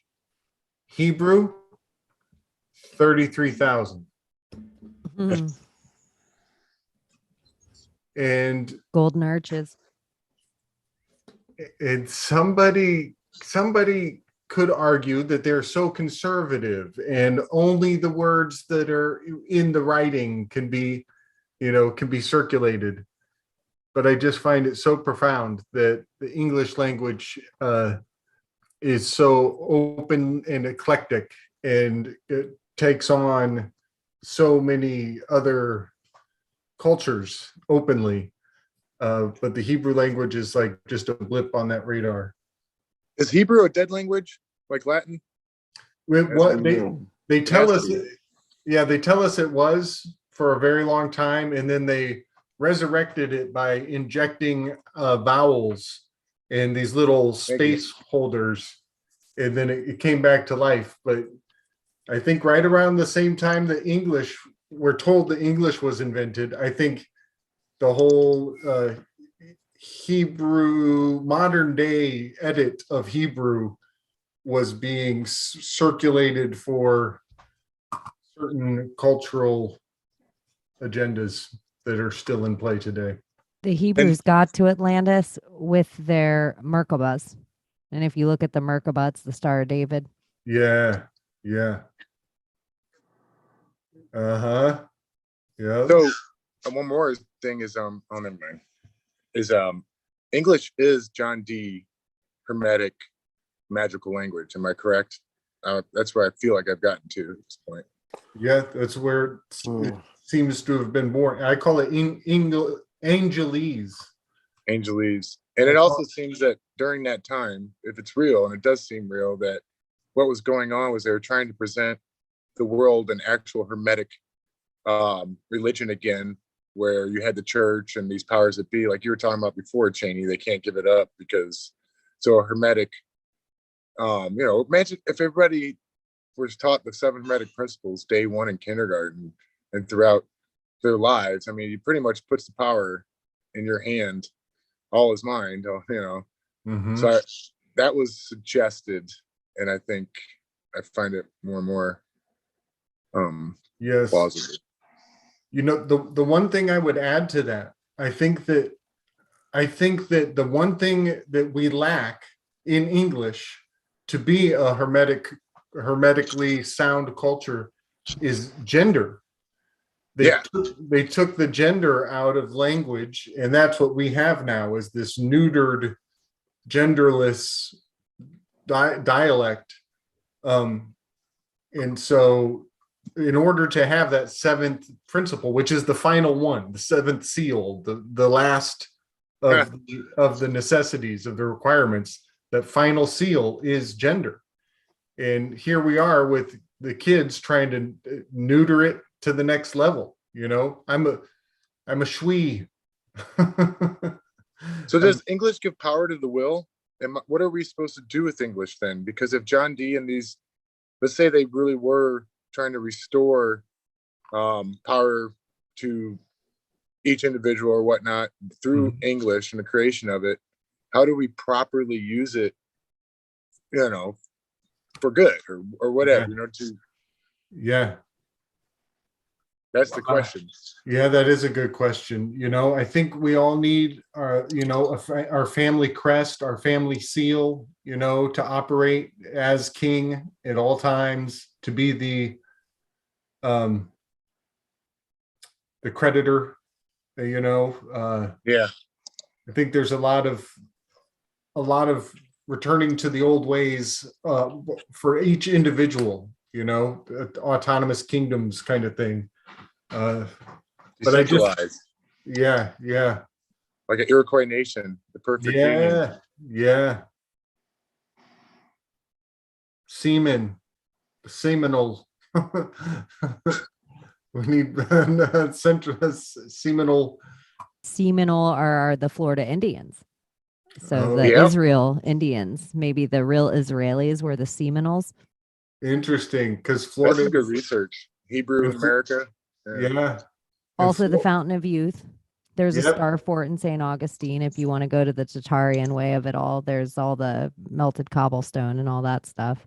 Yep. I do really believe if you just stare at a map and you look at Cuba and the way it attaches with the Yucatan Peninsula, there is no reason to not believe that the Gulf of Mexico is the biggest freshwater lake on the planet and that they flooded it somehow. Even the way the tides are in there, even the way the whole entire jet stream, they did something to that area. And I think they're still fucking with it now. That's why they allow all the dredging to go on in the Gulf. So where did the Civil War start? What battle? It's in Alabama. It was a sea battle. Nobody? I don't know. There's a lot going on there in the Gulf. Yeah. And then where do we got our you know, the Gulf War, not the Gulf War, jeez. The oil spill. I was there. We went down there and things were happening, but Think of the magic. Think of hoodoo. Think of voodoo. Think of Santeria. Think of any of these island things, all the way from Haiti to Cuba, all the way around to Mexico, all the way. It's like this, whatever was happening around this circle. And it just logically, does the United States, does every single type of person come to the United States, or does eventually the people of the United States all split off and go to other places? Every other country looks like the country of the name of the people, but the United States looks like the Michael Jackson black and white video. It's like ching, and now I get dreadlocks. So the now I sense get that I long have hair. is- Now I'm a Braxis. so that sense I have within myself that I am not an immigrant, that I'm actually native to this land. Yeah. That yeah. And it doesn't mean that my family didn't immigrate here. What it means is they re-immigrated back to the United States or America or Well, Turtle if you Island or whatever. think about even African American culture for what we know now. If you call them a slave and tell them all that they came over from a land that they'll never know, it's easier to get them to work if they say the people that were native to America would have rather not been rooted. killed dead than ever lift up there. So one generation, you just tell them you're not from here. So they didn't just do that to slaves. They did it to pilgrims. They did it to Vikings. They did it to anyone you talk about. They made everyone feel like this land isn't theirs. And then the one people they told that this land was theirs, they shoved them in the worst parts of this land. So it's screwy. It's probably, I think the Grand Canyon's probably the real Egypt. Yeah. There's something about Palestine, Texas, Palestine. There's something about Georgia, and then Georgia, the country and the state, Atlanta, Atlantis. Yeah. 13 original colonies. That's a ritual. That's not anything but a ritual. Yeah. Phoenix wasn't named that for no reason. Right.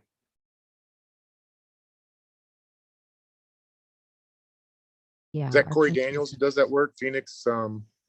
Yeah. Is that He's who great. that was? Corey Daniels. I need to look into that because I remember listening to him a long time ago. Yeah. And the I other part forgot with to go back because I wanted to see where that place, what he thought of that place, that pyramid thing that Lindsay and Johnny and I went to in Phoenix. It's fucking weird, dude. It is so weird. So we I met them at the park. It's a hole in the rock park. It's this natural hole in some sandstone rock cliff or something. And they've built a park around it. But at the top of that thing, right next to it, is a pyramid.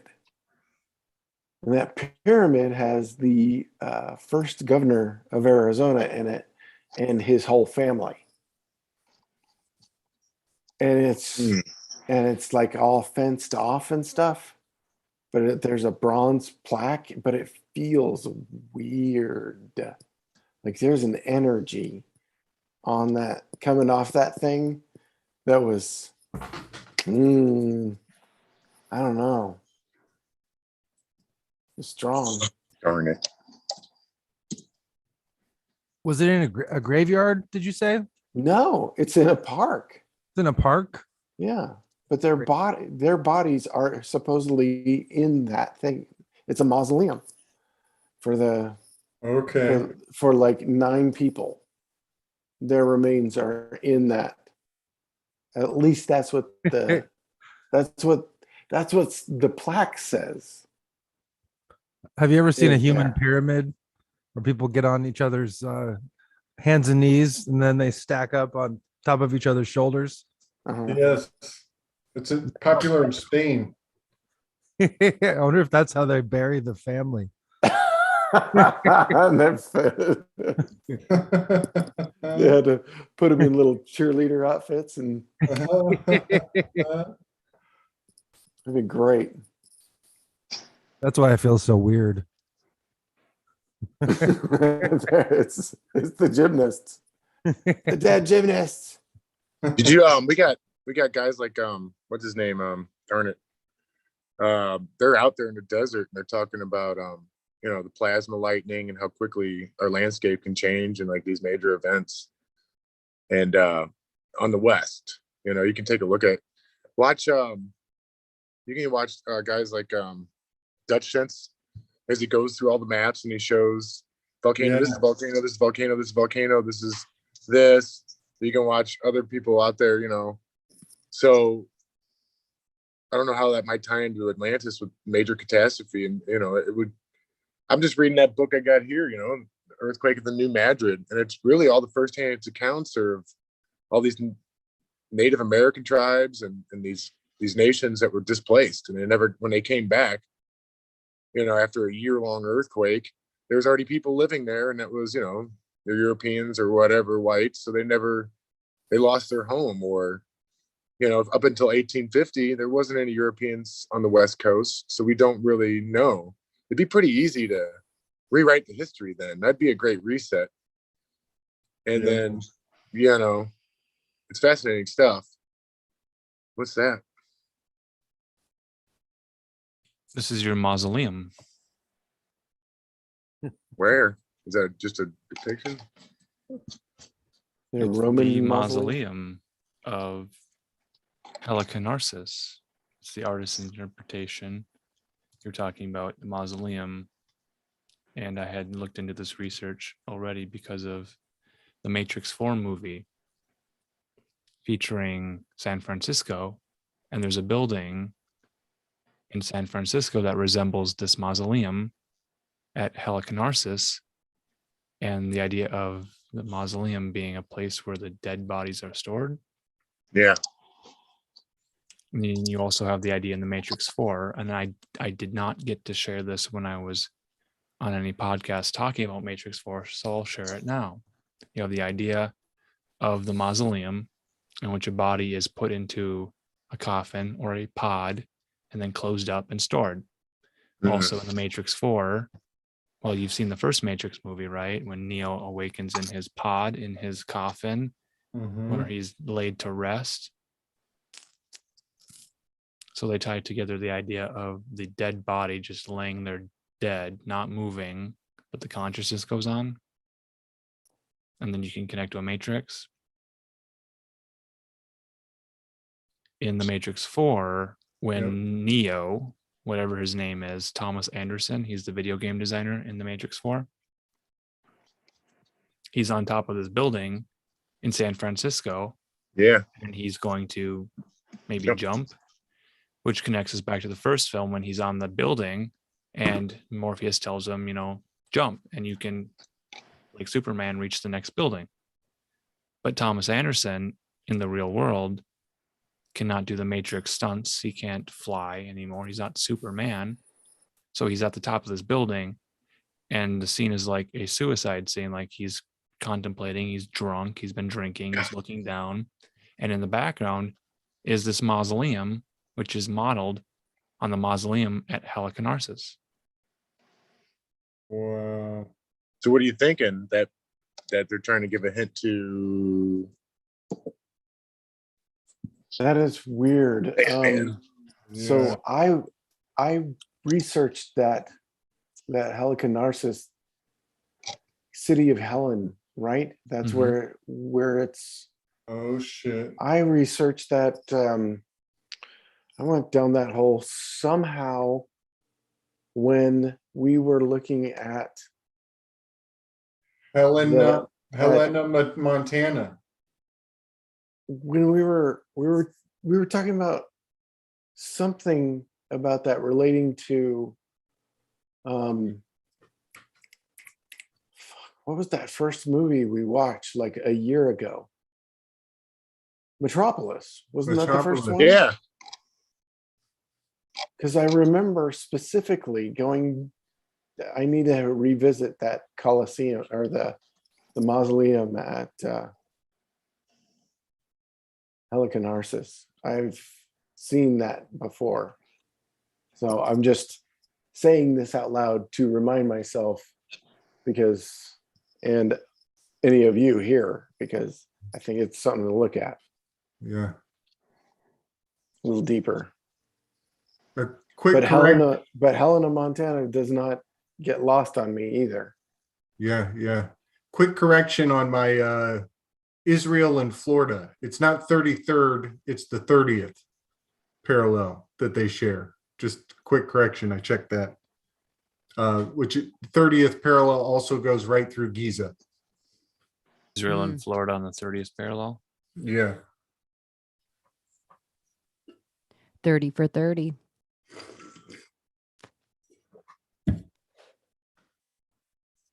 Which is a great series if you guys are into sports. I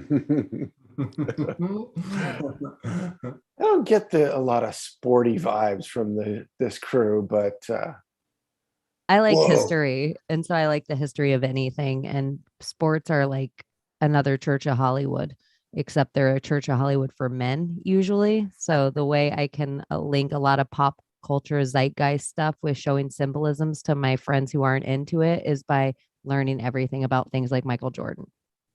And so then it's like, oh, look at all these symbolisms I can throw into your hero too. Because if I try to do it with, Lady Gaga, they're like, I don't care about her. She could be eating babies for all I know. But if I do it with Michael Jordan and I'm like, he killed his dad. It's a whole different thing. Yeah, that documentary was weird. Like it didn't answer anything. Did you watch that? I think it was a Netflix or Amazon series. No, but I watched the way they all worship. I mean, they literally walked in Nike shoes with Michael Jordan. Like they're the first $100 shoes. They killed how many people blaming it on sneakers? It's like the wing on the shoe, the Nike swoosh, the Saturn. It's Michael Jordan. He's the Bulls. He's 23, the 33rd, the flu game where he got 33 points, the flu of it all again. He has a huge gambling problem. I think that not only did he get his dad killed because of the gambling problem, he also had to quit basketball and play baseball for the gambling problem. Wow. That's brilliant. Yeah, because he was trying to retire. Lost the bet. Had to go play Yeah, he baseball. lost the bet. Yep. Yeah, and I also think he had a weird ego that sometimes basketball is one of the easiest games to rig. And I think he had a weird ego sometimes where he was maybe even supposed to throw games and Yeah. he couldn't. And that maybe got his father killed. That makes sense. How the world really works, folks. Yeah. Kobe Bryant's record doesn't get broken the day he dies. Like that doesn't happen. Like it's just like not in this ridiculous world, but they do everything with basketball. If you were going to link something, everything with the NBA has to do with China, everything with the way they put in the Space Jam of it all. Now we have LeBron James, which used to be Michael Jordan. When we talk about them breaking records, you can usually take their symbolisms, where the towns are, even the way they're like, oh, look at, they built this game because they were playing in a peach bucket. Like the whole entire story, everything about basketball. It's almost ways to, you could see how Kings and like the whole with football too, with so many American sports, but the gladiator, the bread and circus of it, like here's my big Nephilim versus your big Nephilim. Are you not entertained? Yeah. You know, Kobe was Kennedy and LBJ was LeBron James. Whoa. They just passed the crown. And if you think about everything, even down to the narrative of the coronavirus, everything started with basketball. Basketball shut down. LeBron comes out and says, even think of Trayvon Martin. Think of everything that's been put through our zeitgeist that basketball runs through, because nobody's suspecting of the sports stars when they say it. Right. Right. And for some reason, the basketball stars have been the stars. Well, I mean, all the Nike stars specifically, but basketball are like the ones in sports. I took a look at Double Jeopardy with Jean-Claude Van Damme and what's his name about a month ago. It's so cheesy. Is that where he's got a twin? Where there's two Jean-Claude Van Dammes? No, it's with the basketball player, the one flamboyant one. He goes and saw Dennis Rodman. Dennis Another Rodman. Chicago Bull, actually. Yeah. And And if they were going to golden arches us, remember the three-peat. That was the first time we heard that in the zeitgeist. They three-peat. They were going to three-peat. And then it just became a thing that happened in basketball. Yeah. Do people just think that he just went to Korea on a whim, or what do people think that he was doing other than fucking rigging some shit? Like, you don't go to fucking North Korea as a guest of the president because he's just a really big fan of basketball. Right. Bullshit. For 30 days. Yeah. He was all butthurt because people are pissed at him. Fuck you, weirdo. Maybe Kazakhstan, something like in North Korea. I just was on Human Vibrations Twitter. It's awesome, by the way. And then she's got a photo of the Kazakhstan president, which I'm listening to the news, but it never dawned on me to take a look. Look at this dude. This is for real. What the fuck is that? Is that Jabba the Hutt? That's the Kazakhstan president that fled, I guess, and all that wag the dog shit. I hope it's not real, but holy makeup jobs. What the fuck are we looking at there? Yeah, it looks like because the Kazakhstan president. Oh my good Yeah, lord. let me bring that up for our blind viewers, not in the telegrams. What the heck? That is a tripped out looking character. That looks like one of the characters from Spaceballs. Like the lizard person. That's the first movie I saw in theaters. Nice. Really? Nice. I think it might have been one of mine too. Yeah. Yeah. It's great. I love. Oh, and where love do we that get movie. Max Brooks? Who's Max Brooks? You know who Max Brooks is? Yeah, he's the son of Mel Brooks And author of World War Z. The Oral History of the Zombie War, which Oh, originated from the Three Gorges Dam in China. Yeah. Dude, when that Dude. book came out, yeah. I think that's Yeah. Rosie O'Donnell. No. Dude. That is I'm doing it side by side. that is so weird. This is something else is bizarre. So like, I'm trying to teach my son some history, and so I put on Little Big Man, one of my favorites, and it starts off with an award-winning, like they won an Oscar award for this. You never see anything like it. It was Dustin Hoffman is playing the character right off the bat. He's 121, and he's got the old man. This is like 1972. It is the best makeup I've ever seen, even to this day. You know, it's just, I'm like, God, it's so easy to fool us. There's no way you wouldn't even question that makeup. Yeah. We are chickens. What'd you say? We're chickens, easily manipulatable. Yes. I'm not. I don't know what it is. I never bought into any of it. I had the worst There time. it is. What is Yeah, that? That's pretty hot. Yeah, that's Dan vagina. China. And look at Rosie O'Donnell there. You don't even want to see her that way. It's not right. It's that movie. Exit. Not fucking right. God, that Undercover. was weird. She couldn't have been comfortable doing that. She does not look comfortable. It's a humiliation ritual for her. Total. Totally. And she was an MTV. Oh my gosh, I hate it. I'm sorry. I just became straight. Was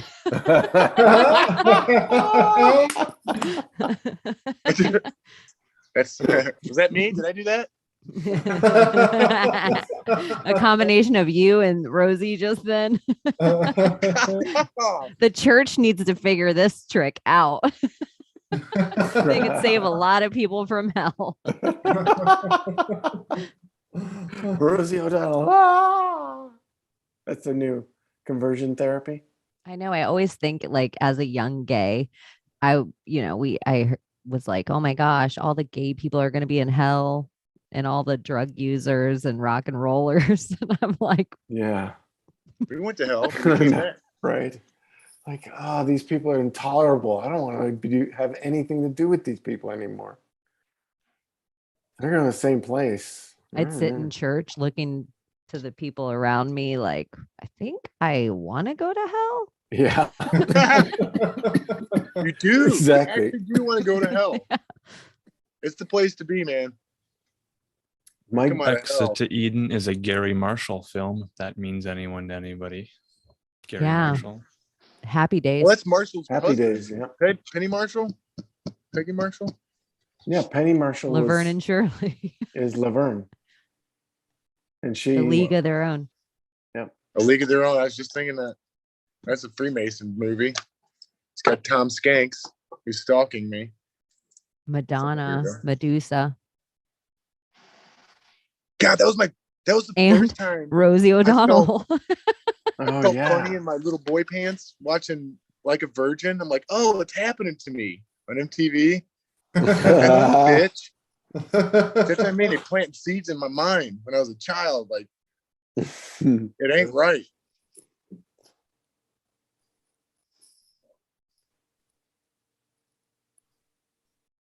Wow, that's crazy, man. I'm loving this Human Vibrations. This is great. Yeah, so I'm seeing Gary Marshall and I'm also seeing Henry Winkler at the same time. You know, the Fonz. Does anybody else see Gary Marshall and That's so weird. Oh, yeah, they do look like templates. Well, I got another picture like this. I wonder if it came from her. It's Gates's partner and the actor, what's his name? Side by side. Melinda, Kevin Kline. Kevin Kline. Yeah. So they shut down. COVID shuts down Hollywood, and now we're getting these trashy, really badly made films like Don't Look Up. It looks like they made it in 3 weeks in some kind of warehouse or something with CGI. And meanwhile, what are all the actors doing? They're doing this. They're really cranking out right? Because is that what's happening? They all have a weird eye. Look at that eye. Yeah.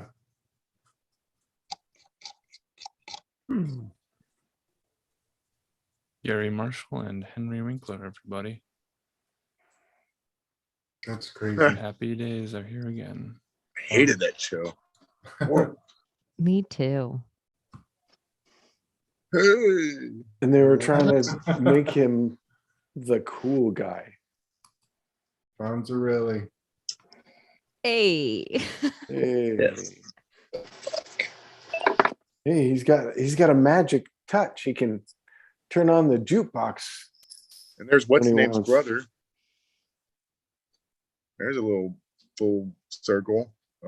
Well, his other creepy brother was in there too. He was in and out of Happy Days. What? Austin Powers. Good Lord. Dude, I might have to sign up to Twitter after forever for this. This is great. What's the Kazakhstan guy's name? Rosie O'Donnell's the president of Kazakhstan. Yeah. Gotta do something with her. Oh.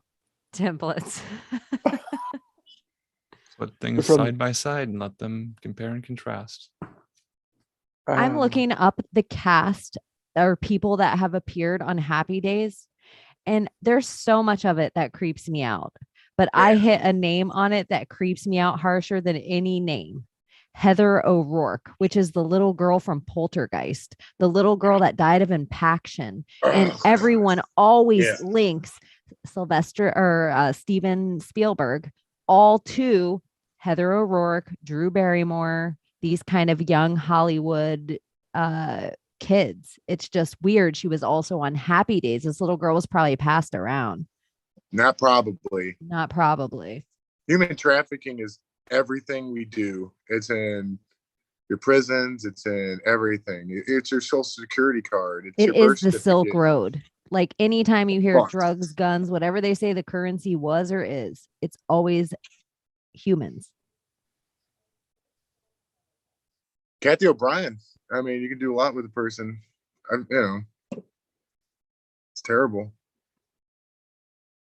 I think that what Larry Flint made that film Caligula. I think that's a documentary. He's trying to show you. It's the same then as it was now. It's like it starts off with Peter O'Toole. It's Oh my so God. fucked.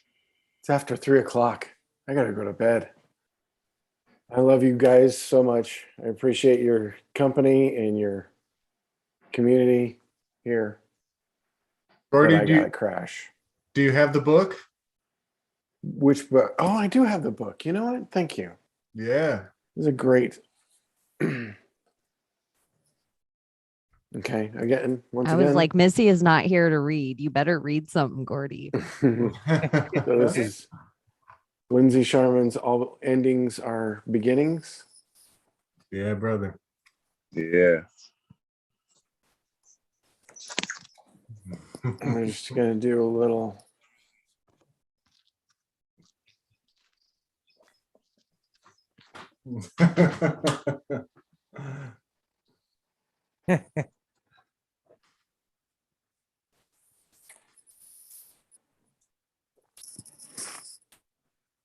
Our lives rise and fall to the beat of some drum we've often never noticed ourselves listening to. The wind back and forth, up and down, and always seem to come back to the same truth, reminding ourselves of what we forgot so very long ago. Repetition is one key to truly knowing a thing and experiencing another.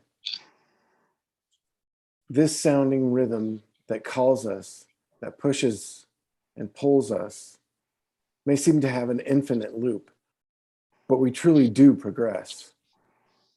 The loop is not a loop, but a spiral, and we spiral ever tighter toward the truth. Never give up, never fall down without getting up, back up.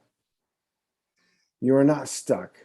You are always spiraling ever upward in grand coalescence of your highest truth. Master the crests Master the crests and troughs and watch yourself rise ever upward. Nice, man. Nice. Very nice. So with that, the spirals, almost like they were talking about fractals.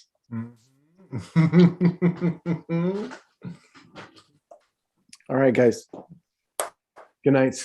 I appreciate love, you all. Marty. Thank Good you. Love you. Good morning. Much love, spiders. It was Rocking it all awesome. out. Yeah, great show, you guys. Thanks for coming on here. Are there any loose noodles we need to slurp up before they go bad? Good to talk to you, Cheney, finally. You're Oh, awesome. yeah. I feel like we hung out before. No, Maybe I no, just don't go watched that. you on the spiders before and just felt like I was here. It's all one long fever dream. Yeah. The flu. Well, speaking of long fever dreams, we live in your mind. Good night. Nice web, Mr. Crackspider. Nice web, Mr. Crackspider. Nice web, Mr. Crackspider. Nice web, Mr. Crackspider. Nice web, Mr. Crackspider. The web structure was not affected. Bug spider, Mr. Crackspider. Nice web, Mr. Crackspider.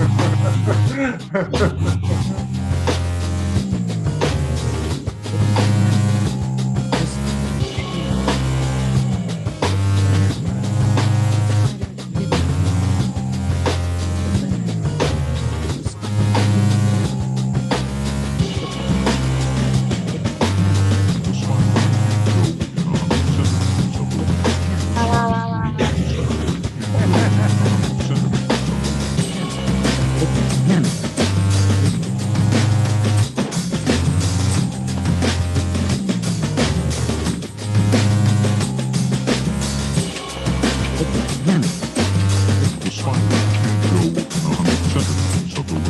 The spider will be found in it and raised over 100 young. The mate got a restraining order, and now the spider can't go within 100 centimeters of the web. The spider built a web, found the mate, and raised over